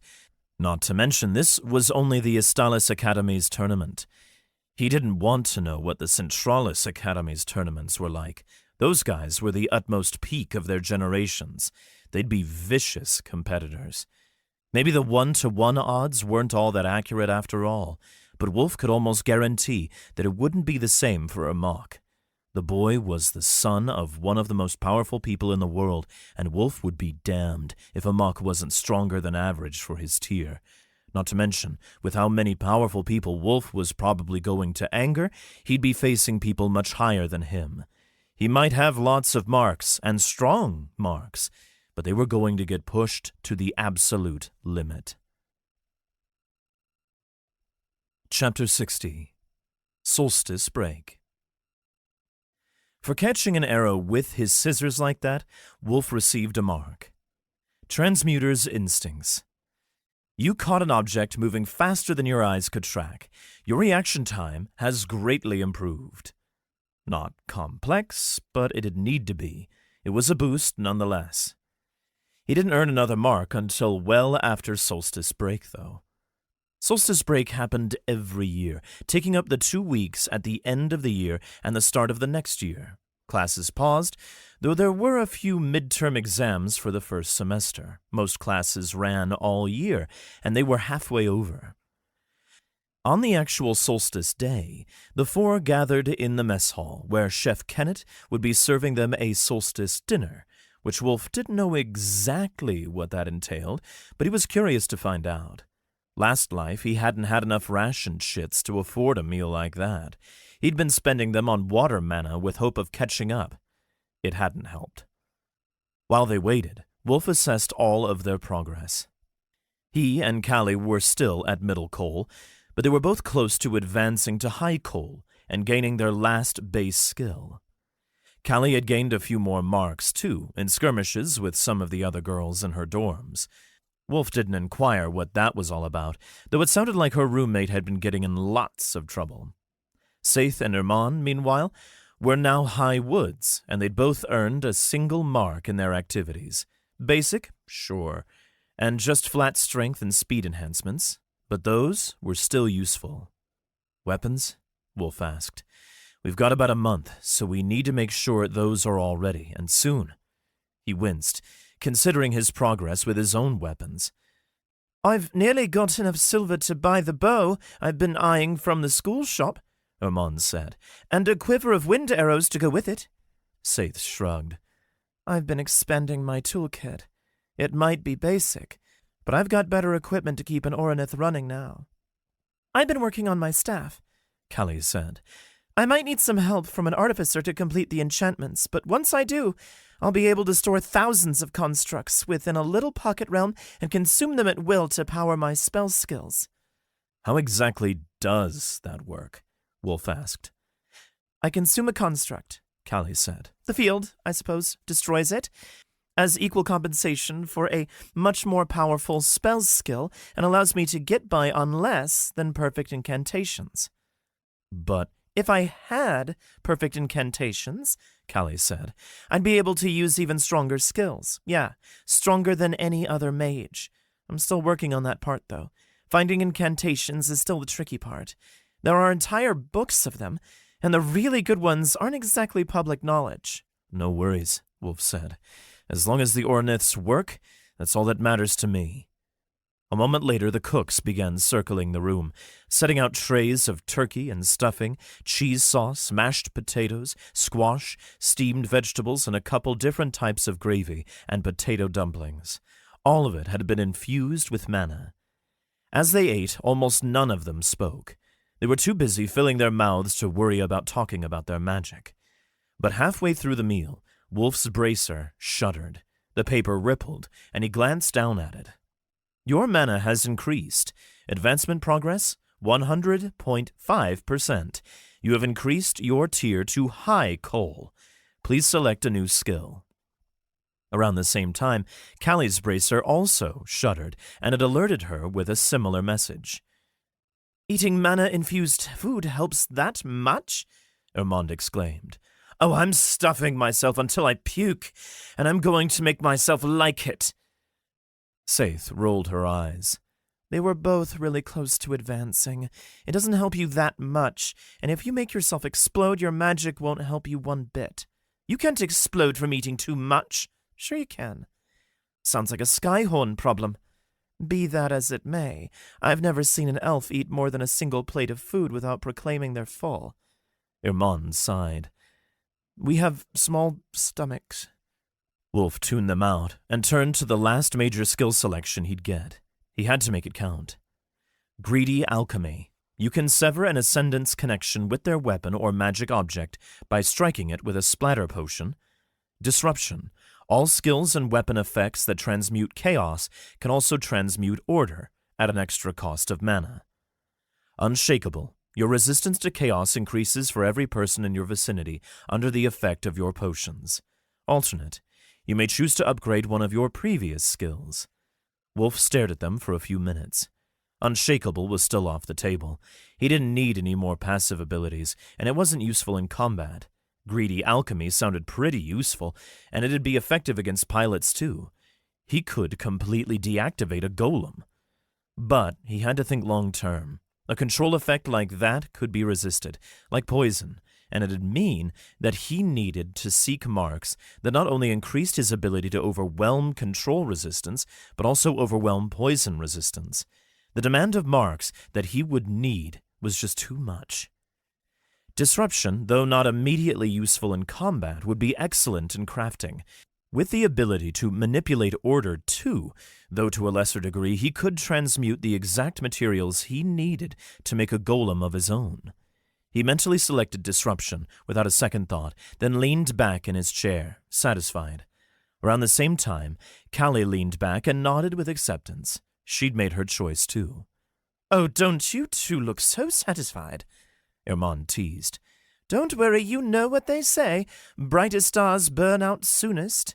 Like, something like that. I'll catch up." "When I have the power to, Irmand," Wulf said, "I will help you catch up." "I'll hold you to that." When classes resumed, Wulf took his chances in the golem labs. He needed a golem of his own, but he wasn't about to just go hunting for a wild golem and try taming it. There wasn't time for that, and the Academy had already done most of the work for him. As part of the tuition, all students received a basic golem. It had a core and a frame of gravel, but no outer armor. That was for the pilots to make themselves. Traditionally, they'd chisel their own deepstone armor in the schematic they wanted, relying on the abilities to mold the stone in the exact way they wanted. As Dr. Stone had explained, "An Oronith will slowly form a soul the longer it has a permanent crew. To influence and bind to that soul, a pilot must personally build a smaller golem and influence the Oronith through the link. By making the golem with your own hands, you will have infused it with your will. It will improve your connection with the larger Oronith." But the good news for Wulf was that he didn't need to use Deepstone. Deepstone conducted a pilot's skills, but Wulf didn't need that. It could be whatever material he wanted, so long as he maintained control of the little golem.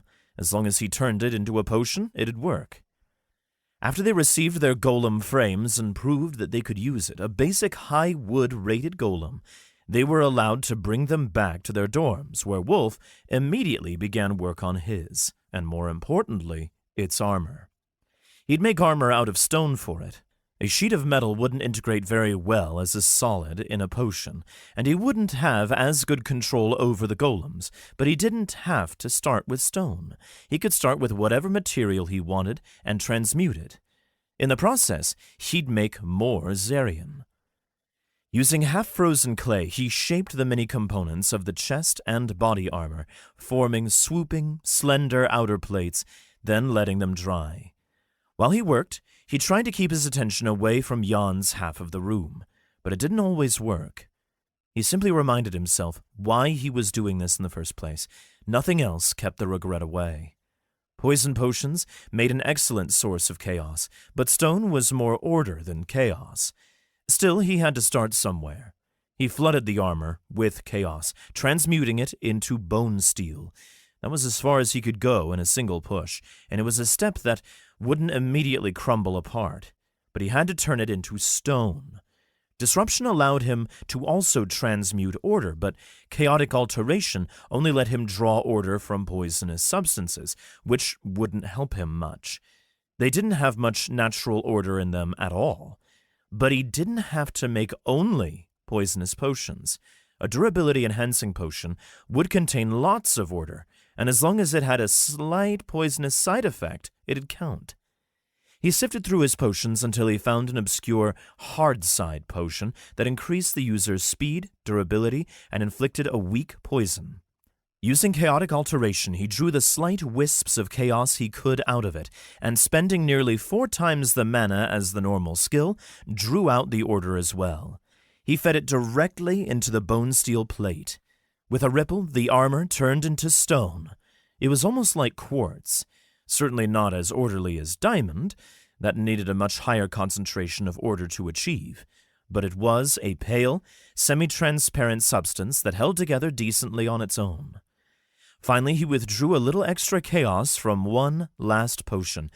Consulting his transmutation tables, he decided he was going to aim for an arcane immediate substance known as Sorcerer's Jade.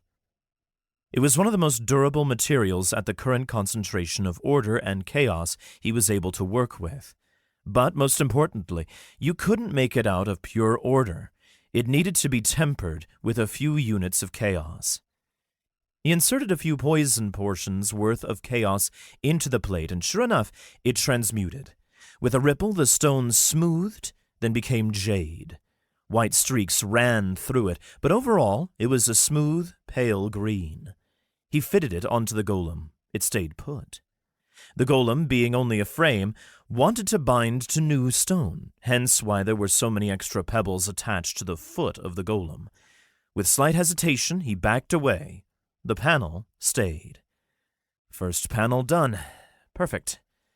Better yet, he'd created a decent amount of Zarian in the process, about a coin-sized chunk. Over the past few months, he'd filled 5 large flasks with the substance, though he hadn't made much progress bending it to his will. But there were still plenty more panels to make, and only about a month left before he had to leave. Chapter 61. Complete. By the start of 2nd month, Wulf had enough Zarian to fill a cauldron. How did he know exactly? Well, halfway through 1st month, he'd had to make himself a new container for it. His transmutations were growing more and more efficient, and he couldn't just keep it in the flask. So, with his steel glass ingots, he made a cauldron, about 1.5 feet in diameter, and just as deep for storing it. Some of it was just dust, so he also made a lid to contain it. Some took the shape of larger crystals. But all in all, he guessed it was about the same volume as his prototype scissors. And now, it was full of a faint blackish red crystal. Unlike primal material, it seemed to have volume. It wasn't just a window into the void, but it did catch and refract the light in patterns that almost made it look like it had a few stars inside it. Wulf experimented with shaping it. He couldn't just carve it. These were crystals, primal material purified to the utmost degree. That meant, according to his grand mark, he could shape it with his bare hands. He picked up the largest crystal of Zarian he'd been able to make, a crystal about 2 inches long. Shutting his eyes, he imagined it was clay and tried to shape it. It wasn't like sharpening the dart of base primal material. It resisted him. It felt like diamond in his hands. Curious, he assessed it with the field. Zarian. High silver quality. A precious material created by a devoted alchemist. It has not been bound to an ascendant's will. High silver. Yeah, there was no way he was going to shape that with his bare hands alone. He knew that already. But, just in case, he tested a crystal of regular primal material. Primal material, high coal quality, the basic building block of all existence. Wulf nodded. Big difference in relative powers. He took the crystal of Zarian and held it up to his dorm's candle. He wasn't just going to sit around and wait until his tier increased more. He crafted a batch of potions, and sure enough, with the help of all the tinctures he'd created and purified earlier in the day, they turned out as metal brass. One was a strength potion with a poisonous side effect. He drank it, resisted the side effect, and tried the Zarian again. Bit by bit, the crystal budged, shifting under the pressure he was applying, but it wasn't fast enough, and at this rate, he'd never get them to clump together, no matter how much pressure he applied. But the potion didn't just give him strength. An aura erupted around him, brimming with potential mana. The Zarian was tugging on it, drawing his aura in, like it wanted to feed on it. Wulf guided the aura, and, as he pushed on the crystal, he imagined he was imbuing the crystal with his aura, using it to bolster and guide his fingers, but to also see the crystal. Like potion ingredients, Zarian had a bit of a will of its own, but unlike herbs, there wasn't a specific potion it wanted to be. It just wanted to be shaped, used. He plucked out another crystal from his cauldron and melded the two of them together, then held it up. They blended perfectly, like he'd just mashed two sticks of butter together. It would work. He only had a few days to actually give the weapon its form, but now that his golem was done, he could focus entirely on the enormous scissors. Wulf knew he'd promised that he wouldn't just work his whole life, but this was a rare occasion. He wouldn't be able to relax until he'd finished this.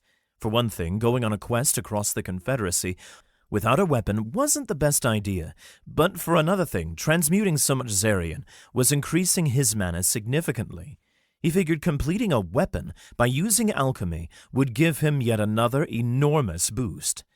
Jan's empty bed was yet another reminder of why he had to do this. Amok was out there, and any celebration Wulf tried to have would be marred by the knowledge that Amok hadn't suffered even a little bit for this. Advancing the gaining tiers was the best way to destroy Amok. So, within 3 days, Wulf had finished shaping the Zarian with scissors. He used his old scissors as a blueprint, which he then modified slightly. He made the grips a little larger and a little smoother. He made the tip sharper, and he added texture to the blunt section of the middle so it could grip objects better. But even when he fitted both halves together and locked them in with a pin, the field didn't register anything. It wasn't complete yet. He turned the old bedsheet that he'd hid his prototype under into strips, which he wound around the handle, giving it a better grip, before inscribing his initials on the head of the pin that bound both halves together. After all, if he was going to be an alchemist, he'd probably have to start selling wares at some point. He'd need to start building a brand at some point. At that, the field registered that he'd completed the weapon. By creating a weapon using alchemy, you have increased your mana. Advancement progress, 79%. He assessed the weapon like he would with any other arcane object. Fate cutters, unique.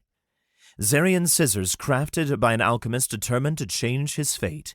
They have not yet been bound to an ascendant. When they bind to an ascendant, their main effect will be revealed. Wulf raised his eyebrows.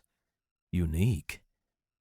He heard of unique quality equipment, but it was rare, and generally, most ascendants preferred equipment that had a specified tier of strength. But this was a different case.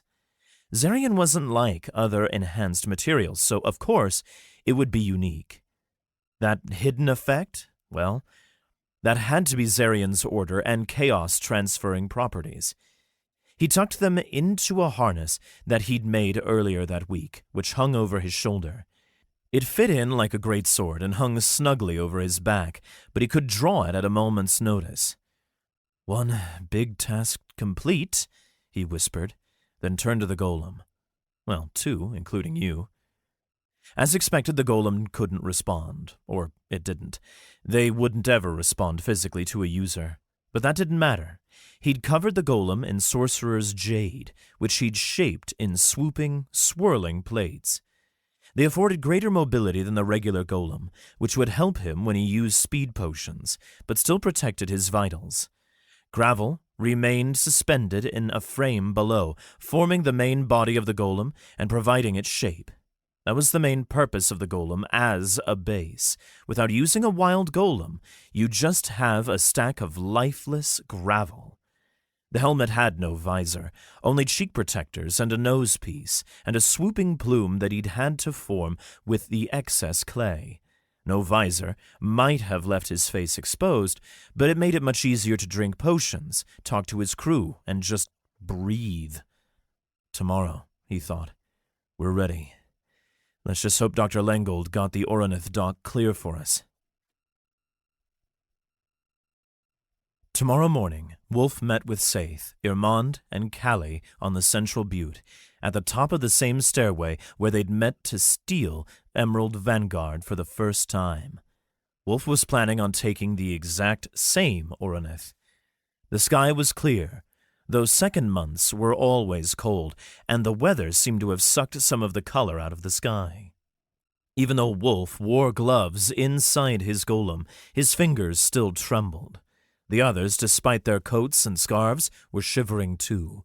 Snow covered the ground, icicles hung on the Academy building's eaves, and chimney smoke chuffed out high into the sky.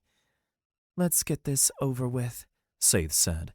"It'll be warmer inside an Oronith, right?" "Hopefully," Wulf said. He looked over his crew. "You guys ready?" They all nodded at the same time. Callie carried her staff on her back. She'd gotten Saith to finish the enchantments and runes, because though she had an artificer's past, she still didn't have the skills anymore. But she could show Saith what to do. Irmond had his bow over his shoulder and his arrows in his quiver, and Saith carried her toolbox at her hip. Finally there was Wulf, who had climbed inside his golem. He carried his haversack of potions on the outside and strapped his scissors on his back over top his golem. Thankfully, being so early in the morning, and a seventh day, there was almost no one wandering about the Academy campus. It was too cold. People walked with their heads down. They may have been curious about Wulf, wandering around in a golem, but no one said anything. True to his word, Lengold had cleared out the Oronith docks. No one stood on them, save for a few inactive loader golems. Only 5 Oroniths, including the now repaired Emerald Vanguard, stood at the docks. Perhaps in another gesture of helpfulness, Dr. Lengold had ordered them to pull away the wooden piers and maintenance platforms, because it was a straight shot to the Oroniths. Wulf said, "Let's go." He led the way down to the docks, with the others close behind, and stepped carefully onto the snow-covered platform. Still no one intercepted them. Running to Emerald Vanguard, he marveled at how much more smoothly this new golem moved. He was able to get a jump in his step, and the right range of motion to run like he normally would, not like a knight in heavy armor. Of course, he was using Arm of the Alchemist to control it, and the potion he'd used, but overall, it was better than most. He climbed up the steps to the back of Emerald Vanguard's head, then slid in through the hatch. The others were close behind, but Irmond didn't close it. He kept watch behind them. Callie and Wulf both slotted into the control apparatuses, and Callie gave it a pulse of mana to start up the Oronith systems. Enchanted parchment unraveled down from the ceiling like banners, giving quick readouts that probably only made sense to an artificer. And Saith monitored it while Wulf formed his dream link.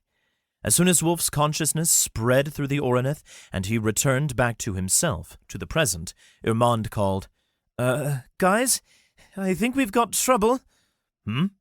Wulf turned his head, and with the dream link active, the entire Oronith's head swiveled to the side. Out the corner of the visor, he spotted 3 or 4 figures sprinting across the docks. The boy at the very front was Amok. Chapter 62. Departure. Amok. Wulf's stomach plummeted. What was he doing here? How had he even found them? At the moment, it didn't matter.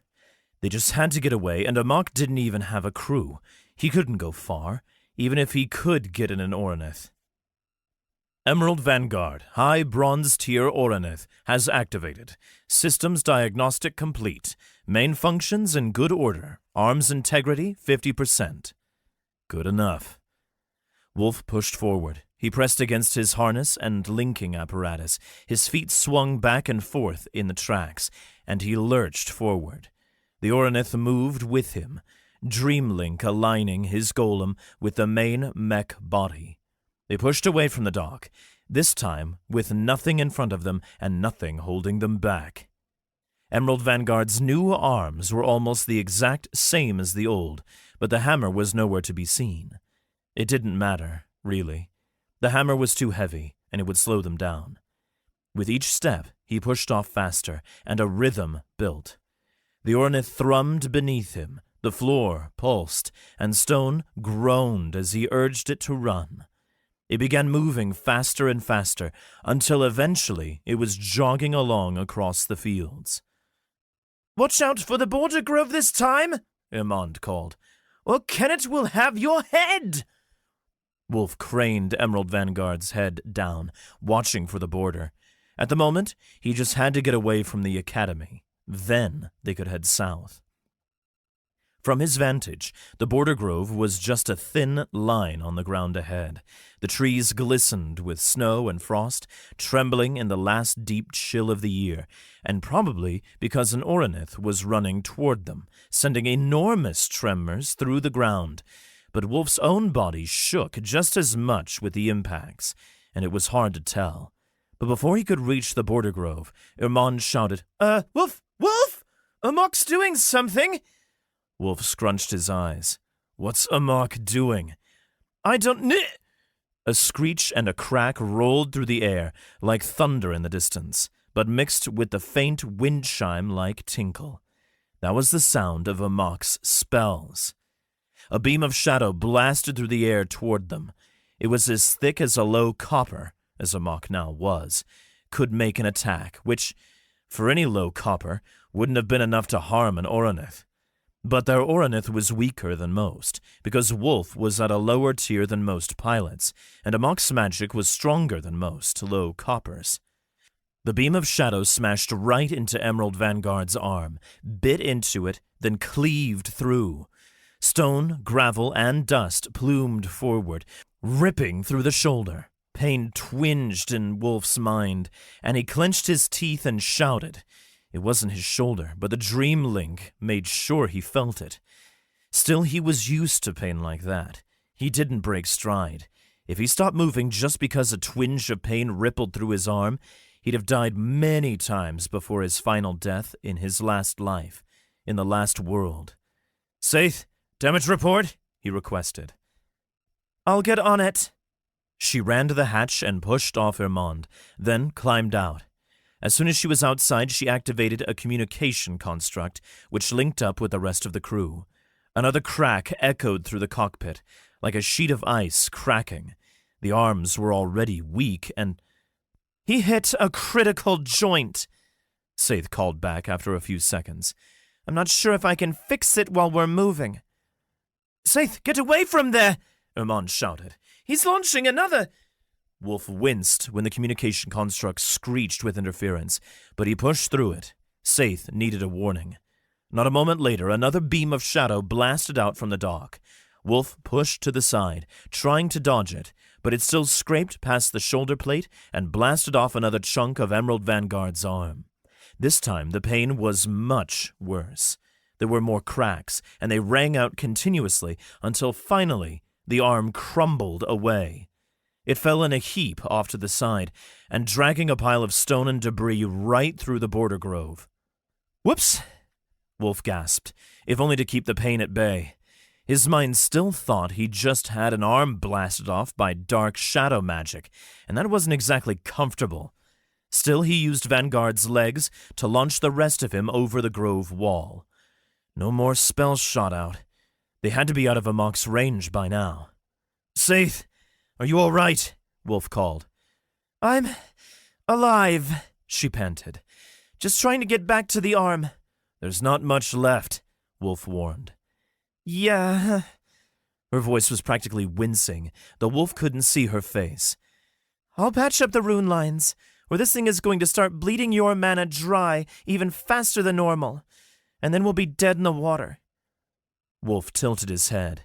He'd had a full storage core before leaving, and given how much time he'd had to prepare, he'd expanded the core to nearly thrice the size it had been when they saved Eratelk. But it still wouldn't be enough to get them all the way to Clegghold, especially if it began leaking. Still, he had to let Saith work.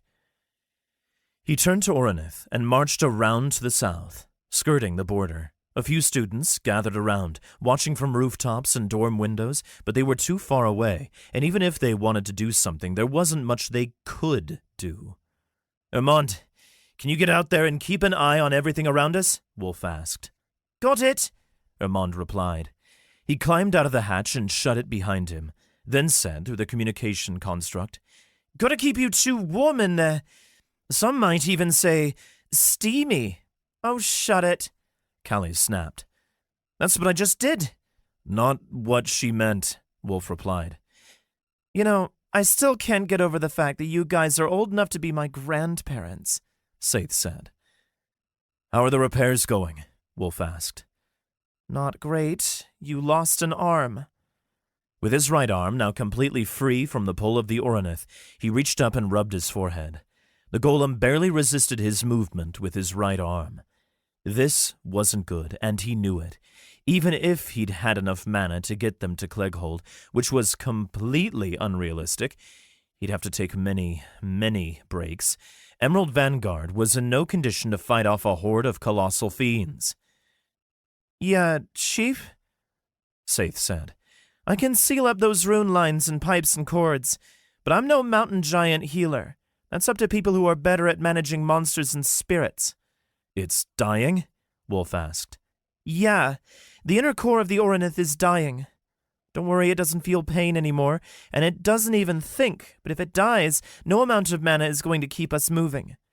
Wulf turned his head, urging the Oronith to look over at its damaged shoulder, and at Saith clinging to the damaged stub. She swayed with each step while patching the stone with a quick drying mortar and chiseling in ending runes. A few mana sparks sputtered out, but overall, there was no sign of immediate damage. But he knew well enough that the Oronith didn't bleed. They could still die. The mountain giants stored bits of the field in them, sealing it within. The wolf couldn't see it. The wound was now leaking those slices of the field out. Without the professional repairs of the Academy, Emerald Vanguard was going to stop working. But Wulf couldn't go back. And he had no real connection to this Oronith. At best, it was a method of getting where he needed. He deactivated his communication construct, then turned to Callie. "I'll take it as far as we can, but we're going to have to abandon ship at some point."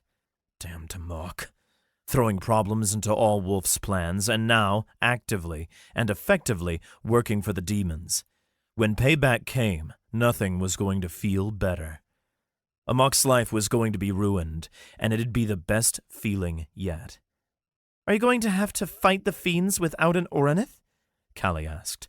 "Or do we steal one from Clegghold?" Wulf was about to shake his head, but stopped himself. No need to move the entire Oronith. No.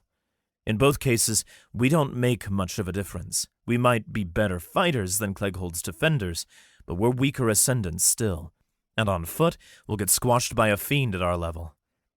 "You're talking like you have a plan," Callie said.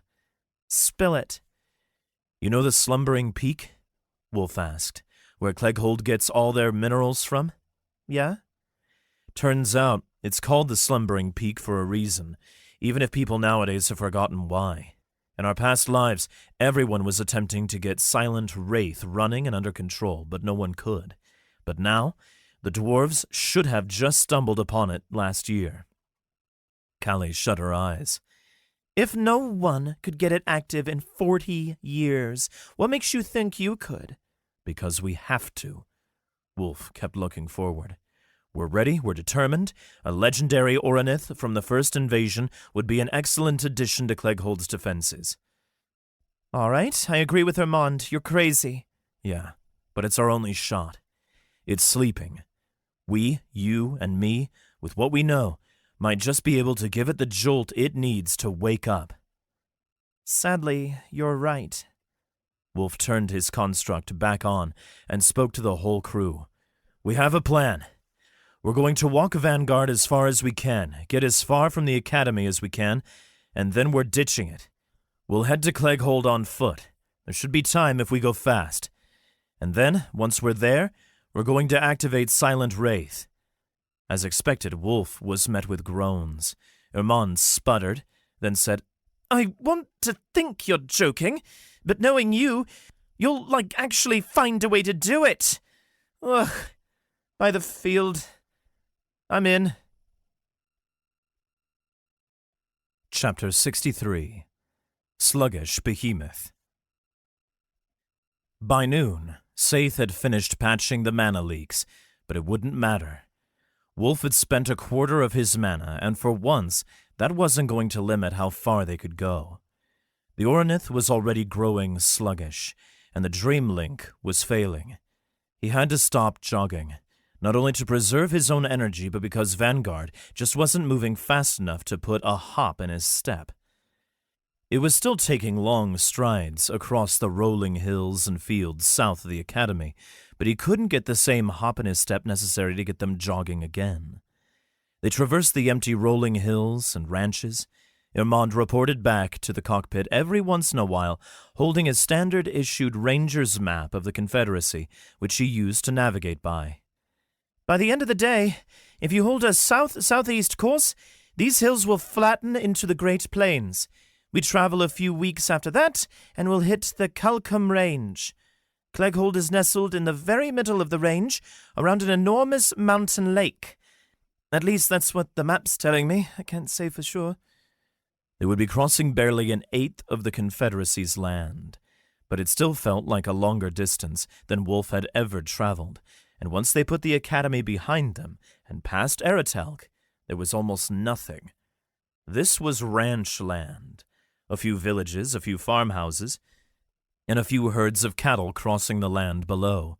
Wulf winced with every footfall, with every enormous crater he put in the earth, or every crumbling boulder he left behind. With each step, some of Vanguard's form crumbled off and fell to the ground. As the mountain giant's holding form weakened, it couldn't hold as much deep stone armor. When the sun began setting, the ground flattened. It was eerily flat, and the horizon melded with the sky. A pale coral gradient clung to the horizon, and the snow glistened and glittered in the fading light. And Wulf had to drag his feet. The Oronith was half-functional now. His left arm wouldn't move, and Saith had reallocated power from the upper body and neck to the legs. He couldn't turn his head. The only way to know where he was going was to follow Irmond's directions and hope Irmond saw all the farmhouses. Wulf regretted it, but now they were potentially going to tear up a farmer's field. Sure, it was winter, and there were no crops yet, but he was still making a mess of it. The Great Plains were much like Caroline, in that they were filled to the brim with farms and farmers. He wouldn't step anywhere without causing problems. But the least he could do was avoid infrastructure. No crushing houses, no kicking castles, no bashing roads and trails. Dodging the roads might have been a little harder now that he couldn't lift his feet off the ground and had to drag them, creating 10-foot-deep trenches across the land. At least they'd gotten away before the Academy could justify sending more Oroniths after them. They were in the clear for now, though if Amok told anyone that he'd damaged Vanguard, perhaps they'd send horseback riders out after it, expecting to catch up to the downed beast and apprehend those who stole it. For the next month, Wulf told them, we're criminals. Technically, we just stole Confederacy property and destroyed it, and we'll want to keep away from Academy eyes. It wasn't exactly how he'd imagined his first trip to the Great Plains going, but then again, at least he was seeing them. Fields stretched as far as the eye could see, fences covered in hoarfrost, Mott and Bailey keeps stood in the distance, belching smoke out their chimneys. When the sun set entirely, Wulf spotted the fair outline of a local lord's castle far off in the distance, its windows glimmering with candlelight. Once again he found himself reminded of how isolated the Academy was. The rest of the world wasn't thinking about Oroniths and magic, but of farming, castles, and surviving the winter. When the second moon rose, his legs became noticeably stiffer, and with each step he had to push harder. When the third moon rose, it was like wading through mud. When the fifth and final moon rose, he couldn't move. The Dreamlink told him it was like pushing up against a wall. And we're done, he said. Callie, could you detach my dream link? Wulf asked. I'm a little stuck at the moment with the golem linked to a dead Oronith. Give me a second. She peeled herself out of her control apparatus, then ran over behind him and unplugged his neck socket. There you go. With his golem now free from the Oronith's link, he pulled it out of the apparatus, then opened the helmet. He drained his mana to nearly a quarter, but he could refill it over the rest of their journey. He'd brought the storage constructs along. Everyone have everything? Wulf asked. We're dead, and we need to get out of the Oronith before the Academy catches us. It'll be much easier on foot, and especially if we head for the nearest farmhouse. The difference between Caroline and the Great Plains was in how developed the Great Plains were, where castles and villages dotted the horizon, where cattle and sheep pens filled the land that crops didn't. Caroline would have been 10 times as sparse. 6 great rivers divided up the plains into splices, and though Wulf couldn't see any of them now, he knew where to go. They'd find the nearest river, the White Surge, and follow it until it brought them to the Calcum Mountains, where it originated. But first, they needed to find a place to hide and sleep, preferably out of the elements. They retrieved a long rope from inside the cockpit, then a leather duffel bag of emergency supplies from a cabinet.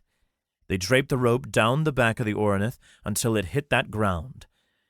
Wulf fastened it to the inside of the cockpit, and they climbed down. The rope strained under the weight of his golem, so he went last, just in case it snapped. It didn't. Even the crop stubble was as high as his knees. He could scarcely imagine how tall the strands of Titan wheat they would have belonged to would be in the summer, and he wasn't sure if he wanted to know. Everyone here? He asked, just to check. He saw all 4 of them, with their bags and winter coats. We're ready? They all nodded. Wulf led the way to the nearest farmhouse, but paused before entering. It would be a little obvious when the Academy came looking, and already the house's lights were turning on. The owners couldn't have missed a giant Oronith lumbering through their fields before falling still. Run, Wulf said. We'll have to get farther away. Hoisting their bags, they sprinted across the fields. Outside the sluggish Oronith, it was a night and day difference. Wulf put a spring in his step again, and it was the difference between running on land and in water. But eventually, Callie began lagging behind. She had a heavy pack, not conducive to sprinting cross-country. Throw me your bag, he called. What? She replied between breaths. Toss me the bag. With a nod of thankful understanding, she pulled her bag off her shoulders and tossed it to Wulf. He caught it and pulled it over his own golem's shoulders. After all, he was much better suited to carry cargo than her. They kept running until they couldn't see Vanguard anymore, which was quite a while. The third moon was directly overhead. Winds whipped across the plains, lifting up snow and blasting their faces, but with how fast and hard they were running, Wulf barely felt it. But now that he couldn't see their Oronith, he slowed to a walk. And there we go. We're off. Next farmhouse we find, Callie said. We're sleeping, and I'm not taking the first watch. Sleepy old woman? Hermon teased. I'm a morning person, Callie replied. Mornings are much more productive, Wulf agreed. Not that productivity is the only thing that matters. Some habits are hard to break, Saith said.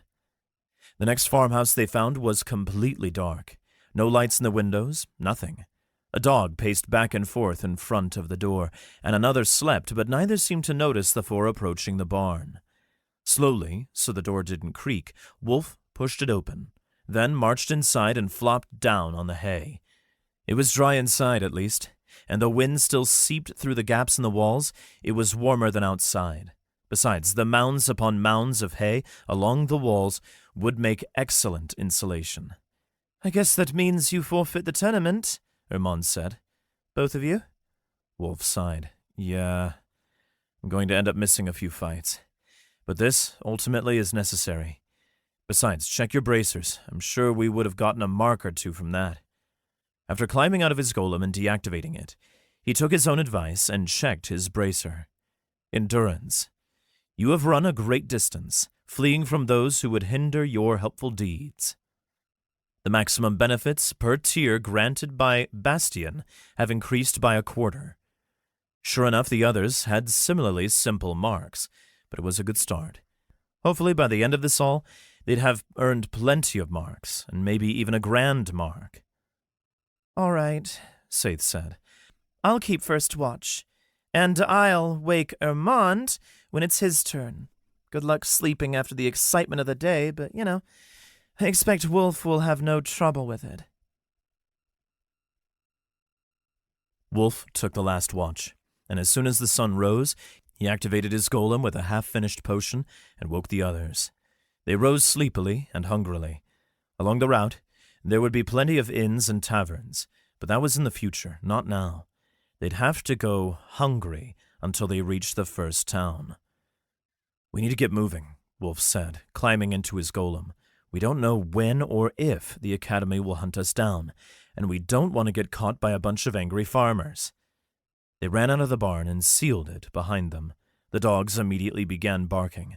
Not an easy moment or a simple escape ever. Run, Wulf said, hoisting up his and Callie's bags. They sprinted on their course until they reached the White Surge River, which, as it turned out, was only about a mile away. Now we have a landmark, he said. Should be smooth sailing from here. It felt like he was jinxing himself. Chapter 64. Along the White Surge. The White Surge River was the widest he'd ever seen, even in his past life. During his time in the Academy, he'd stayed on the grounds almost religiously. Afterward, his adventures had been back in his homeland and much farther north. The ground sloped down slightly until it hit the riverbed, where snow and ice crawled up the banks. He could barely see the other side, perhaps because it was so flat and the ground was only really elevated a few feet above the shore, but also just because the river had to be about a mile wide. Due to its size, it hadn't frozen over completely, but there were still large sheets of ice on the river's flanks. Wulf would have stared at it for hours, had his stomach not been complaining the whole time. After a half-hour of walking the shore of the river, they arrived at a village. It lined the river's close shore, only a single shore. The river would have been too wide and fast to put a bridge across, and spread a few streets out onto the plains. A castle poked out of the center, beckoning them with smoking chimneys and glowing windows. They stumbled into a tavern at the edge, then ordered a simple breakfast of toast and sausages before setting off again. No matter how much Wulf might have wanted to, there was no time to waste in taverns. If he wanted to experience all the world had to offer, he had to save it first. The White Surge led almost directly south. All throughout the day, Wulf didn't see any sign of life. The farmers were probably all hiding inside, but that also meant no Academy patrollers had found them. In truth, he expected them to give up after a few days and return to the Academy, but until then, he had to keep his eyes out. But there weren't even any shriveled, skeletal trees on the plains, just cleared farmland. At sunset, they arrived at a slightly larger farming village, though it still was nowhere as lively as it otherwise would have been because of the temperature. They stopped for the night and bought a room. Callie and Wulf's winnings from the tournament were footing the bill for their rooms and meals. After warming up in the tavern and eating dinner, they returned to the single room. We should ration our silver, Wulf reasoned. We don't know how long this is going to take or what we'll need to buy, so if we spend too much too early, we might run out. Hey, it's your money, Armand said. I don't get a say in it. Saith nodded in agreement. Just the same. Wanted to be on the same page, Wulf said. Besides, Callie replied, we'll buy a wagon and a pair of horses tomorrow morning. It'll go faster that way, and Wulf won't have to waste mana walking around in a golem. He could do it, so long as he spent the evenings and mornings replenishing, but it meant that his supply was nearly only a quarter full, and when they arrived, he wouldn't have nearly enough to power an Oronith. As well as some traveling rations and a tent, Wulf said. I know I said we'd have a town most nights, but some nights we'll have to camp in the wilderness. I'd like to have dinners then, too. The winter is going to break soon, Callie reasoned, and that means we'll be able to stay out in the elements overnight. Wulf and Saith got the rooms beds, as they'd been doing the most physically intensive jobs. Otherwise, Callie and Armand slept on the floor with the spare bed sheets. As they were settling down, Wulf sat at the foot of his bed. He placed his scissors, Fate Cutter, in his lap. Like a special sword, it had a name, though he hadn't even intended that. It was just what the field had decided to call it. But its special purpose was still too far away. In theory, if he could master Zarian's order and chaos-sapping abilities, he could destroy whatever he cut very easily, but that required it to be bonded to him, and the process of bonding it to him was more difficult than he thought. After a few attempts of pushing a little chaos into it, which he'd gotten from a poison potion he had on hand, trying to tune it to his will, but making no progress, Callie sat down beside him. Your face is all scrunched up. It doesn't look like it's going well. It's not. I can't even get it to accept a little bit of the essences.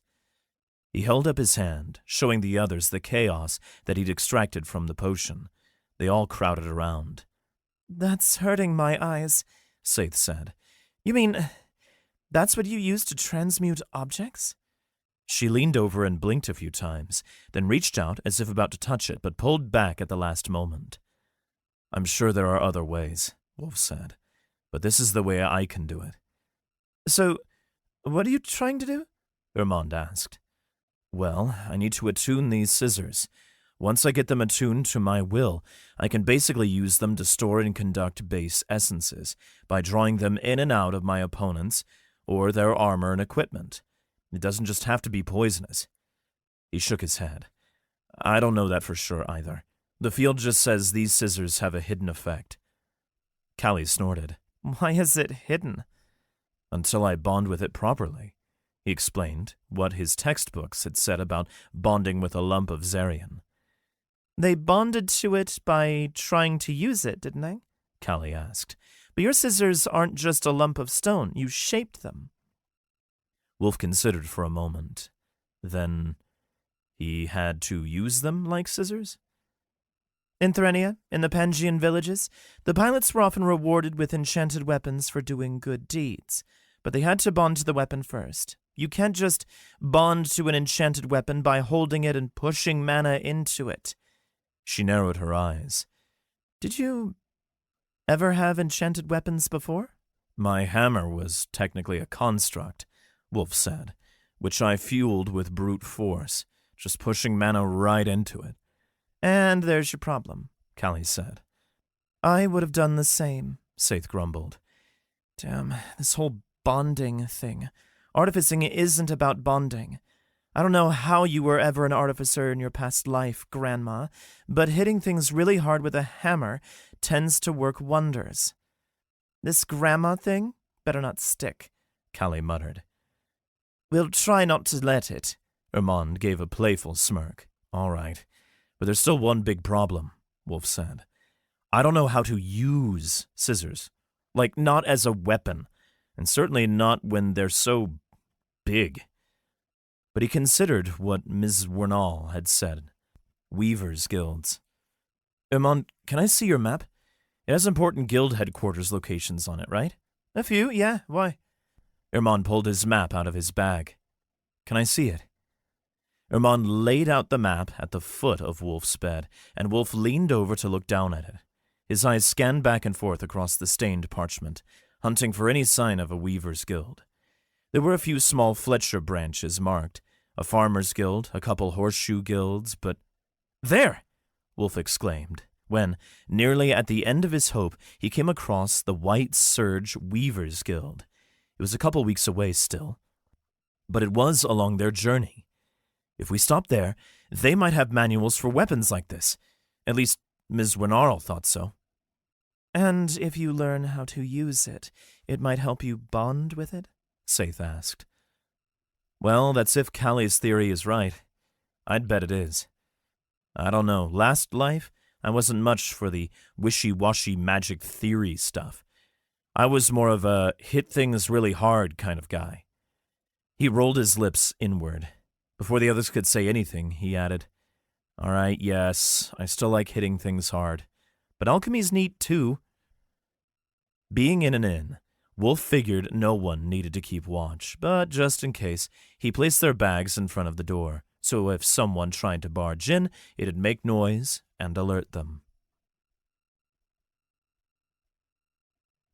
In the morning, they met with a farmer near the edge of the village who was willing to sell one of the wagons and 2 horses. Altogether, it cost them 100 silver, which Wulf and Callie split evenly. Might have been pricey, but Wulf was willing to spare the silver in order to get them to their destination faster. The horses were 2 old work stallions who'd carried much heavier loads throughout their lives, one brown, one white. The wagon itself was rustic at best. Its sides were splintered, wheels slightly misshapen, and some of the wood was rotting. But there was just enough room in the back to lay down Wulf's golem and pile in the hay bales, and then for Callie, Saith, and Ermond to sit with their bags and the Emerald Vanguard's emergency supplies. Wulf climbed up onto the driver's cushion and flicked the reins, and the horses trotted off across the fields. Wulf wasn't exactly sure where the road was, if there was one, but it didn't matter.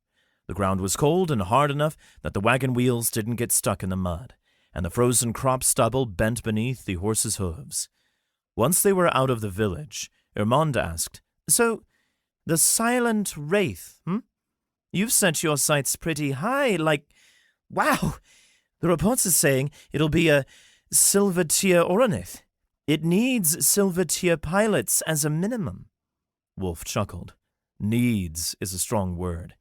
They said the Academy's Oroniths needed iron tier pilots, and they were wrong. Even if the field doesn't think I can do it, I don't think that'll be the first time it's underestimated us. "What's the plan?" "Well, it's in an old mine," Wulf said. "When we arrive, we're going to pull it out and activate it, and hopefully in time to turn the tide. We'll need some special devices to get the Wraith active. But we're in a manufacturing hub, and I know a guy." "You know a guy?" Saith asked. "Mr. Illis," Wulf said. "He's an incredibly skilled Oronith artificer. He helped me in my past life, and I believe he's still working in Clegghold now. I'll convince him to help us, even though he won't remember me. If we can't get this to work, the Confederation is going to lose a really important city." Clegghold's industrial forges manufactured most of the Confederacy's armor, weapons, arrows, and other mass-produced Oronith components, not to mention plenty of non-military equipment such as wagons and farming tools. If Clegghold fell, it would vastly weaken the entire continent. "It will hold," Wulf assured them, but spoke as much to them as he did to himself. "We changed fate in Aratelk, and we can do it again." That night, there were no villages nearby to stop at. They dug through the emergency supplies hunting for the tent. It wasn't massive, but it'd keep the wind off them and keep them warm. Setting it up was the hard part. There were 2 long, flexible poles that had to go across the center of the tent, crossing over themselves, and at the same time sliding through a tight fabric channel. They kept getting stuck at the folding joints, and when it came time to actually lift the tent, it took a few tries to do it with enough coordination. They secured it with stakes, which almost resulted in Wulf smacking himself with a tent pole as he tried to secure it to the icy ground, and plenty of laughs at his expense. But when the others tried to fasten their poles down, he got plenty of laughs back. "You'd think 2 people old enough to be my grandparents would be good at putting up a tent," Saith said. "Don't have to put up many tents when you camp in dungeons," Wulf said. "We're in this together." "But we can make an excellent fire, right?" Callie asked. "Let's give it a shot." They made a fire out front using whatever dry wood they could gather from a nearby copse of trees, which they used to heat their traveling rations from the emergency supplies. The hard biscuits and cured meat didn't need heat, but it was better than trying to eat them half frozen. Finally, while the others were cleaning up, Wulf retreated inside the tent and activated his storage pendant. He stepped inside and looked through his ingredients. Amok wasn't going to give up, and Wulf needed to be ready. With their luck, Amok was going to turn up at Clegghold. Wulf didn't just need to be ready. He wanted to send the boy a message. He wasn't going to get any punishment from the Academy, no matter what he did. But these powerful families, they prided themselves on more than just political power. They needed to be strong in the field, too. Aside from pride, other guilds would come after you if you weren't powerful. They'd send assassins after you, and they'd burn your warehouses, and there would be nothing you could do, because you weren't strong enough to fight them off. Amok getting kicked out of the Academy would be a disgrace, but if Wulf could do something a little more permanent, that would be the best. Maybe a poison that would destroy his focus, or break a few of his foundational marks, maybe take away some precious skills. Wulf set up an empty vial in his alchemy stand, then slid it into place. He had just the ingredient to deal with Amok. After retrieving the widow lob fangs from the corner of the room, he emptied out the last dribbles of venom into the vial, filling it all the way. Then he discarded the fang. They weren't useful except for holding venom. The venom sizzled and popped, making the glass vibrate. Wulf snipped some grasses from a pot and placed them in the venom, and they dissolved almost immediately, lending their strength and creating a high iron mixture. Then he heated and stirred it. Slowly, the green of the grass blended into the purple venom, creating a sickly brown. He passed the stir stick through all the bubbles and nursed the mixture until it calmed slightly. It wasn't shaking the vial anymore. This venom had something it wanted to be, and it wasn't just venom. It could melt someone's insides, but Fate had something else in mind. There was something deeper for it, something more purposeful. Wulf tried to listen, but he also tried to push his own will onto it, twisting the meaning of his skills slightly. Finally, it darkened, and the potion almost let out a sigh of relief. He filled it with mana from his storage core, finishing it. With a chime of resonance, the potion registered with the field. It changed color, from brown to a bright orange.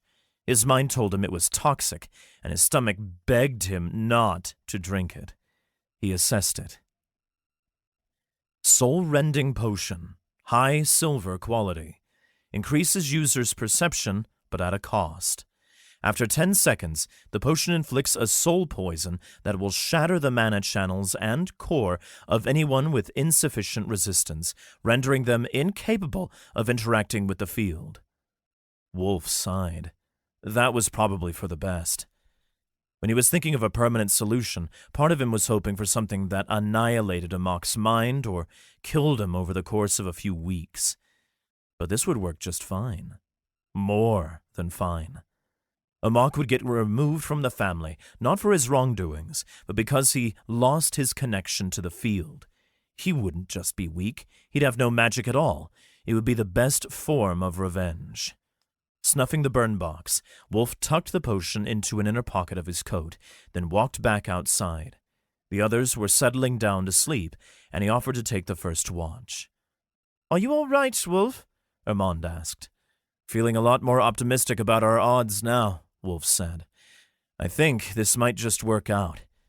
Now we just have to find those weavers."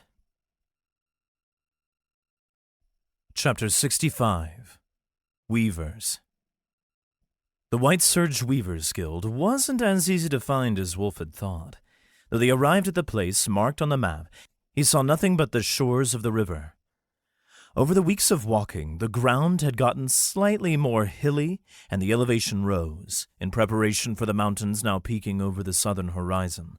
It wasn't as frigid as it had been a few weeks north, either, but it wasn't exactly warm. Winter hadn't broken yet. More than anything, Wulf was just hoping to get inside after a few days' ride between villages. They'd camped every night, and it didn't get much easier to put up the tent, nor was it the most comfortable sleeping arrangement. "It should be here," Armand said, looking at his map and holding it up. "I'm looking at the right curve of the river. This is the only place in miles where it made a horseshoe." The White Surge was much narrower and faster up here, and combined with the temperature, There was no ice on it. Are we supposed to be on the other side of the river? Callie asked. Do you see anything on the other side either, Granny? Saith asked. Nothing that looks like a sect headquarters. Wulf shook his head. He still sat at the front of the wagon, holding the reins and driving the horses as they trotted along a shoreline path, but he'd looked at the map before. The marked location of the Weavers' Guild headquarters was at the very tip of the horseshoe, and that had indicated it was on this side of the river. He pulled back on the reins, and the horses trotted to a halt. Does that tree look a little odd to you? He pointed at a lone ice oak out in the middle of the field to the right of the wagon. He probably wouldn't have noticed or cared if he wasn't looking for anything out of the ordinary and hadn't had the experience of a past life, but this was different. Ice oaks don't usually grow on their own so far away from other trees, always in clumps. That's odd, Callie said. It's a landmark, then. Someone put it there as a sign. Come on. Wulf swung off the side of the wagon and jumped down to the snowy fields. Here it was ranch land, but whoever owned this land was far off. If you, need someone to stay back at the wagon, Saith volunteered. I'm down for it. Don't want to see the Weavers? Callie asked. They're mouse folk, aren't they? Armand whispered. She gets, scared of mice. It's not... Saith shuddered. Mice scare me, all right? The big tough skyhorn brought down by mice. Callie teased. Don't call me Granny, and I won't tease you about the mice. Only if you let me stay behind and watch over the wagon. Deal? Wulf rolled his eyes, then set off toward the ice oak. There was no need for his golem, he hoped, but he still wore his scissors in a sheath on his back like a sword. Ice oaks were a hardy breed of trees that grew white leaves in the winter and shed them in the summer. Because the leaves were now turning blue and falling off, it was a sign that spring was coming. He stomped around the base of the tree, kicking through the fallen leaves and a light layer of snow before his boots thudded on a hard wooden hatch. He was about to open it, but before he could reach for its handle, it flung open all on its own. Or not entirely on its own. A middle-aged mousefolk poked his head out through the gap and stared at him. Quit your stomping, you big oaf, and find another tree. And don't even think about letting your dogs pee on it. I don't have a dog? Wulf tilted his head and leaned down to face the man. He was about half the height of a regular human, with gray mouse ears. He wore flame-orange embroidered robes with runic patterns and a blue sash. On his back he carried an enormous set of steel scissors. They were about half the size of Wulf's, but for the mousefolk's size, they were about the same proportions. He'd found the Weavers' Guild. At least one of them. Not all were run by mousefolk, and not all were this small, especially in regions ripe with silks and other textiles. Actually, sir, Wulf said, we came to see you. Me? I don't recognize you, and few would even know the name of Guardsman Bartholo. I don't believe you. The mousefolk man put his hands on his hips and narrowed his eyes. Scram, before I cut out your eyes. Feisty. But as far as Wulf could see, the guardsman wasn't an ascendant. No rank badge, no obvious class. Still, he was starting to understand why Saith might have been unnerved by them. He glanced back at Callie and Armand, and they both shrugged, though neither of them looked concerned. I came to see the guild, Wulf said.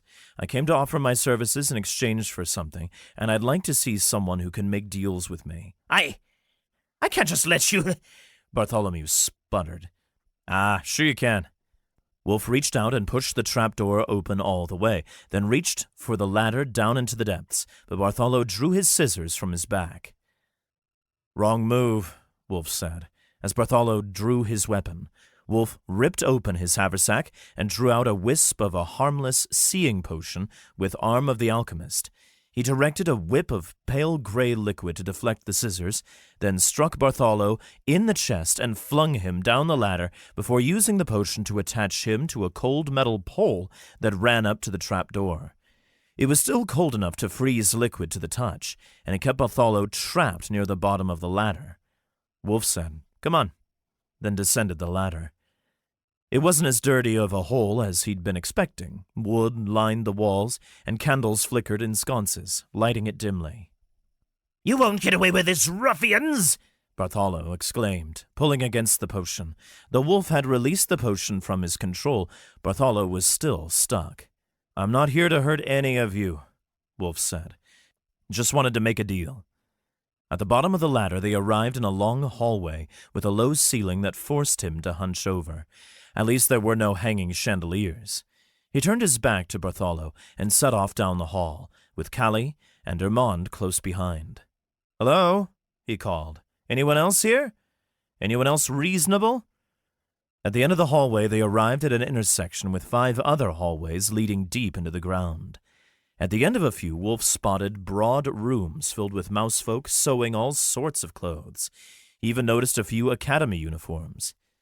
Mousefolk carried around reams of fabric and enormous sewing needles or buckets of thread and yarn. But as soon as he stepped into the center of the room, footsteps thudded and echoed in the hallway ahead. 3 guards, dressed the same as Bartholo, stormed out of the hall, followed by a 4th mousefolk with a bulging belly. The 4th mousefolk wore a green waistcoat and cloak and carried no weapon. Still, judging by the way he carried himself and the way he was dressed, he was at least someone important in the guild. "Halt, big folk!" a guard shouted, drawing his scissors.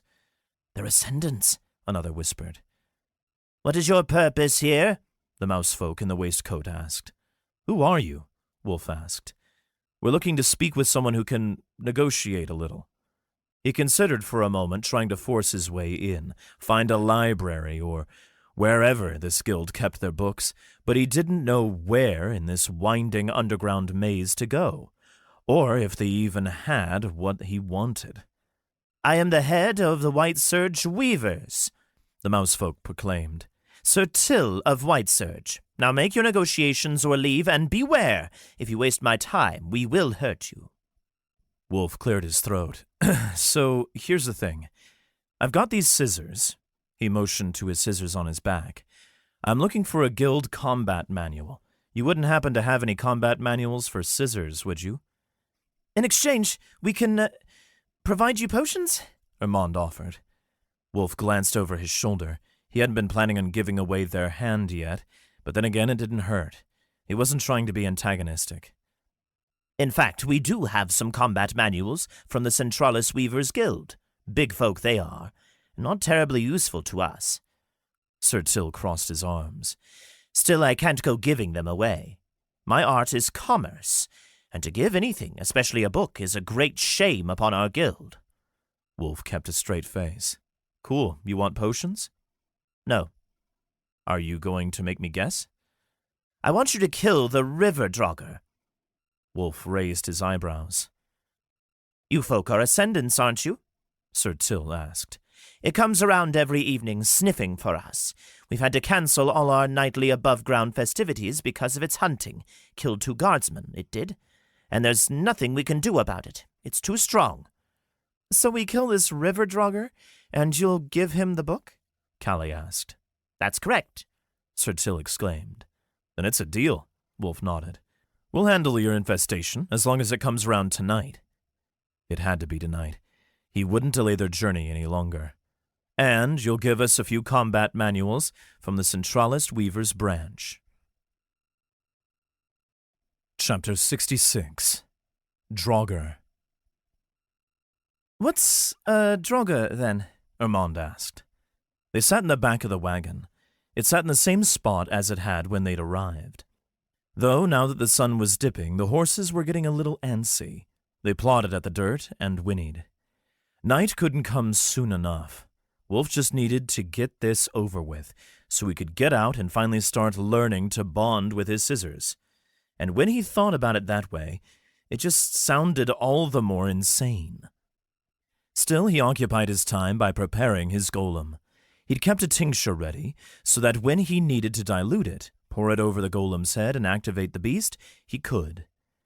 As he worked, he said, "A draugr is just a regular monster. Well, an undead monster. But they have no masters. They awake at night and wander around hunting for anyone's flesh to eat. and they can get quite large, especially if they've been terrorizing an area for a while. Like this one has? Saith asked. Probably. Don't worry, Callie replied. I've been looking for an opportunity to test out my staff. I won't let it live past tonight. If it even does show up. You seem awfully eager, Wulf said. Hunting Draugr was a Threnian ritual, and a bit of a pastime. I wouldn't mind killing my first Draugr. You've never killed one before? Armand asked. Can you, even kill them if they're undead? I've never destroyed one, Callie said, but I don't know how. We just go after its head and reduce its function until it can't move. Then we tear it apart and burn it as best we can. That fills me with confidence, Saith muttered. Just stay behind me, Wulf said. I'll take most of the hits and dish out damage as best I can, but I'll need some support. Undead can get nasty if they're too powerful, and even if not, we don't want to underestimate them. I don't want anyone getting hurt before we even reach Clegghold. He activated his potion, then used Arm of the Alchemist to open it. As he climbed inside, he registered a few eyes watching from around the ice oak stump. Some mousefolk guards were peering out the trapdoor, watching to see if their hired hands would actually destroy the Draugr. A faint voice, which sounded like Sir Till, called, "Good luck. It should be coming any minute now." Wulf gave a casual wave, then said, Saith, when the Draugr comes, take the horses over to the tree, then come back to join us. I don't want our only rides getting hurt in the chaos. Got it, she said. Guys, I don't think we'll have to wait long at all, Armand warned. What's that? A bulge had appeared on the muddy banks of the river. At first, Wulf would have said it was just a stone covered in silt, but it kept growing and growing. Even as he watched, bubbles seeped out from the dirt. Wulf rammed his legs into his golem, then slotted his arms in. All right, Saith, go, go! As the golem was closing up, he jumped off the back of the wagon and snatched up his scissors. Saith snapped the reins, and Armand and Callie jumped off as well. The horses trotted off, and Saith steered the wagon back toward the tree. Ahead, the dirt bulge burst, spewing river silt and mud all the way up the shore. A few specks landed on Wulf's face, but he blinked his eyes clear and wiped the mud off his helmet with the back of his hand. A lumbering beast, nearly twice Wulf's height, rose up from the shore. It was the shape of a man, but with decaying gray skin, long hair made of river weeds, and rushes growing from its back. A single antler poked out the side of its head, and its gouged-out eyes turned right toward them, looking without looking.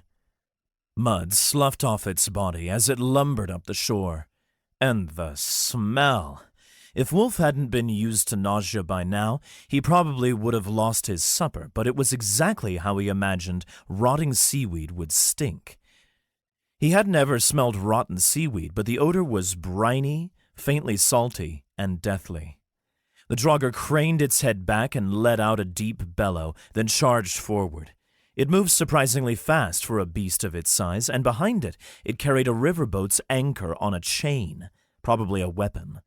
Sure enough, as Wulf stepped back, it swung the anchor, a couple tons of rusted steel like a flail. Wulf ducked away from the swipe, then held out his hand and scanned the beast, trying to identify how strong it was. He willed the stones of his golem's gauntlet to part, allowing him a view of his enchanted parchment. Draugr, low bronze.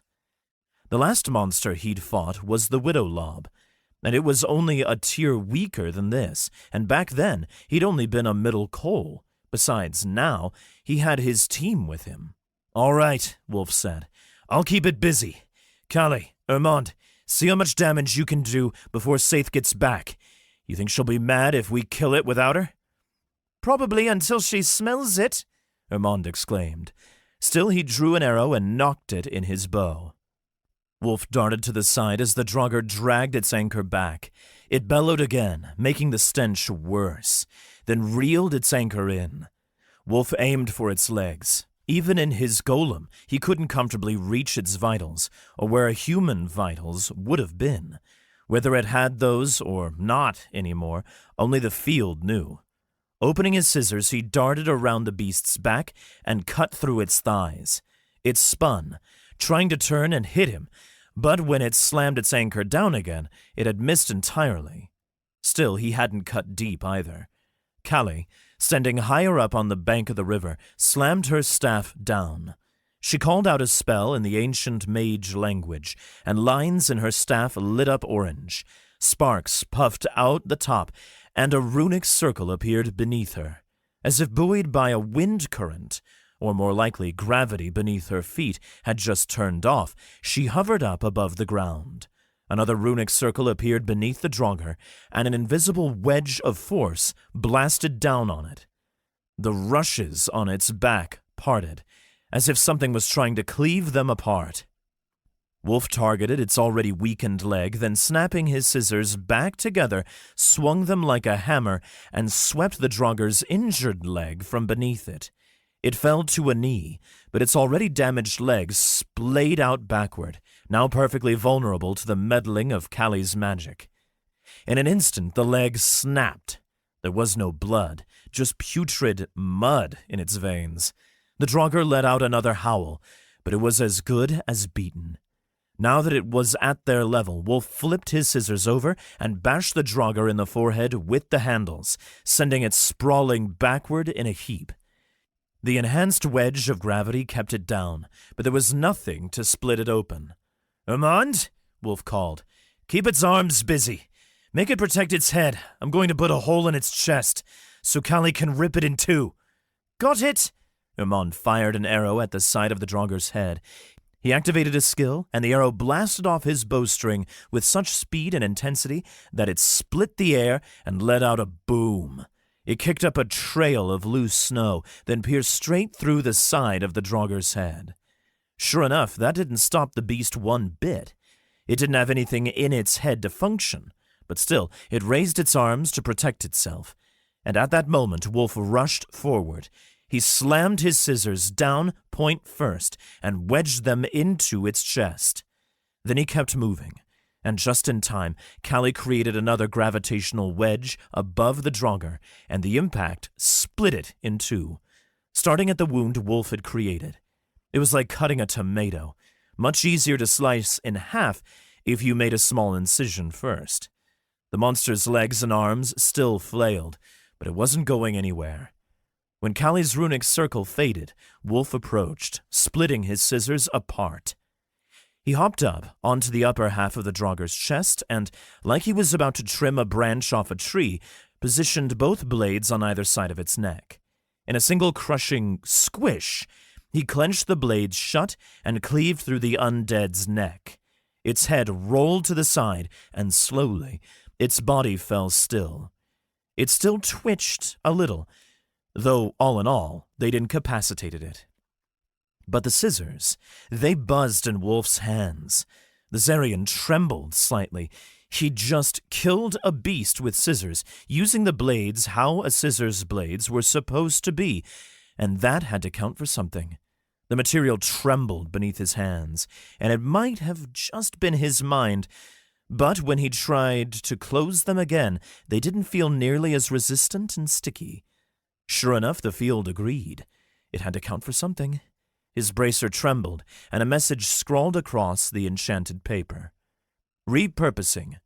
You used a crafting tool to defeat an enemy, when a weapon would have been just as effective. Your strength and speed have increased. A simple mark, but he'd take it. Having a slight increase in his strength and speed couldn't hurt anything. By the time Saith returned, she was panting. She slid to a halt in front of the Draugr's split body, then said, "What did I miss? You killed it?" "By the field," Armand said. "These two made such quick work of it." "It wasn't that strong," Wulf replied. "Yeah, only low bronze," Armand said. "Not sure if you remember, but as a middle coal he took out a high copper widow lob, alone," Saith reminded him. "Ugh, it reeks. Undead tend to do that. Callie said. I think we can leave this for the weavers to burn, don't you? Wulf added. We'll have to let it dry out anyway.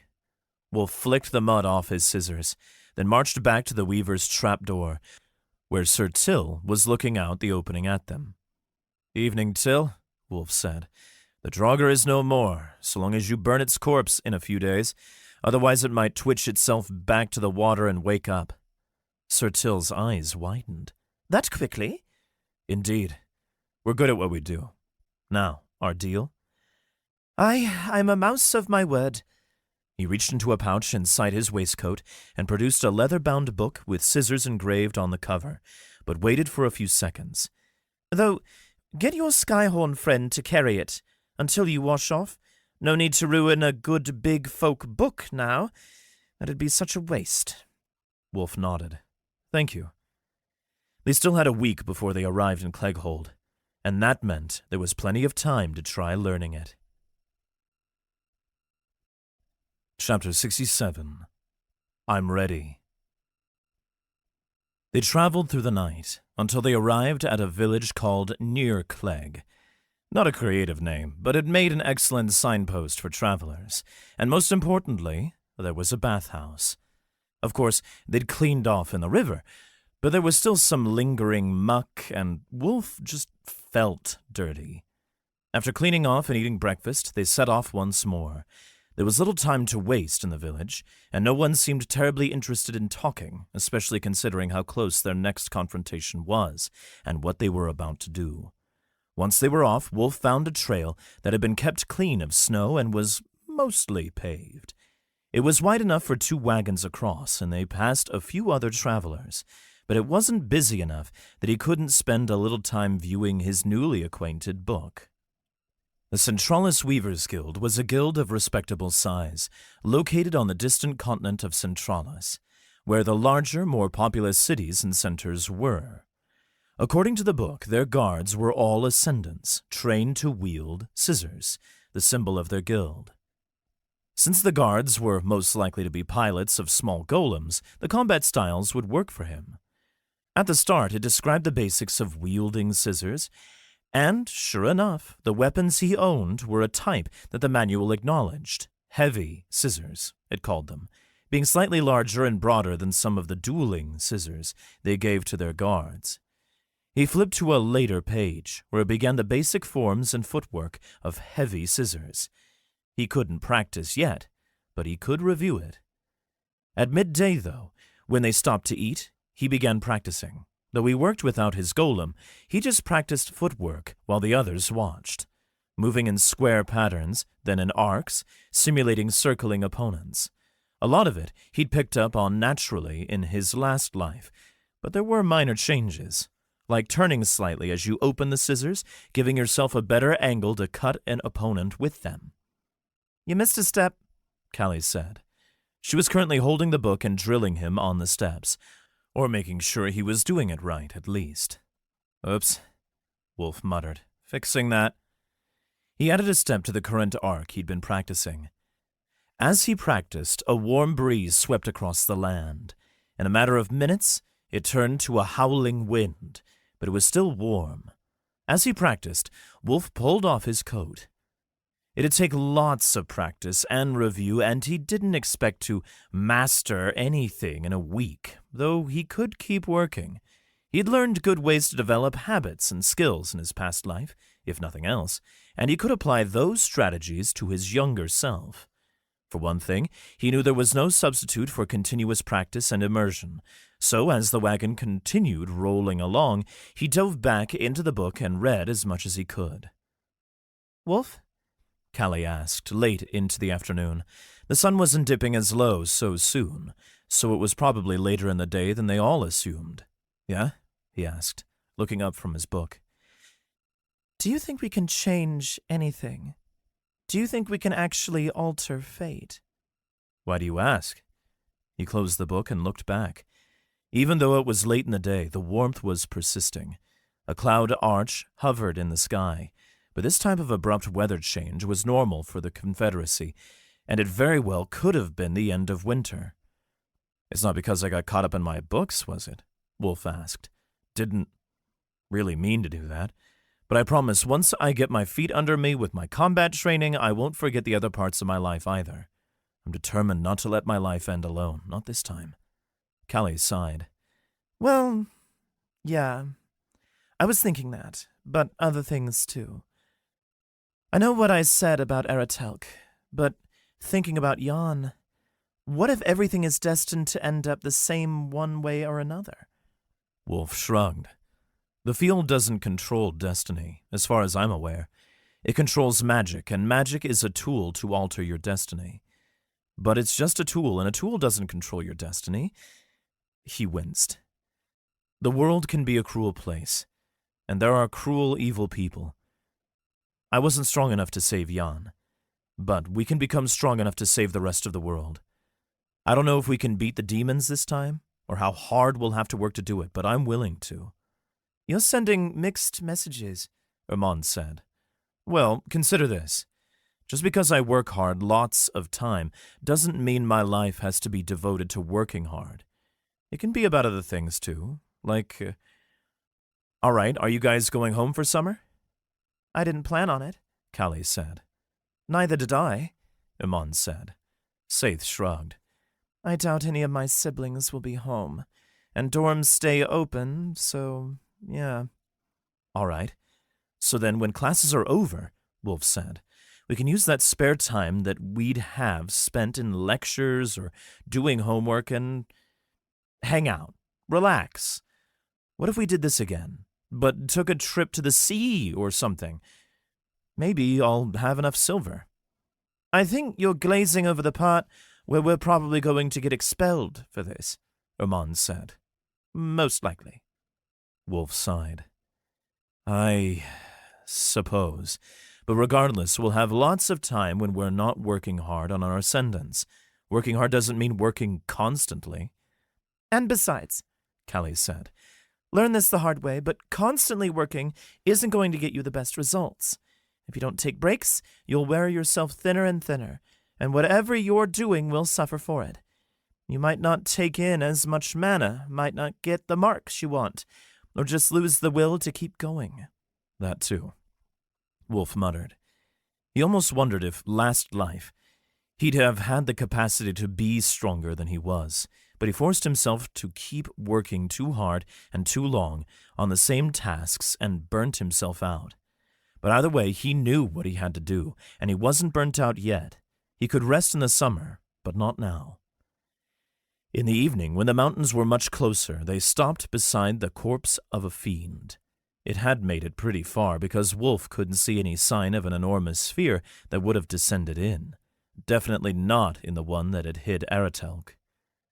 The fiend's body had been stripped pretty clean, and now teams of artificers worked on taking apart its towering ribcage, looking for valuable resources, but most average people kept away from it, which made it a perfect spot for camping. Once they'd set up their tent, Wulf continued practicing with his scissors.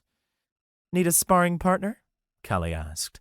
She was already taking off her coat, though, probably anticipating the answer. Of course, Wulf said. Yeah, I'd appreciate it, but... Yeah, I know. Most of my marks have been going toward mana and perception and force affinities now, Callie said, as opposed to raw strength. But you shouldn't be that much stronger. Wulf tilted his head. They'd see, but he had no intention of hurting any of his teammates. I figure I'm about the same, Ermand said. It's no shame, Callie, to have different strengths. Not always, strength. She sighed. Sure, but I'm used to having decent physical strength as an artificer, enough to go toe-to-toe with a pilot. Knowledge and skill can also help, Wulf provided. Considering that I'm an alchemist, a crafter, I shouldn't be very physically strong, except considering my feats. I probably pushed myself in more of that direction. Still, I'll get outclassed by most high-tier pilots in strength soon anyway, without a potion. Got any strength potions to spare, then? Callie asked. I've got 3 more Yeti's authority potions, he said, and that was the last of my Yeti hunting ingredients, so if you take them now, you won't have them available when we reach Clegghold. He shook his head. and all my other potions have poisonous side effects, like nausea or just straight-up heart-stopping poisons. Heart-stopping poisons? Saith asked. Poisons that go after the heart. At middle copper, they're strong enough to kill a mortal non-ascendant instantly. He grimaced. I can drink them with no problems, given my poison resistance, but I'd rather you guys not have to test out my potions, not until you gain resistances of your own. Then I've got just my staff, Callie said. She hoisted it up. Practicing your defensive footwork? Was hoping so, Wulf said. Then protect yourself. She leaped forward, then struck with the staff. Wulf was used to just blocking. In his past life, he hadn't been very nimble, so there was no point in trying to dodge, but even with the heavy scissors, the footwork still prioritized dodging. He'd have to relearn and destroy a few habits, but he forced himself to follow the manual's instructions. It resulted in a few sloppy steps and a few moments where he walked right into Callie's waiting staff, but overall, he dodged a lot of her swipes. A lot. There were plenty that he had to block or deflect, and she attacked quickly. There were some that got through, and with old habits he clenched up his gut and turned, lessening the blow. And in the rare moments where he timed the footwork perfectly, he deflected and parried her attacks. Then he hit her with the blunt side of his blade. A single strike was enough to knock her across the camp and onto her back. Wulf gulped. Are you? I'm fine. She jumped up to her feet. Didn't expect that. Callie, Wulf said. You're still very skilled. I didn't know you were so good with a staff. Saith and Hermon snickered a little bit. Doing what with a staff, I wonder? Hermon joked. You two need the tent to yourselves? All right, yeah, I walked into that one. Wulf rubbed his forehead. Point remains, she's a skilled fighter. A staff was my weapon of choice in my past life, Callie said. Which I suppose I'm lucky, because mages don't get much choice. Wulf nodded. Are you all right? Ready to keep working? I'm very, very ready to hit you back, she said. I've taken plenty of your hits, thank you very much. Well, you'll get at least one more before the night's over. Chapter 68 Clegghold. The wagon had been trundled through the mountains for a few days now, winding along paths and crossing over large wooden trestle bridges. Snow still covered the mountain trails, but it wasn't as thick as it could have been, and in the evergreen valleys the rivers were beginning to thaw. It was spring. Animals would be coming out of hibernation, people would be celebrating that they survived winter. Spring festivals would be beginning any time, but the demons didn't care about such trifles. Human schedules didn't matter to them. As they wound along the side of the mountain valley, horses trotted on a pathway, carved into the edge of a slope that overlooked a large river valley full of pine trees and the beginnings of the White Surge River. Hermond asked, So, how exactly are you going to steal the Silent Wraith? Like, how are you going to power it up? Wulf tilted his head. Like we did with Vanguard. We'll get in there and activate it. Vanguard was easy to activate, though, Saith said. It's been used recently. It was designed for lower-tier students, and it was already just working. With this Silent Wraith, you're looking at 1,000-year-old Oronith, Hermond said. Probably more like 4,000, Callie said. And it's been sealed away in a mountain all this time. I imagine its internals will require a little shifting, Wulf said. He still held the wagon's reins steady. A little? Saith exclaimed. All right, a lot, he said. But either way, it won't matter. My storage core is large enough for this. As long as I can turn Silent Wraith into a potion, I can manipulate it.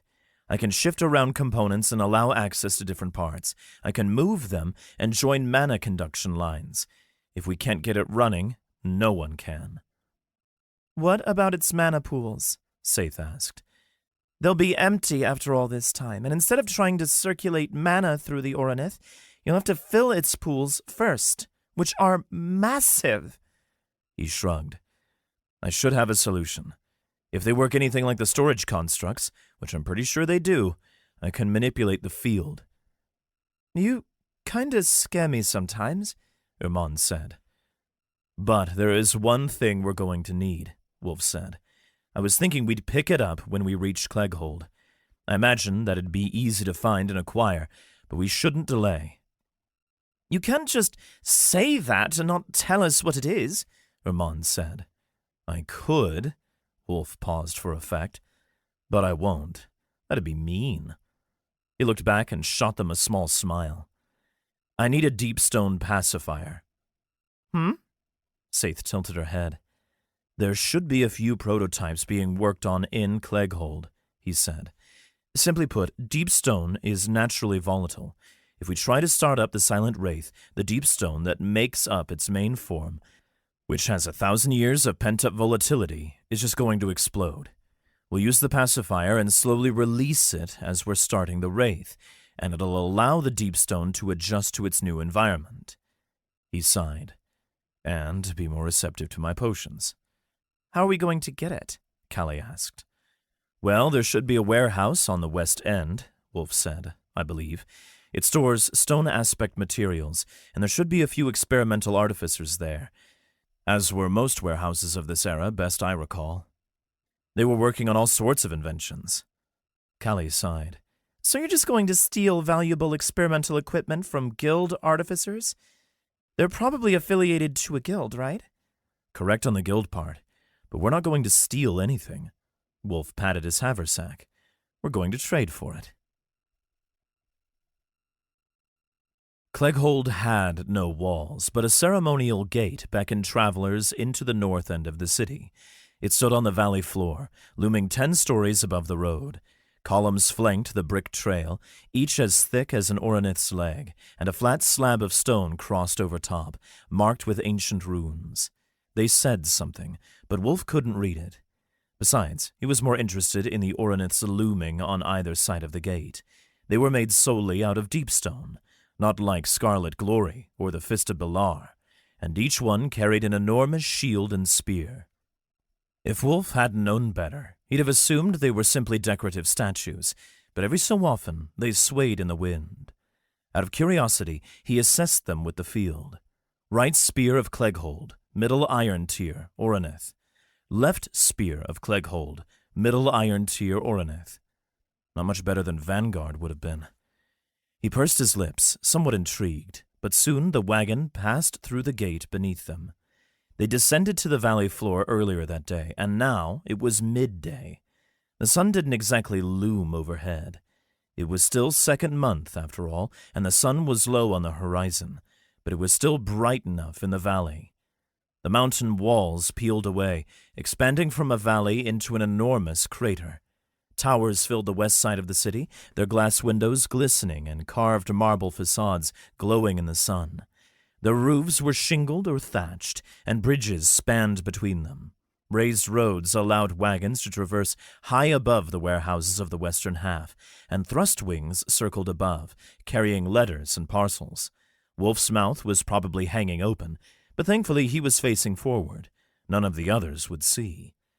It wasn't that he'd never seen a city like Clegghold before, but seeing it in its prime, in its golden age, was different altogether. He steered the wagon into a line of traffic on the lower roads, then slowed the horses to a trot to match their speed. There had to be hundreds of wagons. Most carried oars and lumps of deep stone on heavy wagons, borne by teams of 4 or 8 oxen.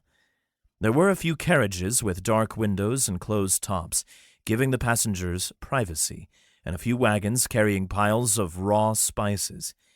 Heaps and heaps of orange or red powders from distant lands, or vegetables he'd never even heard of before, and were those pineapples?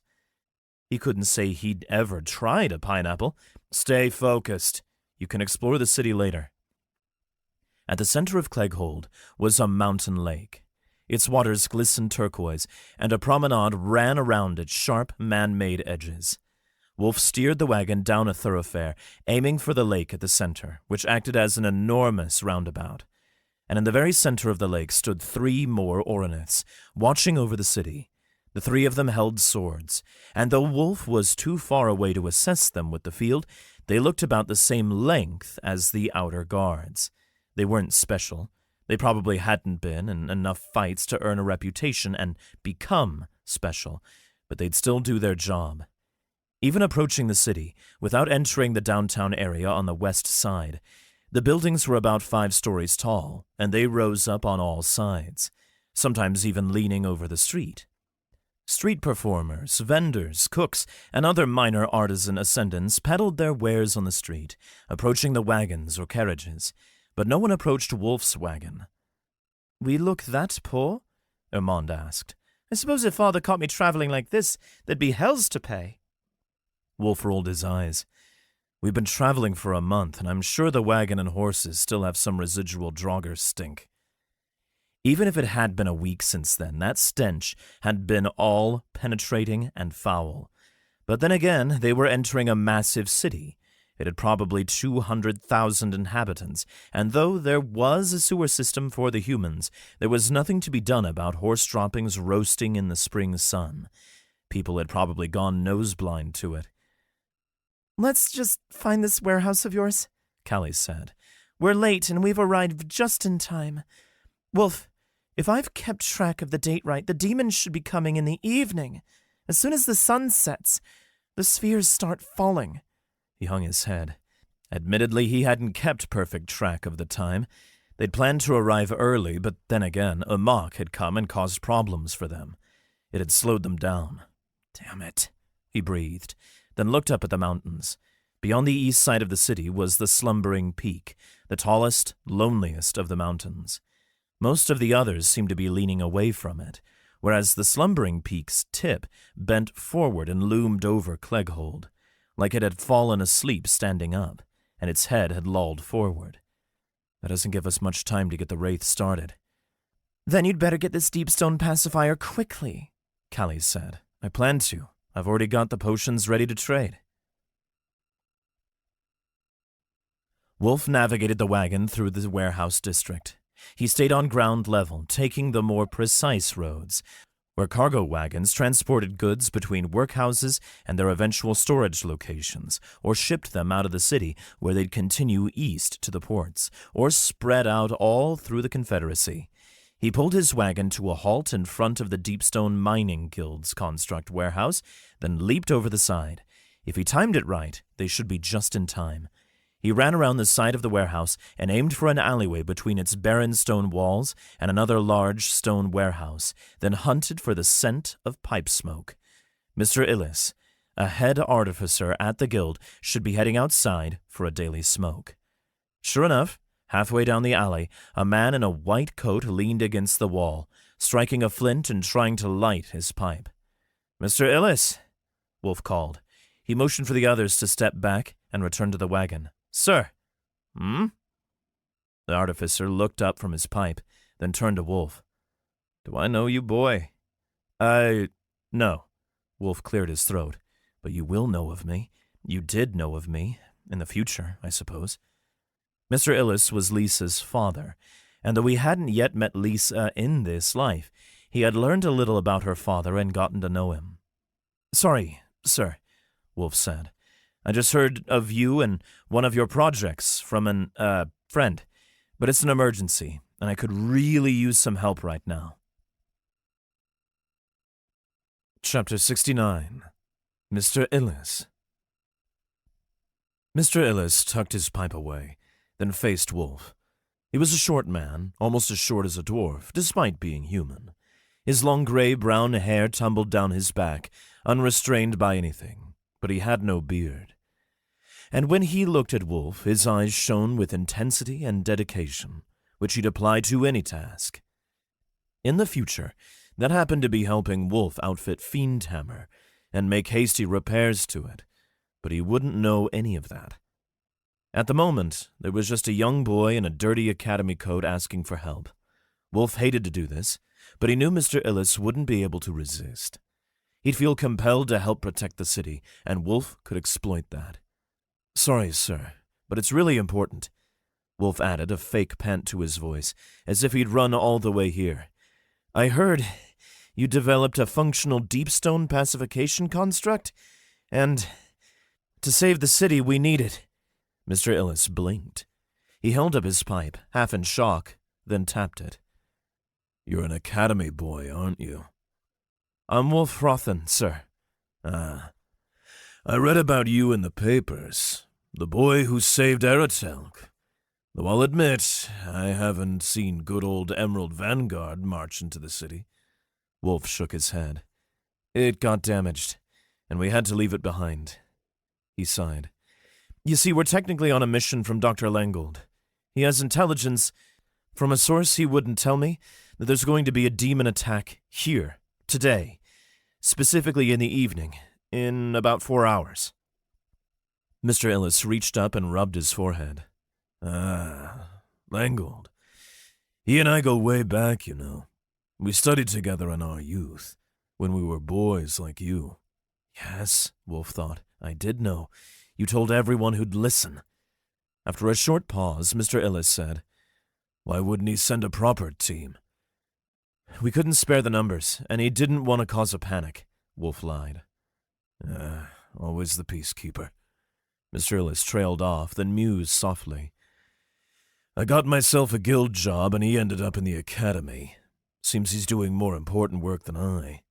Wulf inclined his head. Sir, if you don't mind, I don't have much time. I don't plan on destroying it, but I did bring something to trade with you, for your troubles. I know you could get in a lot of trouble for this. Trade? Wulf pulled open his haversack and retrieved a pair of potions. Again, for your troubles. A focus-enhancing potion, made from demon bone. I can't make any promises about the flavor, but I imagine it would be helpful to an artificer, for tiny runes and stuff. And the second one, the magenta one, is a strength-enhancing potion. I don't know if you'd need it, but I can see some uses. As can I, my boy.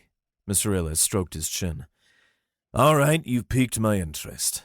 And if Dr. Langold has sent you on this mission, well, he sent you on the last one, yes? Yes, Wulf lied. It might come back to haunt him if Langold and Illis ever met again, but it was the only way to make this work. Very well. I will meet you out front, and I will bring our pacifier to you. What do you plan to do with it, my boy? Wulf looked down awkwardly. I'm going to take control of the Silent Wraith. In a half hour, Mr. Illis appeared at the warehouse's main entrance. Through the small windows beside the cargo gate, Wulf spied Mr. Illis arguing with a few guards, but they backed away after a few seconds, clearly deferring to the orders of a high-ranking member. Wulf helped Illis open the cargo gate once the man unlocked it, revealing a small cart with a table-sized stone device atop it. It was carved in a seed-like shape, with a window inset in its center. Coils of metal ran behind the glass, and circles of runes surrounded the front window. This is a pacifier, Mr. Illis said, and not the kind you stick in a baby's mouth. Get your artificer to fuel it, then gradually take away their mana, and you'll ease the deep stone back into a functioning, non-destructive state. Wulf nodded. Got it. Thank you, sir. Thank you for the potions. And send my regards to Dr. Langold, would you? Will do, sir, Wulf said. Together the five of them heaved the pacifier onto the back of the wagon, then set it down beside the golem. With all the added weight, the bed of the wagon was beginning to bend, but it didn't break. Good luck, kids, Mr. Illis said. And I suppose I should start putting my equipment away, if what you say is true. Don't need anything else valuable getting destroyed in the demon attack? Anything else? Callie shook her head. We're bringing this back, sir. Hopefully in one piece. Said Illis, unconvinced. Save the city, and I'll tell the guild it went missing in the attack. Or if there is no attack, I'll get an early retirement. Either way, the guild has made me a fortune already. He patted his belly and laughed, then shooed them away. Now go. That went surprisingly smoothly, said Saith, as the wagon rumbled through the city, aiming for the eastern gate and aiming for the mountain. The horses trotted along, faithfully lugging the wagon, but they had to be getting tired from all the extra weight. Wulf planned to set them free once they arrived. Surprisingly, Callie echoed. Yeah, but I knew him, or will know him, Wulf said. And I still lost 2 perfectly good vials in the process. not the potions? Ormond asked. They were high iron. I can always make more. He snapped the reins and steered around a slow cargo hauler. Now focus up. When we get there, we're probably going to have to contend with some miners. It's a dwarven guild, so they can be a little brash. Hopefully, by the time we get there, they'll be changing shifts. We'll just have to deal with guards. We need a distraction, Callie said. I think I can help. Ormond interjected. A distraction? You think there will be hanging things on ropes? You know, important folly things that will distract people when they hit the ground? I imagine there'll be a crane or something, Wulf provided. Ah, crane. Better way of describing it. Yeah, but can you hit a rope at a distance? It's a pretty small target. I haven't missed before, or yet, in the time since I've met you. Besides, I've got a new skill, an aim-enhancing skill. Should have mentioned that sooner, Wulf muttered. But all right, it's a plan. The entrance to the slumbering Peak Mine was an hour's trot out of the city. The main eastern road branched, and one path led to the mine entrance. Needless to say, Wulf guided the wagon up to the entrance. It was a wood-lined opening in the stone wall. The road placed them at a steep incline, where the mine entrance, a 2-story tall gap in the stone, led into the mountain. Torches lit a long hallway, which had 2 dwarven ascendants guarding it. Cranes clung to the outside wall, reeling cargo up and down to higher openings. And more importantly, a deluge of mortal, non-ascendant workers poured out the hole. All right, Ormond, you're up, Wulf said. They still hid in the shelter of the wood alongside the path, and for a moment no one would notice them. But that moment was fleeting. The dwarves, contract workers, brought in to help improve the efficiency of the mines, would be getting closer. Eventually, one would notice and alert the mine. Sun's getting low, Callie warned. Any minute now. I'm going! Ormond insisted. He pulled his bow off his shoulder, slid an arrow onto the string, and lifted it. Aim for that crane, Wulf said, climbing into the back of the wagon and pointing up at the side of the cliff, where, on the very far side of the gate, a crane was lowering a heap of ore to the empty ground. Can you shoot straight through the string and drop the cargo? No other damage done? You got it. Ormond pulled the arrow back. As he lined up the shot, Wulf climbed back into the driver's seat. They were going to drive the wagon right into the mine, and he could activate his golem later, when the time was closer. Mentally, he took stock of his situation. His storage core was full. He had 4 vials of Yeti's authority potion in his coat pockets, 1 for each of them, and 4 vials of poison for himself to use. In his haversack, he only carried his single splatter flask, filled with a vein-clogging poison. That was for emergencies. And of course, on his back, he carried his scissors. He was ready to go. Ormond released the arrow. It shot across the pathway, arced up, and sliced right through the crane's rope. The ore crashed down to the earth. The cargo platform smashed apart in an explosion of splinters and dust. And, most importantly, it made a rumbling boom. Both guards leaped forward from their positions and turned to face the disturbance, and the dwarven mine workers all jumped to the side of the path, looking at the fallen debris. Wulf clicked his tongue and snapped the reins twice, urging the horses to take off at a gallop. They picked up speed, and he turned the wagon toward the mine entrance. All the workers, in their dusty overalls, pickaxes and shovels resting on their shoulders, stared at the pile of ore. But Wulf would only have a few seconds before they started looking elsewhere.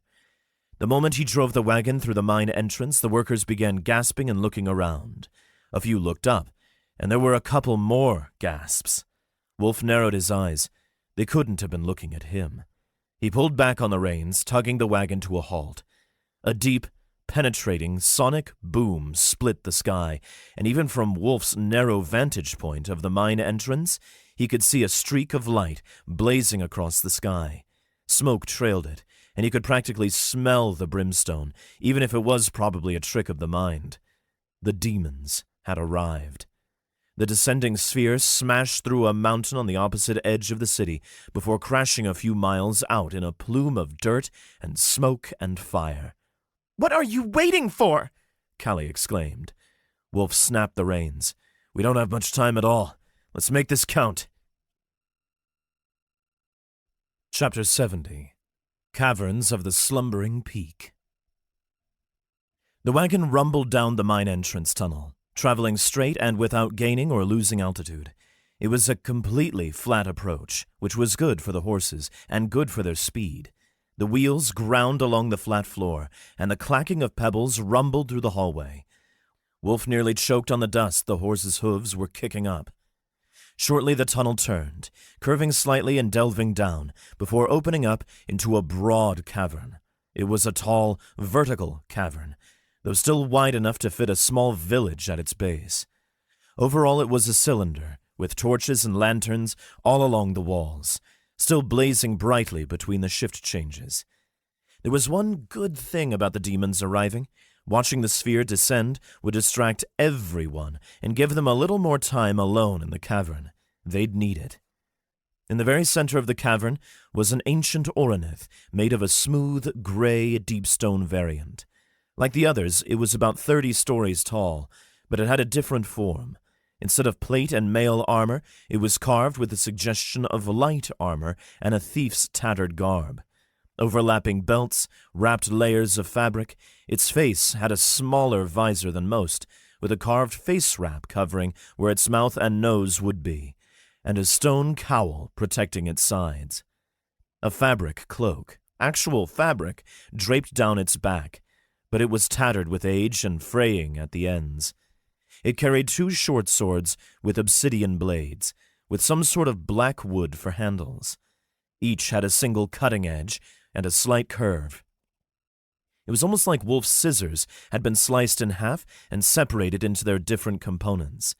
Though, if the Oronith was the size of a human, each blade would have been about 2 feet long. Deposits of purple crystal clamped onto the living statue's upper body, holding it in place, and more crystal dust littered the floor. The wall directly ahead of it was made almost entirely of the crystal substance, and though it was dark behind the wall, Wulf guessed it was mostly dirt and sediment, easy enough to bash through when they needed to get out. Whatever had happened, and he wasn't sure if he'd ever find out soon, this Oronith hadn't been meant to stay in the mountain for so long, but it had been forgotten. "You'd better be worth it," he muttered. It could just be a really old Oronith, Callie pointed out. Nothing special, and besides, it's the crew that matters.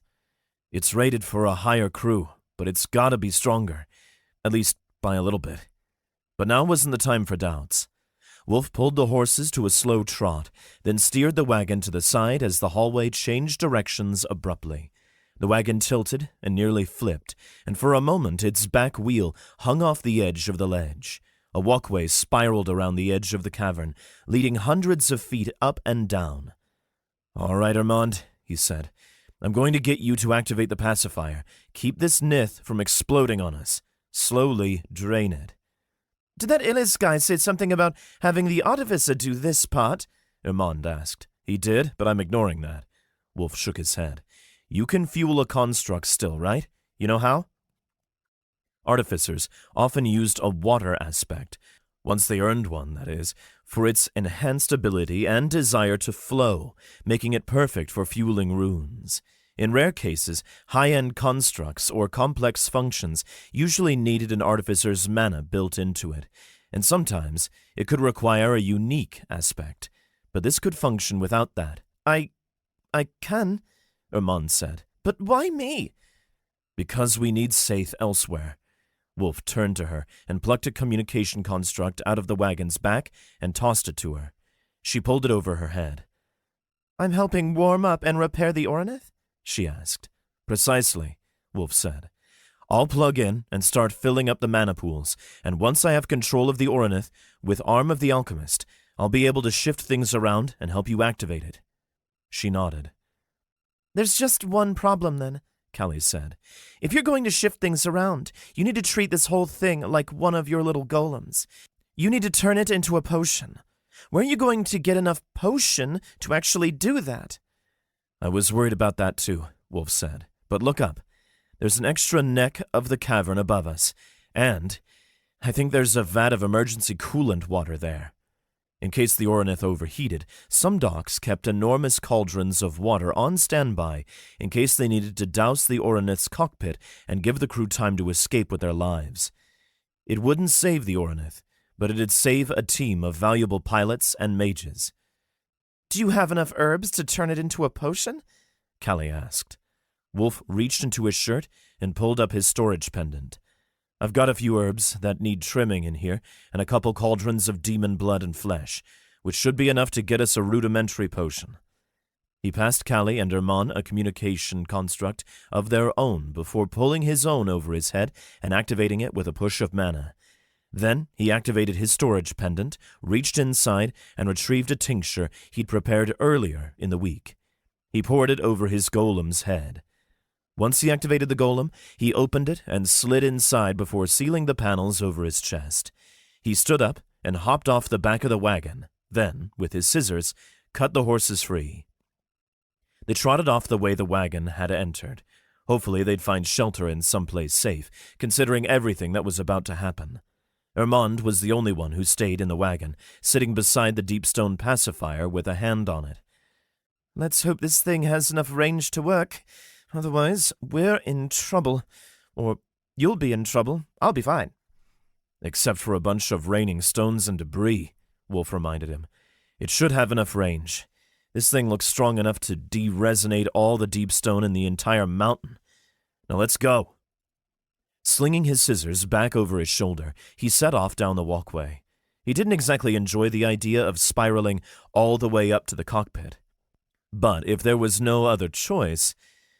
But then he, Callie, and Saith had circled halfway around the Wraith's bottom. They arrived at a structure of wooden trellises. It was a stairway, and it wound up the back of the Oronith. It passed between crystals and dodged the spikes on the back of the Oronith's body, but it was the fastest way up. They ascended the stairway about halfway, but Saith stopped. I'll wait here.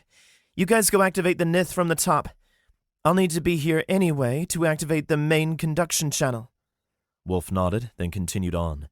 He and Callie rose up to the top, but the stairs didn't stop when it reached the back of the cockpit. Though there was an open hatch waiting for them, it continued on into the upper narrow neck of the chamber. They continued until they reached an old, rusted cauldron. It was mounted on 2 swiveling arms and a set of chains to lock it in place. There had to be enough water within it to quench the thirst of an entire village. It was twice his height and 20 paces across. A thin layer of ice had formed across the top, but was only an inch thick. With his stone-covered fist, he smashed the surface of the cauldron. Then he opened his pendant with a push of mana from his storage core. He had enough mana that consuming an entire potion just to open the pendant seemed like such a waste. Callie dragged the steel glass cauldrons out onto the platform, wrinkling her nose and wincing at the sight of the demon gore that he'd just been carrying around. It's a valuable ingredient, he muttered. You better not have been drinking this, she scolded. I haven't been using it straight in any potions. I've been transmuting it immediately, he replied. Or the field has, using my class's ability. She sighed. Once both were out of the storage pendant, Wulf sealed it and put the pendant away. Together they tipped the small cauldrons into the bigger cauldron. It wouldn't be a strong potion, considering he hadn't made a tincture or distilled anything, but it still would function. Step back, he said, and don't worry about the cauldrons. We don't need those anymore. Sure enough, Callie muttered. They've been tainted. He reached out to the suspending chain on one side, and with his scissors, he chopped through the chain. The larger cauldron tipped, pouring a waterfall of grayish-black dilute demon innards onto the head and shoulders of the silent wraith. The liquid filtered through its form, seeping into the cracks and the openings between the deep stone panels. That should be enough, Wulf said. He and Callie sprinted down the stairs until they reached the cockpit. He pulled open the hatch on the back. Its ancient hinges squeaked.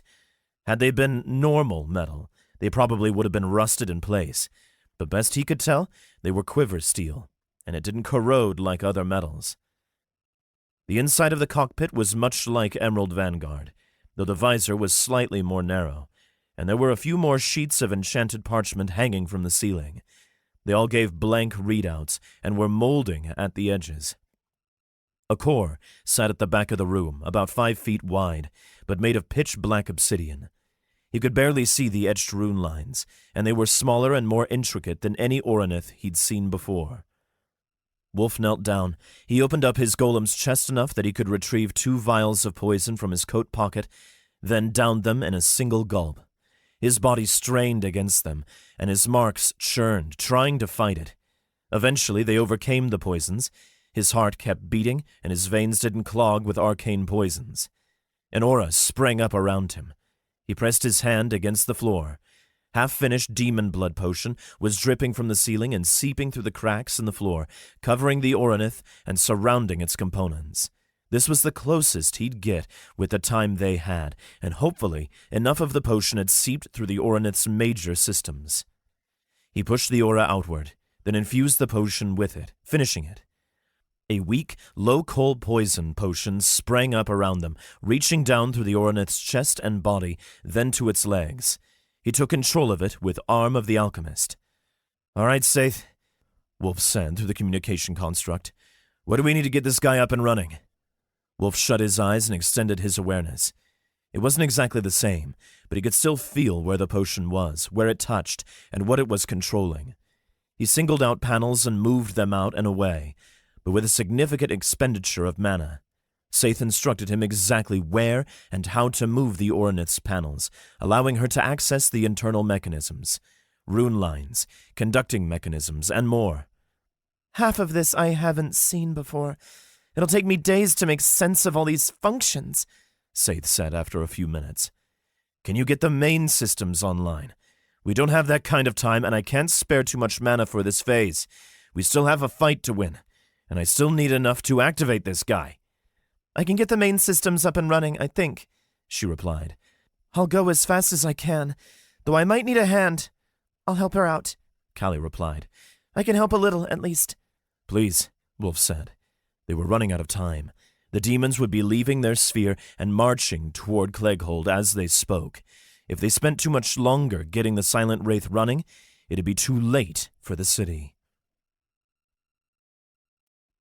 Chapter 71. Powering Up the Wraith. For the next 15 minutes, Wulf followed Saith and Callie's requests. He altered the Silent Wraith's outer stone panels to allow access to the interior and the underlying constructs and components. The 2 women scampered around the outside of the Wraith, etching and fixing rune lines, rejoining mana-conducting cords, and more that Wulf just didn't understand. He was glad he wasn't an artificer. As a crafting profession, he understood why it was much more prevalent than alchemy. They could make weapons, repair Oroniths, and build all sorts of magical constructs. But alchemy just made more sense in his mind. Sure, there was lots to remember, but its underlying principles were simple and intuitive, and you could get far simply by working with the field's will. "All right," Saith finally called through the communications construct. "I'm sending Callie back up to you. That's as good as we're going to get it, and my preliminary tests show that it should at least run. If you can get enough mana into it—" "I'll get it started," he replied. The Wulf had spent nearly a quarter of his mana preparing the Silent Wraith. It was within the range of acceptable losses. Now, he had to spend another quarter to fuel its mana reserves. He ran to the front of the cockpit, where a lectern-shaped block of stone stood in front of the visor. He placed his hand in the center, found a small socket, then, heaving a deep breath, poured mana out his hand. He fed energy deep into the Oronith's systems and awakened constructs that hadn't felt mana in ages. Power surged through its components, tracing lines and lighting up the runes blue. His perception traced the mana downward until it hit the stomach area, where it swirled around in a pool-like pattern. There was an enormous well of storage in most Oroniths, which usually came filled with mana if it had been used recently. It allowed basic systems to stay powered, and it gave the pilot something to push. You had to fill a pipe with water before you could make it pour out the other end, and the same went with the Oronith's mana-conducting systems. How's it looking, Saith? He asked. The storage pool is filling up, she replied. I see no leaks. All right, watch out. I'm going to release Arm of the Alchemist and conserve mana. Otherwise, I'm going to drain myself dry before the fight even begins. His storage core was now depleting at a noticeable rate, but he'd planned for this loss.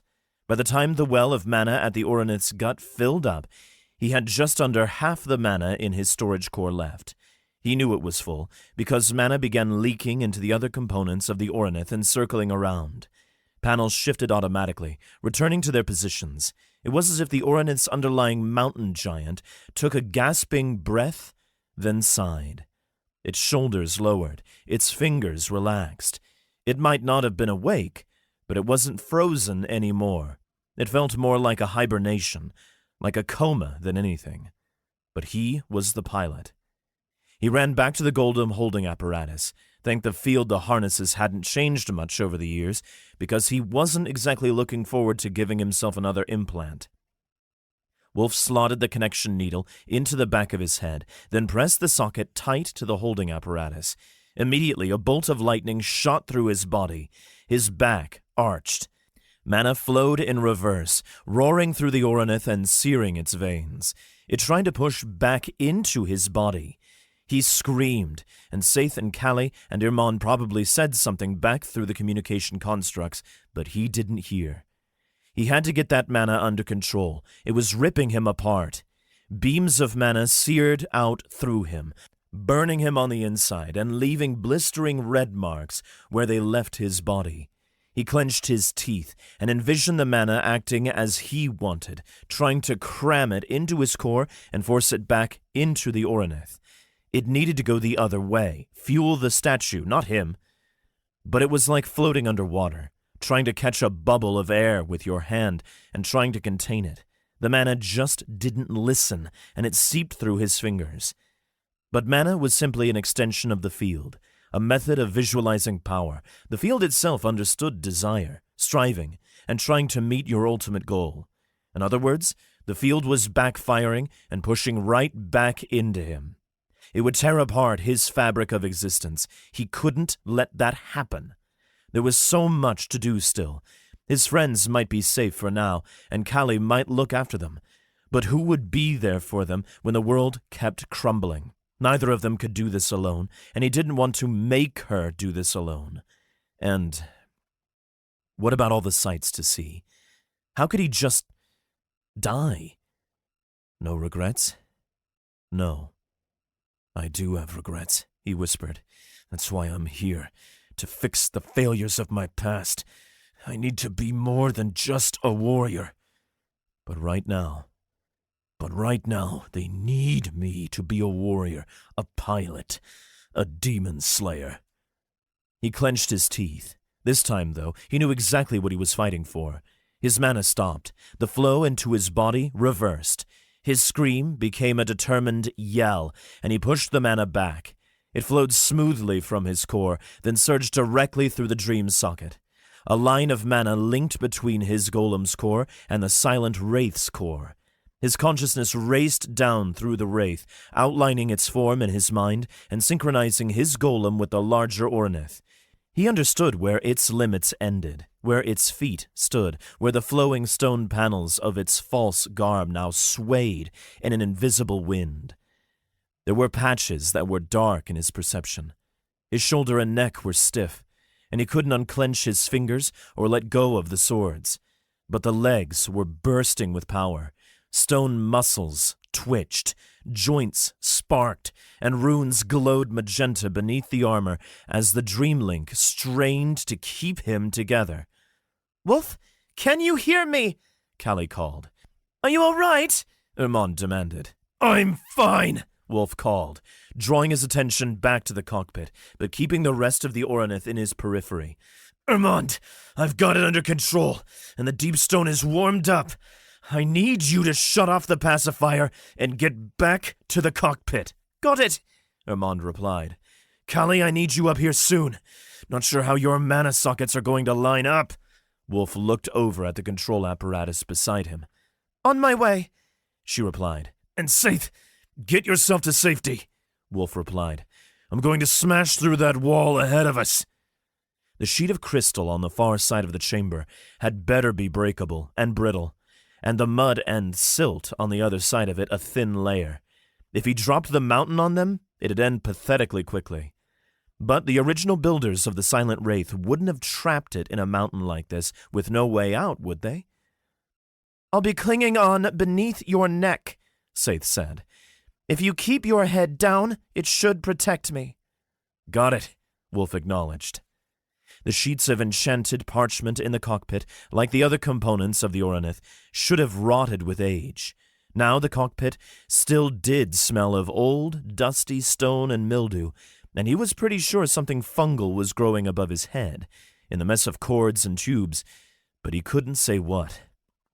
The parchment status readout sheets only had mold stains in their corners, and they still functioned. Words scrawled across them, listing damaged functions and offline systems, not to mention warnings. Warning, your tier is significantly lower than the recommended tier of pilots. Warning, mana circulation weak. Warning, mana light systems inactive. Warning, perception constructs unavailable. Wulf ignored those ones. He didn't need a fancy perception construct to figure out how to punch a colossal fiend. There was only one message that mattered. Silent Wraith, low silver tier Oronith has activated. System diagnostic complete. Overall body integrity, 75%. As soon as Callie and Hermond entered the cockpit, they pulled the hatch shut behind them. Hermond stayed at the edge of the room, and Callie approached the mage's harness. She fit in, but barely, and her tail had to coil up over her shoulder to avoid breaking the rest of the harness. When she plugged the sockets into her ribs and lower spine, her back arched too, and mana burned in her eyes. Like Wulf, she screamed, but he understood what was happening. They were trying to operate an old Oronith, which was much too strong for them, without any advanced preparation. It was simply up to their will. It felt like a lifetime. Wulf wished he could plug his ears so he didn't have to hear her scream, but the golem's helmet prevented that. He said nothing. If the experience was anything like what he went through, she wouldn't hear him anyway. But finally, she pulled it under control. The light stopped blazing in her eyes, and orange pulses shot through the connecting cords and into the floor, and through the Wraith's left arm, right down to its fingers. "You're all right?" Wulf asked. I'm good, Callie huffed. A little warning would have been nice. I thought you might have been expecting the same thing to happen, he replied. Considering you heard me. She sighed. I suppose I should have. All right, Wulf said, raising his arms as a test. Wraith's arms matched him, moving at the same speed, though he had to exert significant effort to move them. They moved smoothly. The speed and strength was up to him. The crystal formation, clinging to the Wraith's shoulder, shattered, and the Oronith lurched forward. He bent his head downward. Hermond yelped and slid across the cockpit floor, but he braced himself beside the visor. Wulf's feet slotted into the threads below. He tucked his head down, clenching his teeth, then said, "Saith, are you safe?" As safe as I can be, she replied. Wulf charged forward, breaking through the second crystal formation and ripping through the wooden platforms. He put a hop in his step, and it worked. His mana was still draining noticeably, but not as quickly as before. By his estimates, he was about a half hour before it was out. It better be enough. He stomped across the bottom of the cavern, turned his shoulder forward, and braced for impact. The crystal wall shattered, and a waterfall of dirt, sod, trees, and snow washed over them. Chapter 72. Interruption. Mana sparks rained down from the ceiling of the left spear's cockpit. The floor cracked, and clouds of dust shot up, choking Stigand Horik. He'd been the pilot of the left spear of Clegghold for 5 years now, but it had mostly been a ceremonial role. No one was ever going to attack Clegghold, with it being nestled deep in the mountains of Istalis, far from the coast or any of the Confederacy's borders. He'd been invited to parties, been introduced to a great many ascendants, and of course had the opportunity to train with some of the Confederacy's finest instructors. But now gravity pulled his body against his harness, making him slump forward as he and the left spear lay face first in the muddy, snowy pass just outside Clegghold. Outside, stone boomed and clacked, fiends bellowed, and civilians screamed. Wuldrick, his brother, called. "Sty, can you hear me? Get us up! Get up!" His brother was their mage, and hung from the slot just beside, albeit without a golem. "They're coming! They'll crush us!" Groaning, Stigand pushed the left spear up. He heaved with effort. Stone cracked, and he shouted. Pain seared his bones, and his ribs clicked awkwardly. Something was broken. The limbs struggled. His communication construct wasn't working. But even if it was, their ranger and artificer were both dead. There was no way they'd survived 2 hits like that. Stigand's vision swam. Mud and dirt sloughed off the cockpit visor. The glass cracked, and all the sheets of parchment throughout the cockpit spewed out mindless warnings about body and limb integrity. He hoisted up the Orinith's spear, then shook their shattered shield off their arm. Ahead of them stood 2 fiends. They were about the same height as an Orinith, and the field assessed them as high silvers, too strong for a single Orinith to handle. But the other Oriniths in the center of the lake were all busy with their own fiends. 4 more of the beasts had them surrounded. Already the fiends had destroyed one of the defending Oriniths. It lay half submerged in the lake, its enormous stone body unmoving. Beside him, the shattered form of the right spear stood headless, unmoving. A fiend had ripped its head and shield arm right off, and the Orinith was done for. A tiny, good-humored voice at the back of his mind told him, good riddance, those 4 were always annoying. But he shut the voice down. This wasn't how he wanted to settle their little petty competitions. The right spear was gone. Besides, after today, nothing was getting settled. He was going to die. The 2 fiends approached. They matched the descriptions of the fiends he'd heard from the first wave, but these were much stronger than the reports had indicated. And weren't their wings supposed to be completely skeletal? Because these guys' wings had the beginnings of a sinew mesh stretching across them. The cracks in their horned crowns glowed orange with magma, and in the light spring snowfall that had just begun, it turned to steam. Never mind the clouds of smoke rolling off their bodies, a massive, smoky, deathly beacon. And he didn't even want to think about the smaller demons marauding through the streets of Clegghold. He shuddered, and so did the left spear. He would normally have given his spear a cocky twirl, but today he simply gripped it with 2 hands and resumed a fighting stance. "I don't want to go, brother," he whispered. "Not yet."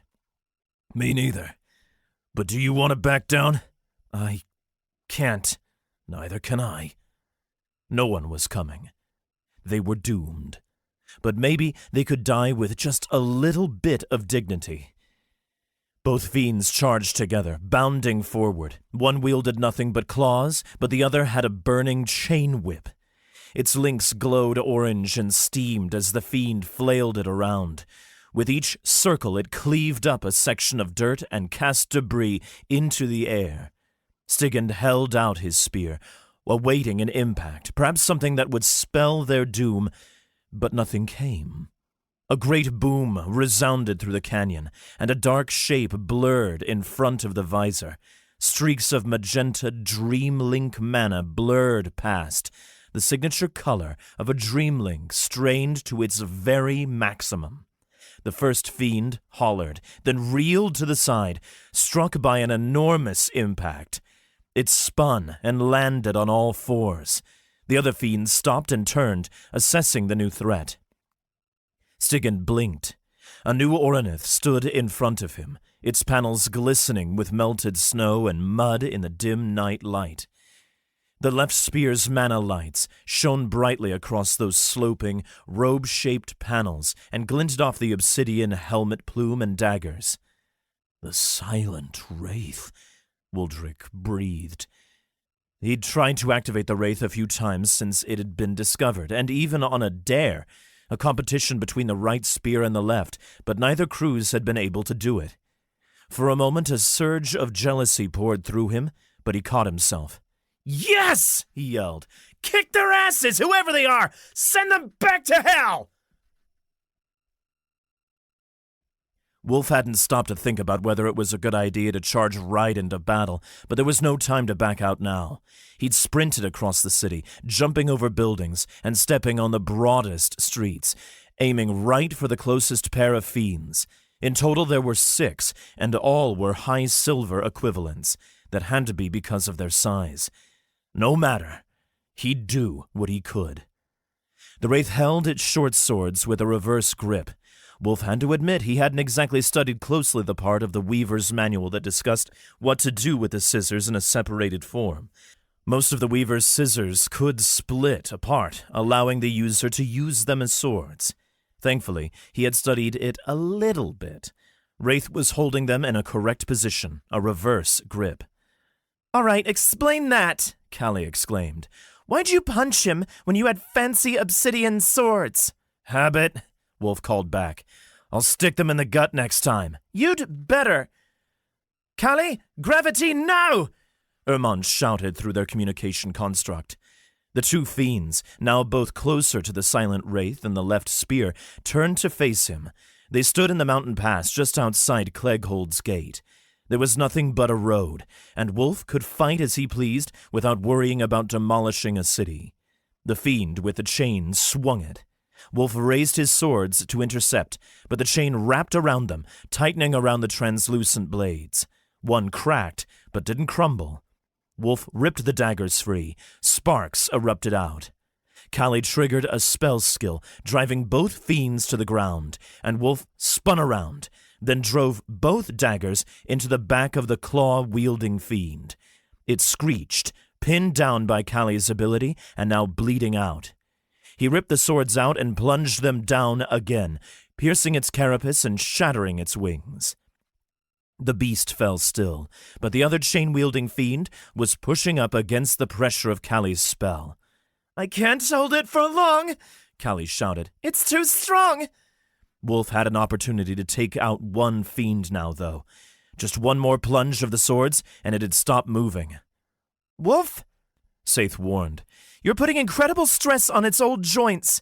Eventually, I'm not going to be able to repair them. Hold on. Either we take one out, or we have to deal with 2 at once, and they'll take us out. He drove the swords down at the same time, using the footwork the manual had described. The swords pierced the back of the demon once more. Columns of smoke spewed out at a greater velocity, and orange fire leaked from within it. He dragged the swords up, then gave them a flick, slicing all the way to the fiend's shoulders. It stopped moving entirely. It's free from my spell, Callie exclaimed. Before Wulf could turn to face the threat, an impact struck them to the side. Wraith lurched. Wulf shook in the harness, and his head impacted the interior of his golem's helmet. Specks of light whirled in front of his eyes, but he had the wit to plant his feet down. They dragged through the mud, scoring massive trenches in the ground, but ultimately resisting the demon's pushing. It swung its chain around and pulled it tight around Wraith's neck. Stone cracked and melted, and Wulf's golem, attached to him and bound by the dream link, constricted on his own throat. With its other hand, it grabbed Wraith's tattered cloak and tore it off. Wulf's eyes watered, and he reached up, trying to grab at its throat, but even if he could get a grip on the glowing chain, he couldn't control the fingers enough to hold it. Then, the pressure abated. The left spear drove its spear into the fiend's flank, pushing it to the side. It let go of its chain and howled with pain and rage. Callie, can you help me split its skull? Wulf asked. 2 blades holding them upside down. Can you use a spell to pull them down into the fiend's head and destroy it? Got it, she said. Saith, Imond, are you guys all right? He asked. I'm fine, Imond said. But you better make this quick. The Oranists on the lake are getting beaten pretty badly. Just doing a damage assessment, Saith replied. But I'm alive. Hold on tight then, Wulf said. Imond, any chance you can poke their eyes again? Cover us as we approach? Got it. Shouting with exertion, he pushed Wraith to a sprint, then pushed up and jumped through the air. He wouldn't have managed the maneuver in Emerald Vanguard, but Wraith was built for this. It was nimble. A sheet tied to warn him that the mana pulse drivers were unavailable, and that the maneuver was ill-advised, but he ignored it. As they approached, Irmond fired enhanced arrows. The first shot flew wide, and the second bounced harmlessly off the fiend's forehead. But the third pierced its eye. It howled, leaning back and giving them an opening. Wulf raised both swords and aimed them for the top of the reeling fiend's skull. Callie triggered a skill, and a circle appeared beneath his arms. Gravity doubled on just his arms, dragging them down. The daggers slammed into the top of the fiend's head and pierced its skull. More cracks ran up the blade, and vibrations surged through Wulf's arms, but the fiend dropped dead instantly, sloughing off his swords, limp. Wulf turned, panting. "Damage report, Saith?" "Our neck is in a fragile state. Overall body integrity is about 50%, and I'm rerouting a rune line to keep your arms functional," she replied. "Understood." He turned to face the city, and the skirmish at the center of the lake. "We've got another party to crash." "Can you give me a moment?" Saith asked. "Can't do that," Wulf replied. "They need us over there. You have whatever time it takes for us to get over there." He cast one last glance at the left spear, gave the other Oronith a nod, then sprinted down the main thoroughfare toward the next battle. Chapter 73.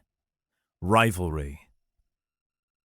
So far, the three sword-wielding Oroniths at the center of the lake had kept their fiends busy, and the damage was minimal. As Wulf sprinted toward them, moving Wraith along, he assessed the situation. 1 fiend dead, 3 remaining. They'd lost 1 Oronith doing it. But even if they won this fight, if they lost too many Oroniths in the process, well, there were many, many more fiends than Oroniths out in the sky, wherever they came from. It wasn't practical to take this many losses already. "Not going to let them destroy another one today," Wulf vowed. The 3 remaining fiends looked mostly the same as each other, except one carried a long spear, one had elongated glowing claws, and the third had 2 whipping black tentacles instead of arms. The silent wraith thundered down Clegghold's main thoroughfare, sending vibrations through the streets and crushing swaths of smaller demons beneath him. He leapt over the lakeside promenade and landed in the lake, cushioning his impact in a crouch. A tidal wave splashed up onto the streets, and droplets washed up into the visor, turning his stone armor slick and shiny. Besides the 3 sword-wielding Oroniths' mana-powered floodlights, fires blazed around the city, and the fiend's own glowing eyes, horns, and flaming manes were bright enough for Wulf to see what he was doing. He waded through the waves, pushing toward the fight. The lake water didn't buoy him as much as it would help hold a human, and it didn't resist the Oronith as much as it probably would have resisted a human.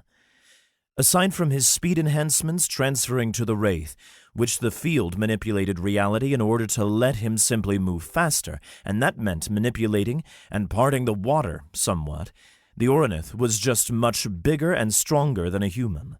To cross the lake, Wulf maintained his sprint. The fiends were distracted with the 2 other Oroniths. "Stab them first this time," Callie said. "No punching." "I'll do my best," Wulf replied, lifting his arms up. When he was within 10 steps of the nearest fiend, he leaped forward, holding the short swords forward and targeting the nearest fiend. It was the fiend with the spear. He slashed across its back with one blade, shattering its wings and slicing their base, before plunging his other blade down in the exact same location. The fiend screeched and stumbled forward, right into the waiting longsword of a different Oronith. It jabbed its blade into the beast's gut, and a spell skill triggered, forming a blue runic circle around the blade's hilt. Blue flames sprang up along the blade and seared the fiend. It bellowed again in its deep, phlegmy voice. But that meant it wasn't dead yet. The other fiends turned toward him. He was the new, strongest threat, and whether it was wise or not, they charged toward him. Callie, can you hold them back? He called. I'll slow them, she said. Hold out your arm. He pointed his right arm at the charging fiends, and Callie triggered her spell skill, forming an enormous circle beneath the fiends. It lit up the bottom of the lake and shone orange through the water, like a rift in the earth had just appeared beneath them. They buckled and crouched down under the added force, but they were much stronger than Callie, and even with the Oronith's amplification, she wouldn't hold them for long. With his free arm, Wulf rammed his short sword into the back of the first fiend. It pierced the carapace in the lower back, but he dragged upward, shattering its shell and slicing its muscles. Halfway up, the old damaged blade's top quarter shattered, sending shards of obsidian slicing throughout the fiend's body. The fiend let out one last screech before falling to the lake with a splash. "One down," Wulf said. He gave the long sword-wielding Oronith, who'd helped him, a nod, then turned to face the others. The fiend, with tentacle arms, pushed to the edge of Callie's slowing field, and it whipped an arm out toward Wulf. A tentacle of black muscle and glowing orange veins shot toward him and struck him in the chest. He flew backward with the impact, tumbling head over heels before righting himself and skidding back to the shore. In the time it took to right himself, the two remaining sword Oroniths converged on the clawed fiend and impaled it. It still writhed and shuddered until the left spear charged across the lake from the other direction and put its spearhead through the fiend's neck. The clawed fiend stopped moving entirely. Its head tilted back, its mouth slipped open, and it fell limp. One more fiend to go. They were going to win. As the others converged on the tentacle arm fiend, Wulf sprinted back across the lake, splashing tidal waves in his wake. A bolt of darkness descended from the sky, and a screeching, shattering sound roared with it. It beamed down and struck the left spear across the back of the neck. Already weakened and already damaged and stripped of armor, the Oronith's head slumped to the side. Its neck shattered in a puff of dust and smoke, and it fell still. Caught by surprise, the two sword-wielding Oroniths looked around for their new assailant, giving the fiend enough time to strike them both in the chest and push them down underwater. They thrashed, but the fiend was strong, and it had leverage. The crews were going to die. "What was that?" Saith exclaimed. "It looked like a mock's magic," Wulf breathed. "Above us!" Ermond shouted. "In the clouds! A thrust swing was dipping in and out, and now it's gone in the smoke!"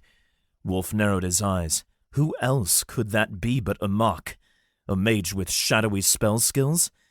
The boy wasn't in an Oronith, but he was a mage, and his condensed magic was stronger than most. Not to mention, he was still the heir of a powerful family, no matter what his father thought of him.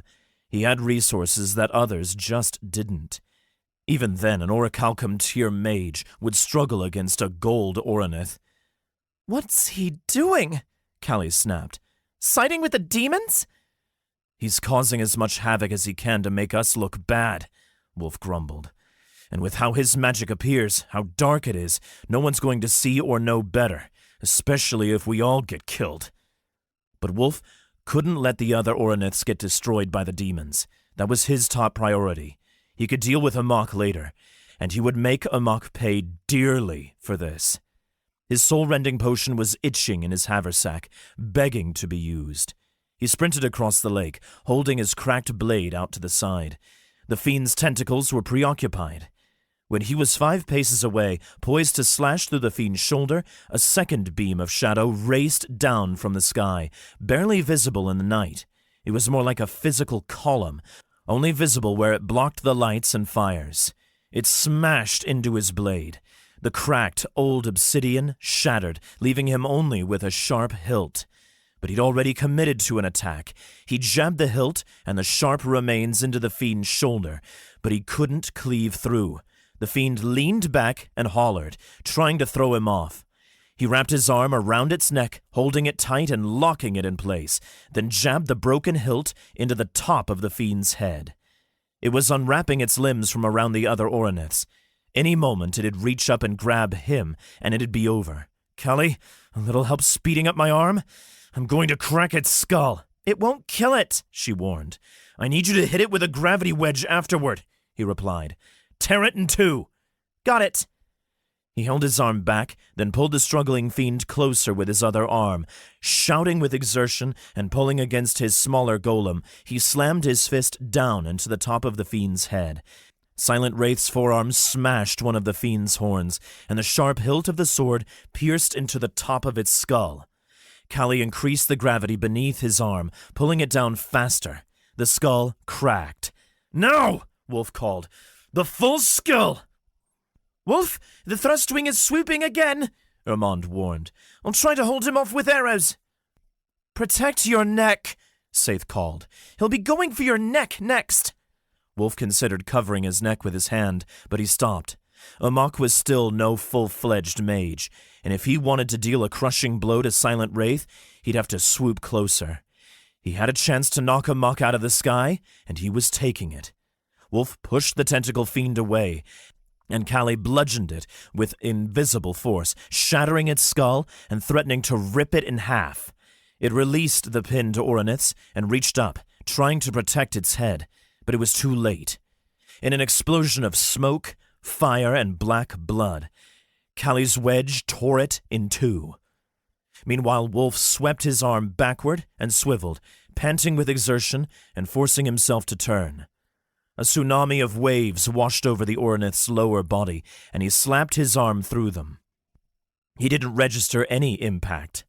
But then again, hitting a bird, no matter how big and strong thrust wings were, wouldn't feel like much. "Is he still there?" Wulf asked. "Iman, do you see him?" "I can't. Wait, in the water. You hit the bird. It's down." "What about him? Is it Amok?" "I can't tell. But he's swimming toward us. He's holding out his hand, preparing another spell skill." Now, Wulf raised his hands and covered the back of his neck. A beam of darkness ripped up from the waves and blasted the top of his hand, scoring across. And though it wasn't a good angle for attacking the Oroniths, it still bit deep enough to carve a line across the back of Silent Wraith's neck. Normally, that wouldn't be enough to destroy an Oronith. A mage alone, unless they were an Orichalcum tier, wouldn't be that strong. But the Wraith had just fought 3 fiends and had taken a beating. This was the last straw. Pain surged across the back of Wulf's neck, and he imagined that would be how it felt to have his head severed. It was the pain of losing your connection to your Oronith without your conscious choice. Wraith wasn't destroyed, but it was out of power, deactivated. It would need repairs. The runes dimmed all across Wraith's body, and its arms fell limp. The dream link was severed, but the pain remained for a few seconds. He slumped forward, and through the mental blur pulled himself out of the harness. The harness caught on the corner of his golem, ripping the shoulder off and tearing his shirt and skin below. His rank badge shattered. "We're dead in the water out here," Saith called. "Literally, this time." "Get back to the cockpit," Wulf replied. "I'm out of the control apparatus, and I don't think Wraith is going to move again today." Wulf pushed himself up and looked forward. The fiends were dead, and the other Oroniths were pulling themselves out of the water. Lake water washed off them and poured out of the cockpit, and Wulf half imagined their pilots gasping for breath. They'd dealt with the fiends, sure, but it wasn't over yet. Hordes of smaller, human-sized demons surged across the water, half swimming and half climbing on top of each other, and most drowning as they surged toward the biggest, most appealing targets. And worse, when Wulf staggered forward to the cockpit glass, Amok was getting closer. There was no one else it could be. White shirt, academy uniform, dark hair, shadow magic. Who else would follow them out here just to cause them trouble? It was time to put this rivalry to an end. Chapter 74. Vengeance. Wulf turned around in the cockpit, taking stock of their situation. "Anyone get any marks?"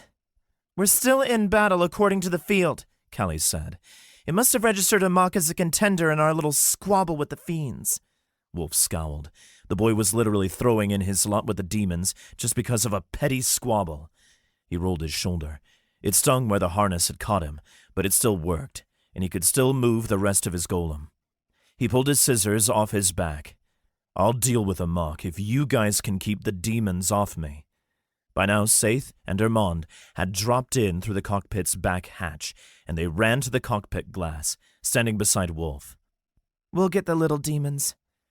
He reached into his haversack and retrieved his Yeti authority potions. He passed one to each of them, then downed one himself. We've got 10 minutes of these. Make it count. They nodded, and with a grimace drank their own potions. Then the floor of the cockpit shuddered. The entire Oronith shifted. What's that? Callie whispered. Wulf ran back to the cockpit hatch and climbed outside, then looked around. There were no more colossal fiends, just regular demons. Some had reached Wraith's legs, and of course Amok was there. The little demons were still attacking him. He blasted some away, then scrambled up the side of the Oronith's body. The Oronith shuddered and tilted again, without being able to reposition the Oronith. The lake bed is shifting beneath our feet, Wulf called. The Wraith tipped sideways on the unsteady ground. Without a pilot to keep it upright, it was as good as a statue, an enormous statue on loose ground. It tipped toward the shore, then plummeted shoulder first toward the lake. "Get out of the cockpit!" Wulf called. Then as the surface shifted and gravity allowed, ran around to the side of its head. Armand and Saith were the next to escape, and Callie climbed out last, only seconds before they reached the waves, holding her hand out. Wulf caught her wrist and helped her up. Water surged over the side of the head, and together, the four of them ran to the highest ground, the shoulder, now upright. Like the Wraith was sleeping on its side. It wasn't sinking anymore. It made a small island in the middle of the lake, 50 paces down and 10 paces wide, and elevated a few feet above the demon-infested waters. As the waves subsided, dark shapes, including Amok, approached. He blasted a few demons away with small spell skills, then hauled himself up onto Wraith's shoulder, panting. You stole an Oronith, he gasped. What are you doing here? Wulf demanded. The demons were getting closer and closer. He stepped toward Amok. The boy was drenched, but he wore a rank pin, low copper. He displayed it proudly. Technically still a tier above Wulf. Wulf tightened his grip on his scissors. You weren't helping the demons, were you? 'Cause that's what it looked like to me. I was stopping you, Amok shouted, a craze of desperation burning in his eyes. You can't beat me. You just can't.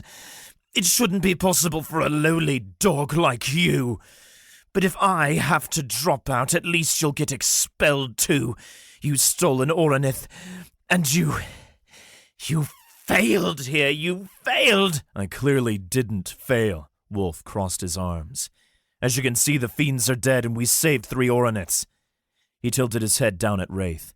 Found another one. 2, if you count this. Amok shouted something angrily, then kicked the empty air. Fine! I challenge you to a duel, right now. No, Wulf said. There was no point. Amok might have been a high coal, but Wulf was confident he could out-advance the boy in time to win their field pact. Yes, you will fight me. No one tells me no. I just did. The air cracked as Armand fired a skill-empowered arrow. It split a demon's skull. The horde was getting closer. Callie unleashed another skill, dragging a few demons below the surface and drowning them. But before long, they'd need Wulf. He had to make this quick. Amok, apparently, wanted the same. He sprinted forward, triggering a skill. A shadowy axe appeared in his grip, and he swung it at Wulf. Wulf leaned back and dodged, using the footwork he'd learned from the Weaver's manual.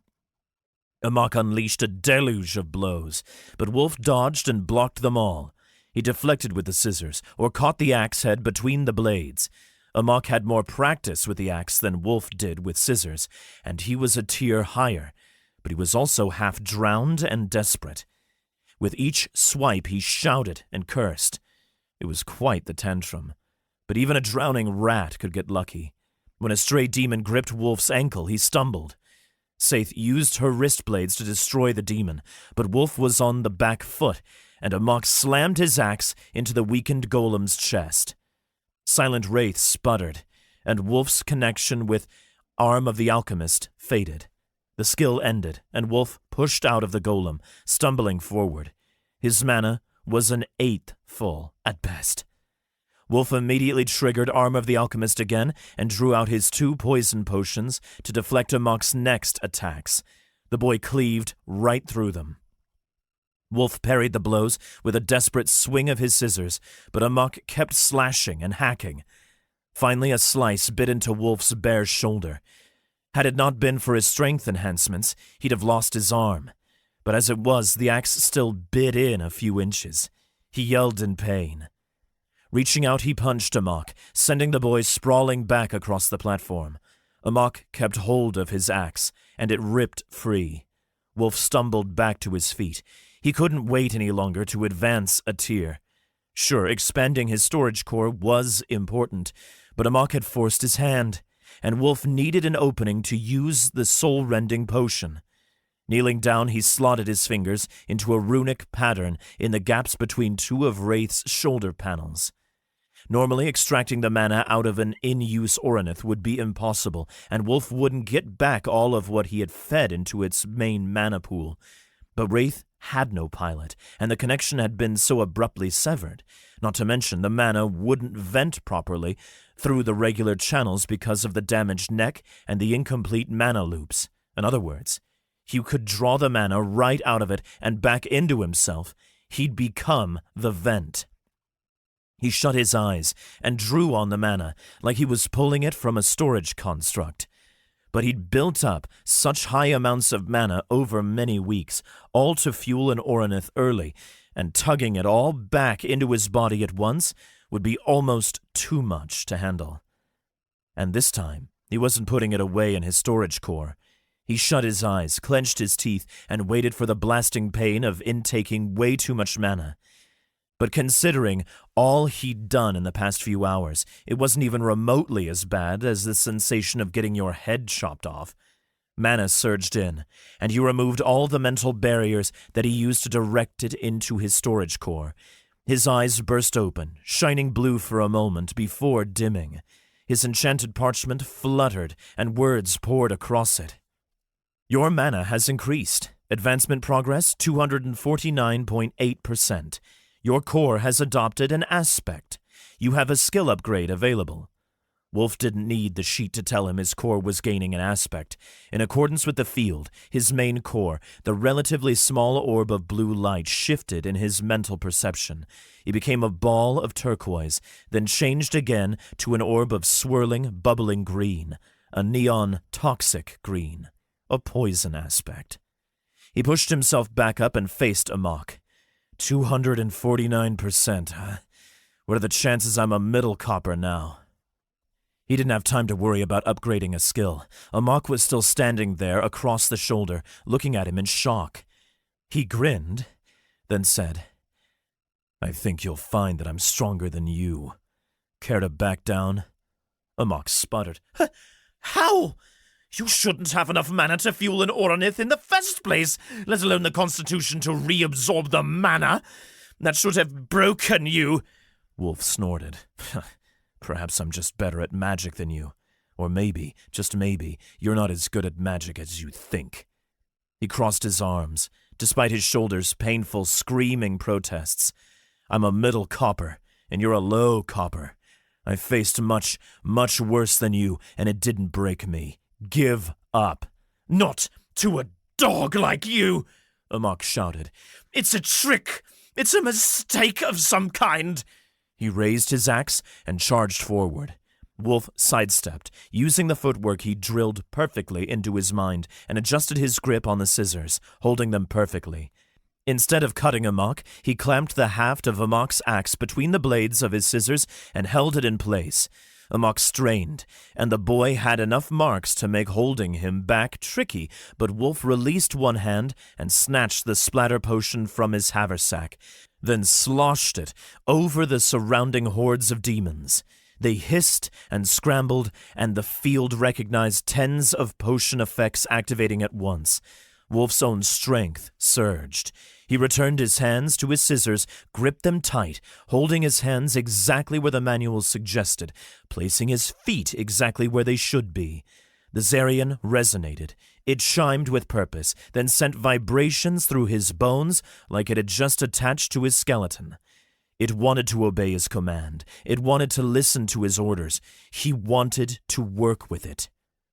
It was ready to conduct and store essences, whatever its hidden property, and there was no time to check what that was. He had a feeling of what it would do. He shut his eyes, then focused on the chaos in Amok's axe, and with a tug, he drew it out.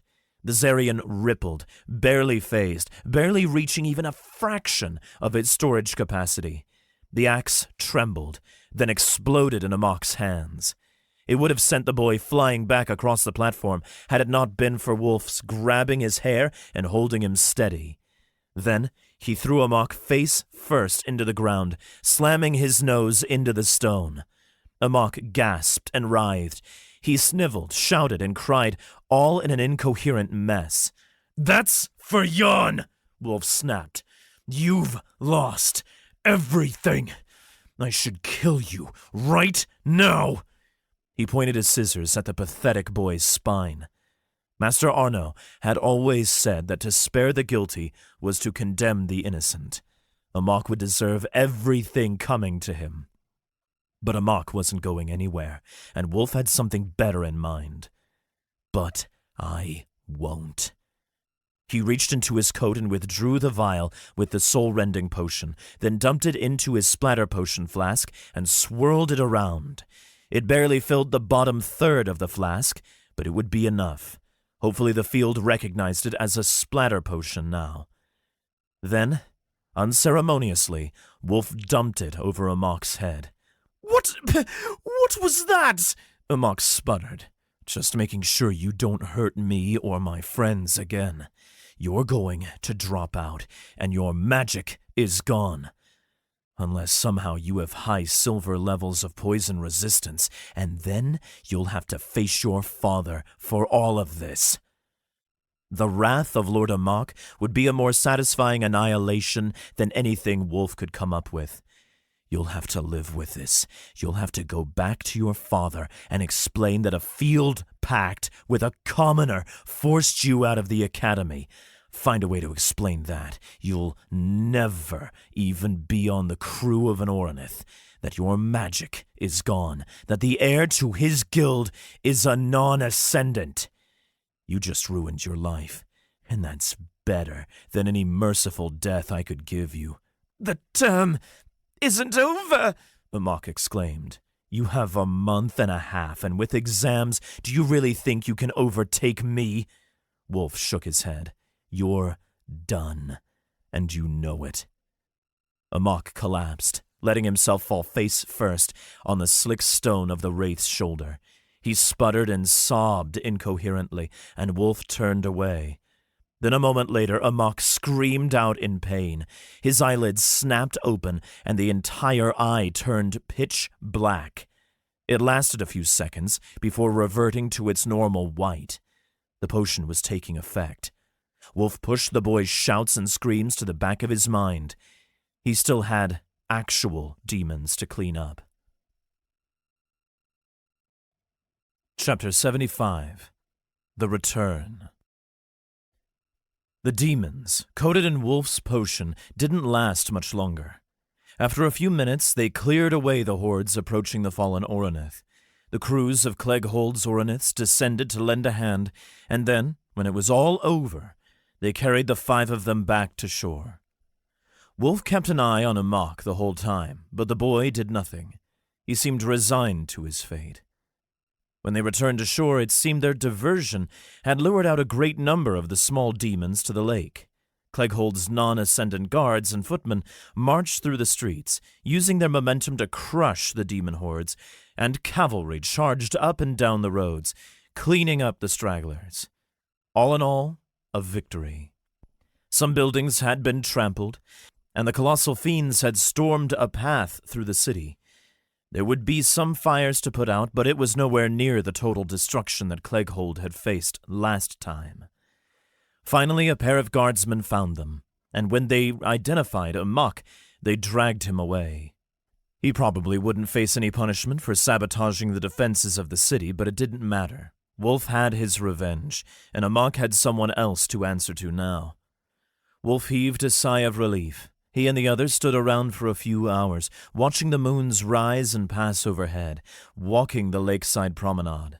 When Wulf's mind finally registered that the danger was over, he leaned against the railing overlooking the lake, admiring the fiend corpses they'd left behind. "We should get you a healer," Callie said after a little silence. "You'll need help." "I can hold on a little longer," Wulf replied. "I'm sure there are worse wounds that need tending to." He craned his neck down, looking at his bracer, about to assess his status, but a voice called from behind. "You again?" 4 cats, 2 black and 2 white, stepped toward him and his friends. He recognized Mantry, and Callie's messenger was probably the same, but the other 2, who walked straight toward Saith and Armand, were new. "By the field!" Armand exclaimed. "Oh, it's actually happening! A grand mark! I can't believe it!" "It's actually coming to tell you to clean your armpits," Saith muttered. "Oh, come on," Armand grumbled. "Your messenger is going to tell you to get better at fixing rune lines faster then." Low blow. "Well, elves don't stink. You're smelling Wulf." Wulf just snorted, then bent down and faced Mantry, letting the rest of the world fade away around him. "Hey there," he said. He reached out and scratched the messenger between the ears. "I told you I'd see you again." "I shouldn't underestimate you," Mantry murmured. "Only once in a century do we see people as lucky as you. To have multiple grand marks is a great honor." It wasn't luck, not this time, but Wulf kept that to himself. Mantry reached out and placed a paw on Wulf's thigh. "I bestow another grand mark upon you. Good luck and good work. The field is very impressed with you." Wulf nodded. "It better be." "I would say I don't expect to see you again. However," Mantry turned away, "I somehow suspect you will prove me very wrong." Wulf raised his eyebrows. "Very. Well, see you around, kitty." "I trust you," Mantry meowed. "It has been a welcome break from the boredom of celestial servitude." Wulf chuckled. "Well, any time." "Bring me back again," Mantry said, "and we will see.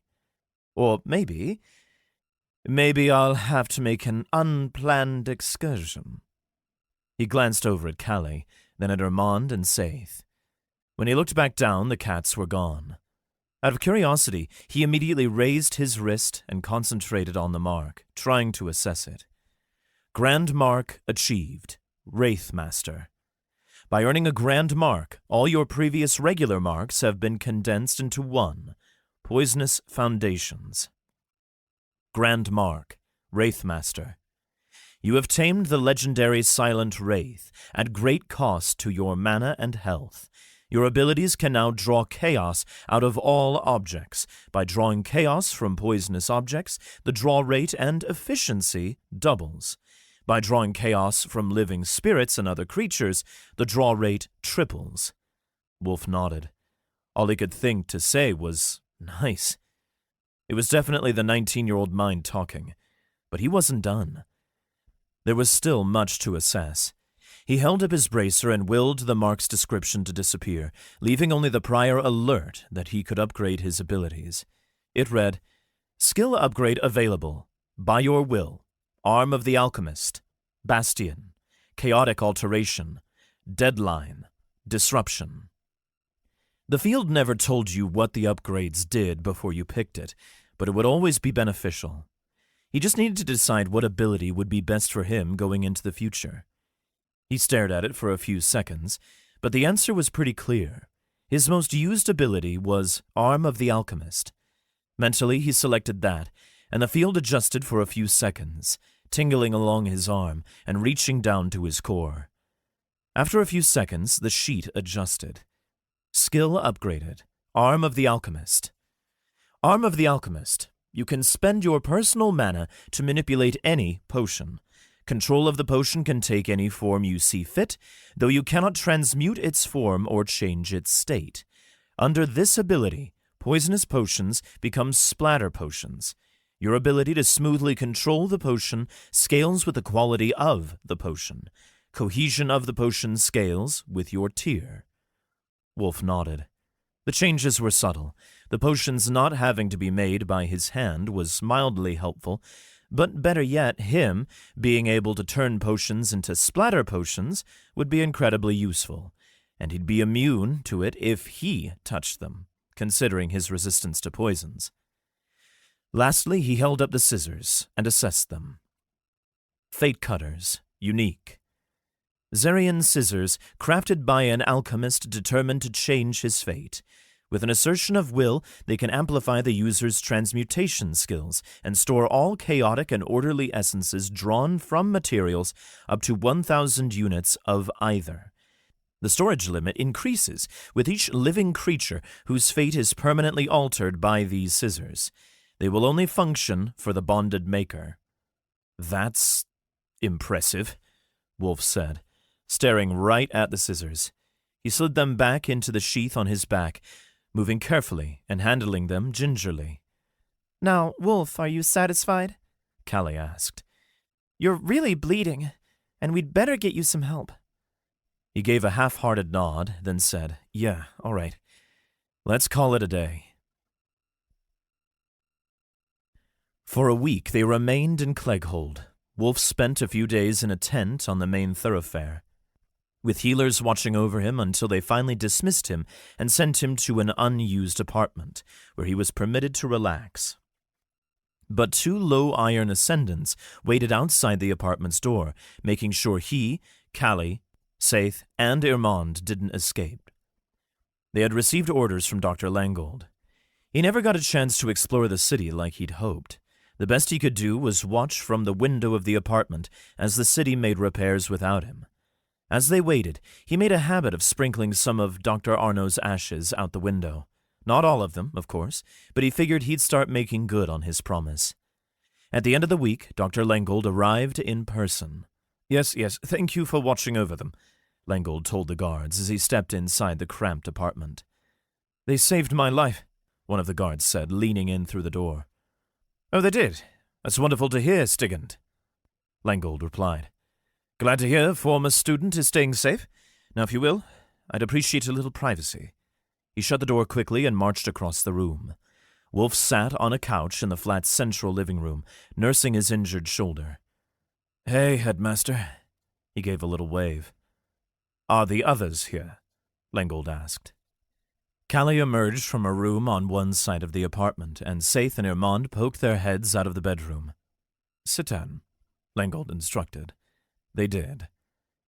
I must admit, I'm quite impressed, Langold said. Your respective faculties have agreed not to expel you, and the city guard has taken Amok into custody. They're aiming for an execution, saying he's aiding the demons, but thus far his father has interfered. Wulf's shoulders slumped. You mean Lord Amok is going to help? I mean that Lord Amok is going to deal with his son personally.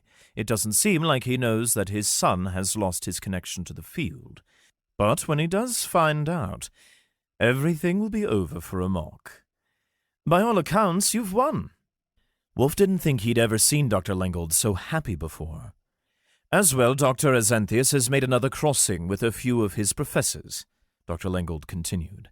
He plans to meet us back at the Academy, and it is imperative that we don't delay. Dr. Azanthius?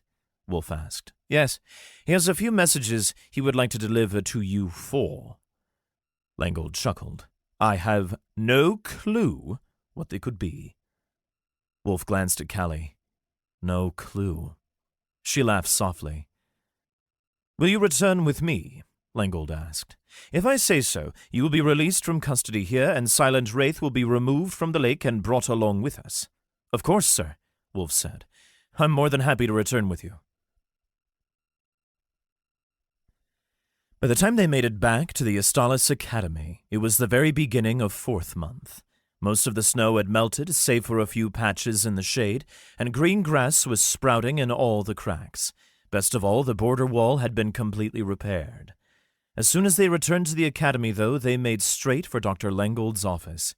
He let the four of them inside right away, then beckoned them to sit in the chairs.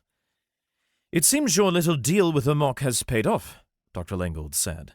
"Before exams have even begun, he's dropped out. I'm sure I'll be hearing from his father soon.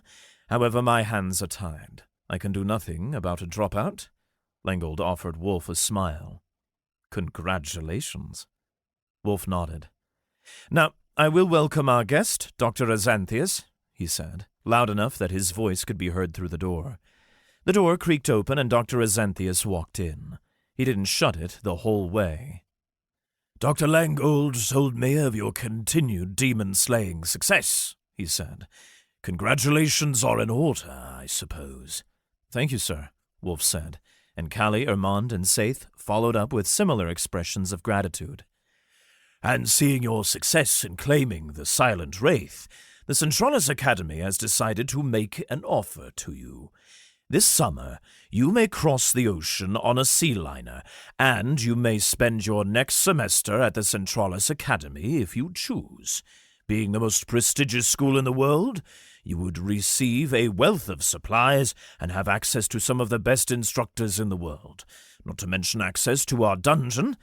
Of course, this offer extends to all four of you." Wulf glanced at Dr. Lengold, and the headmaster dipped his head. "It is not my place to stand in the way of my star student's greatness. I strongly recommend that you take this offer." "Granted, of course," Azanthius continued, "that you perform well in your final exams." "What about the tournament?" Wulf asked. "Ah, yes." Azanthius stroked his chin. "I'm sure we will have a few dropouts in our middle bracket for you to fill up, should you choose to join our tournament. But you will have to wait until the fall semester begins." Wulf nodded. There really wasn't much to think on.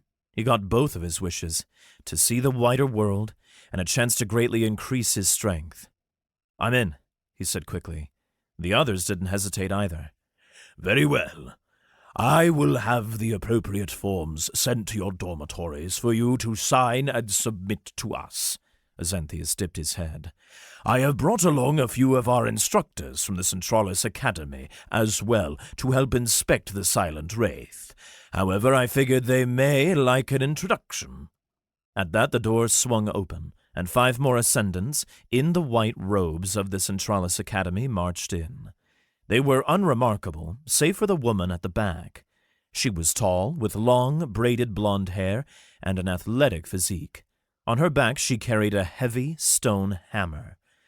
Wulf's eyes widened. She was the last to introduce herself. "Greetings, presumptive candidates. You may call me Instructor Arno, and I am a combat trainer at the Centralis Academy. But my academy focus is on natural spirits." She gave a respectful bow.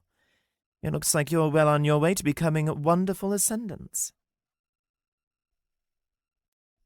Epilogue. "It was a safe bargain, Father," Amok said. "It was! How was I supposed to—" Before Amok could finish, a blazing pain erupted across the side of his face. He'd been kneeling, but the impact twisted his head and sent him sprawling to the side. That was the second time in a matter of weeks that someone had mashed his face into the ground. At least this time it was polished marble, not the rough ancient stone of an Oronith's shoulder. But with his marks eradicated, it felt worse. Sniveling, he pushed himself up, then wiped his hand under his nose. Blood smeared across his finger. "You shouldn't have made the field pact in the first place," his father sneered. "I considered contacting Lengold, but you deserve what you've gotten. Scandals I can smooth over, getting you out of prison and dodging executions? The snap of my fingers. I would do it for a son who could aid the family and continue our legacy. But a boy without magic is no son of mine. But the signs were there. There's a reason you didn't pass the Centralis Academy entrance exams while your sisters did. Even through your delinquency, I gave you, my only son, everything. Mana water, arcane foods, the best tutors money could buy. And I'm rewarded with a useless lump of non-arcane flesh. You never stopped hounding me about the entrance exam, Father. Amok groaned, then turned back to face him. He was a tall man, looming in front of a wall of braziers. It turned him into a silhouette. Only his rank badge glimmered. A shade of bronze gold that made the air around it ripple. Amok's eyes hurt when he looked at it for too long. Orichalcum. I'm cutting you loose. You have failed us, disgraced my family, and made me look like a fool. How many times do I have to tell you? The only thing the other guilds respect is power. They'll encroach on a non-ascendant business. They'll find a way to kill him. Your mere existence would cause everything I've built to crumble. I can make all the rumors about your actions in Clegghold go away, but a magicless heir? That I cannot fix. Amok swallowed. Father, he stole it. You're lucky the boy only found a way to destroy your magic. However he managed that. Shouldn't be possible. But then again, perhaps you were just that fragile. His father flicked his hand.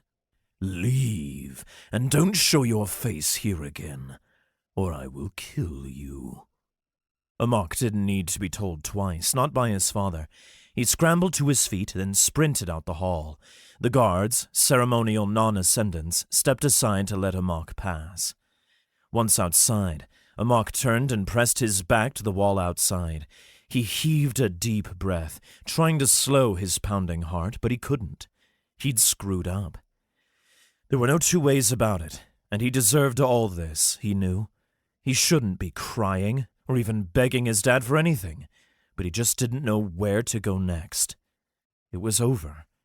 His mind replayed his last fight with Wulf so many times. He'd seen the potions, the scissors made of weird stone, the faint glow between the gaps in the golem's panels. It wasn't anything he'd seen before, certainly not from a pilot. And then there was the feeling of his mana being destroyed. Mana channels that he couldn't even envision yet, bursting into arcane dust all around his body. Core crumbling, power rushing away, no matter how hard he tried to cling to it, completely out of his control. He'd looked at his bracer, only to watch his skills and marks disintegrate, then the entire status disappear. The pain was immeasurable, but it was a deeper pain, like an itch he couldn't scratch. He just touched the surface of something deeper. Fate. If this impossibility could happen to him, then it must have been predetermined. Nothing should have been able to do that. There was no skill, no class that could destroy another's magic. He'd fought something far beyond his comprehension.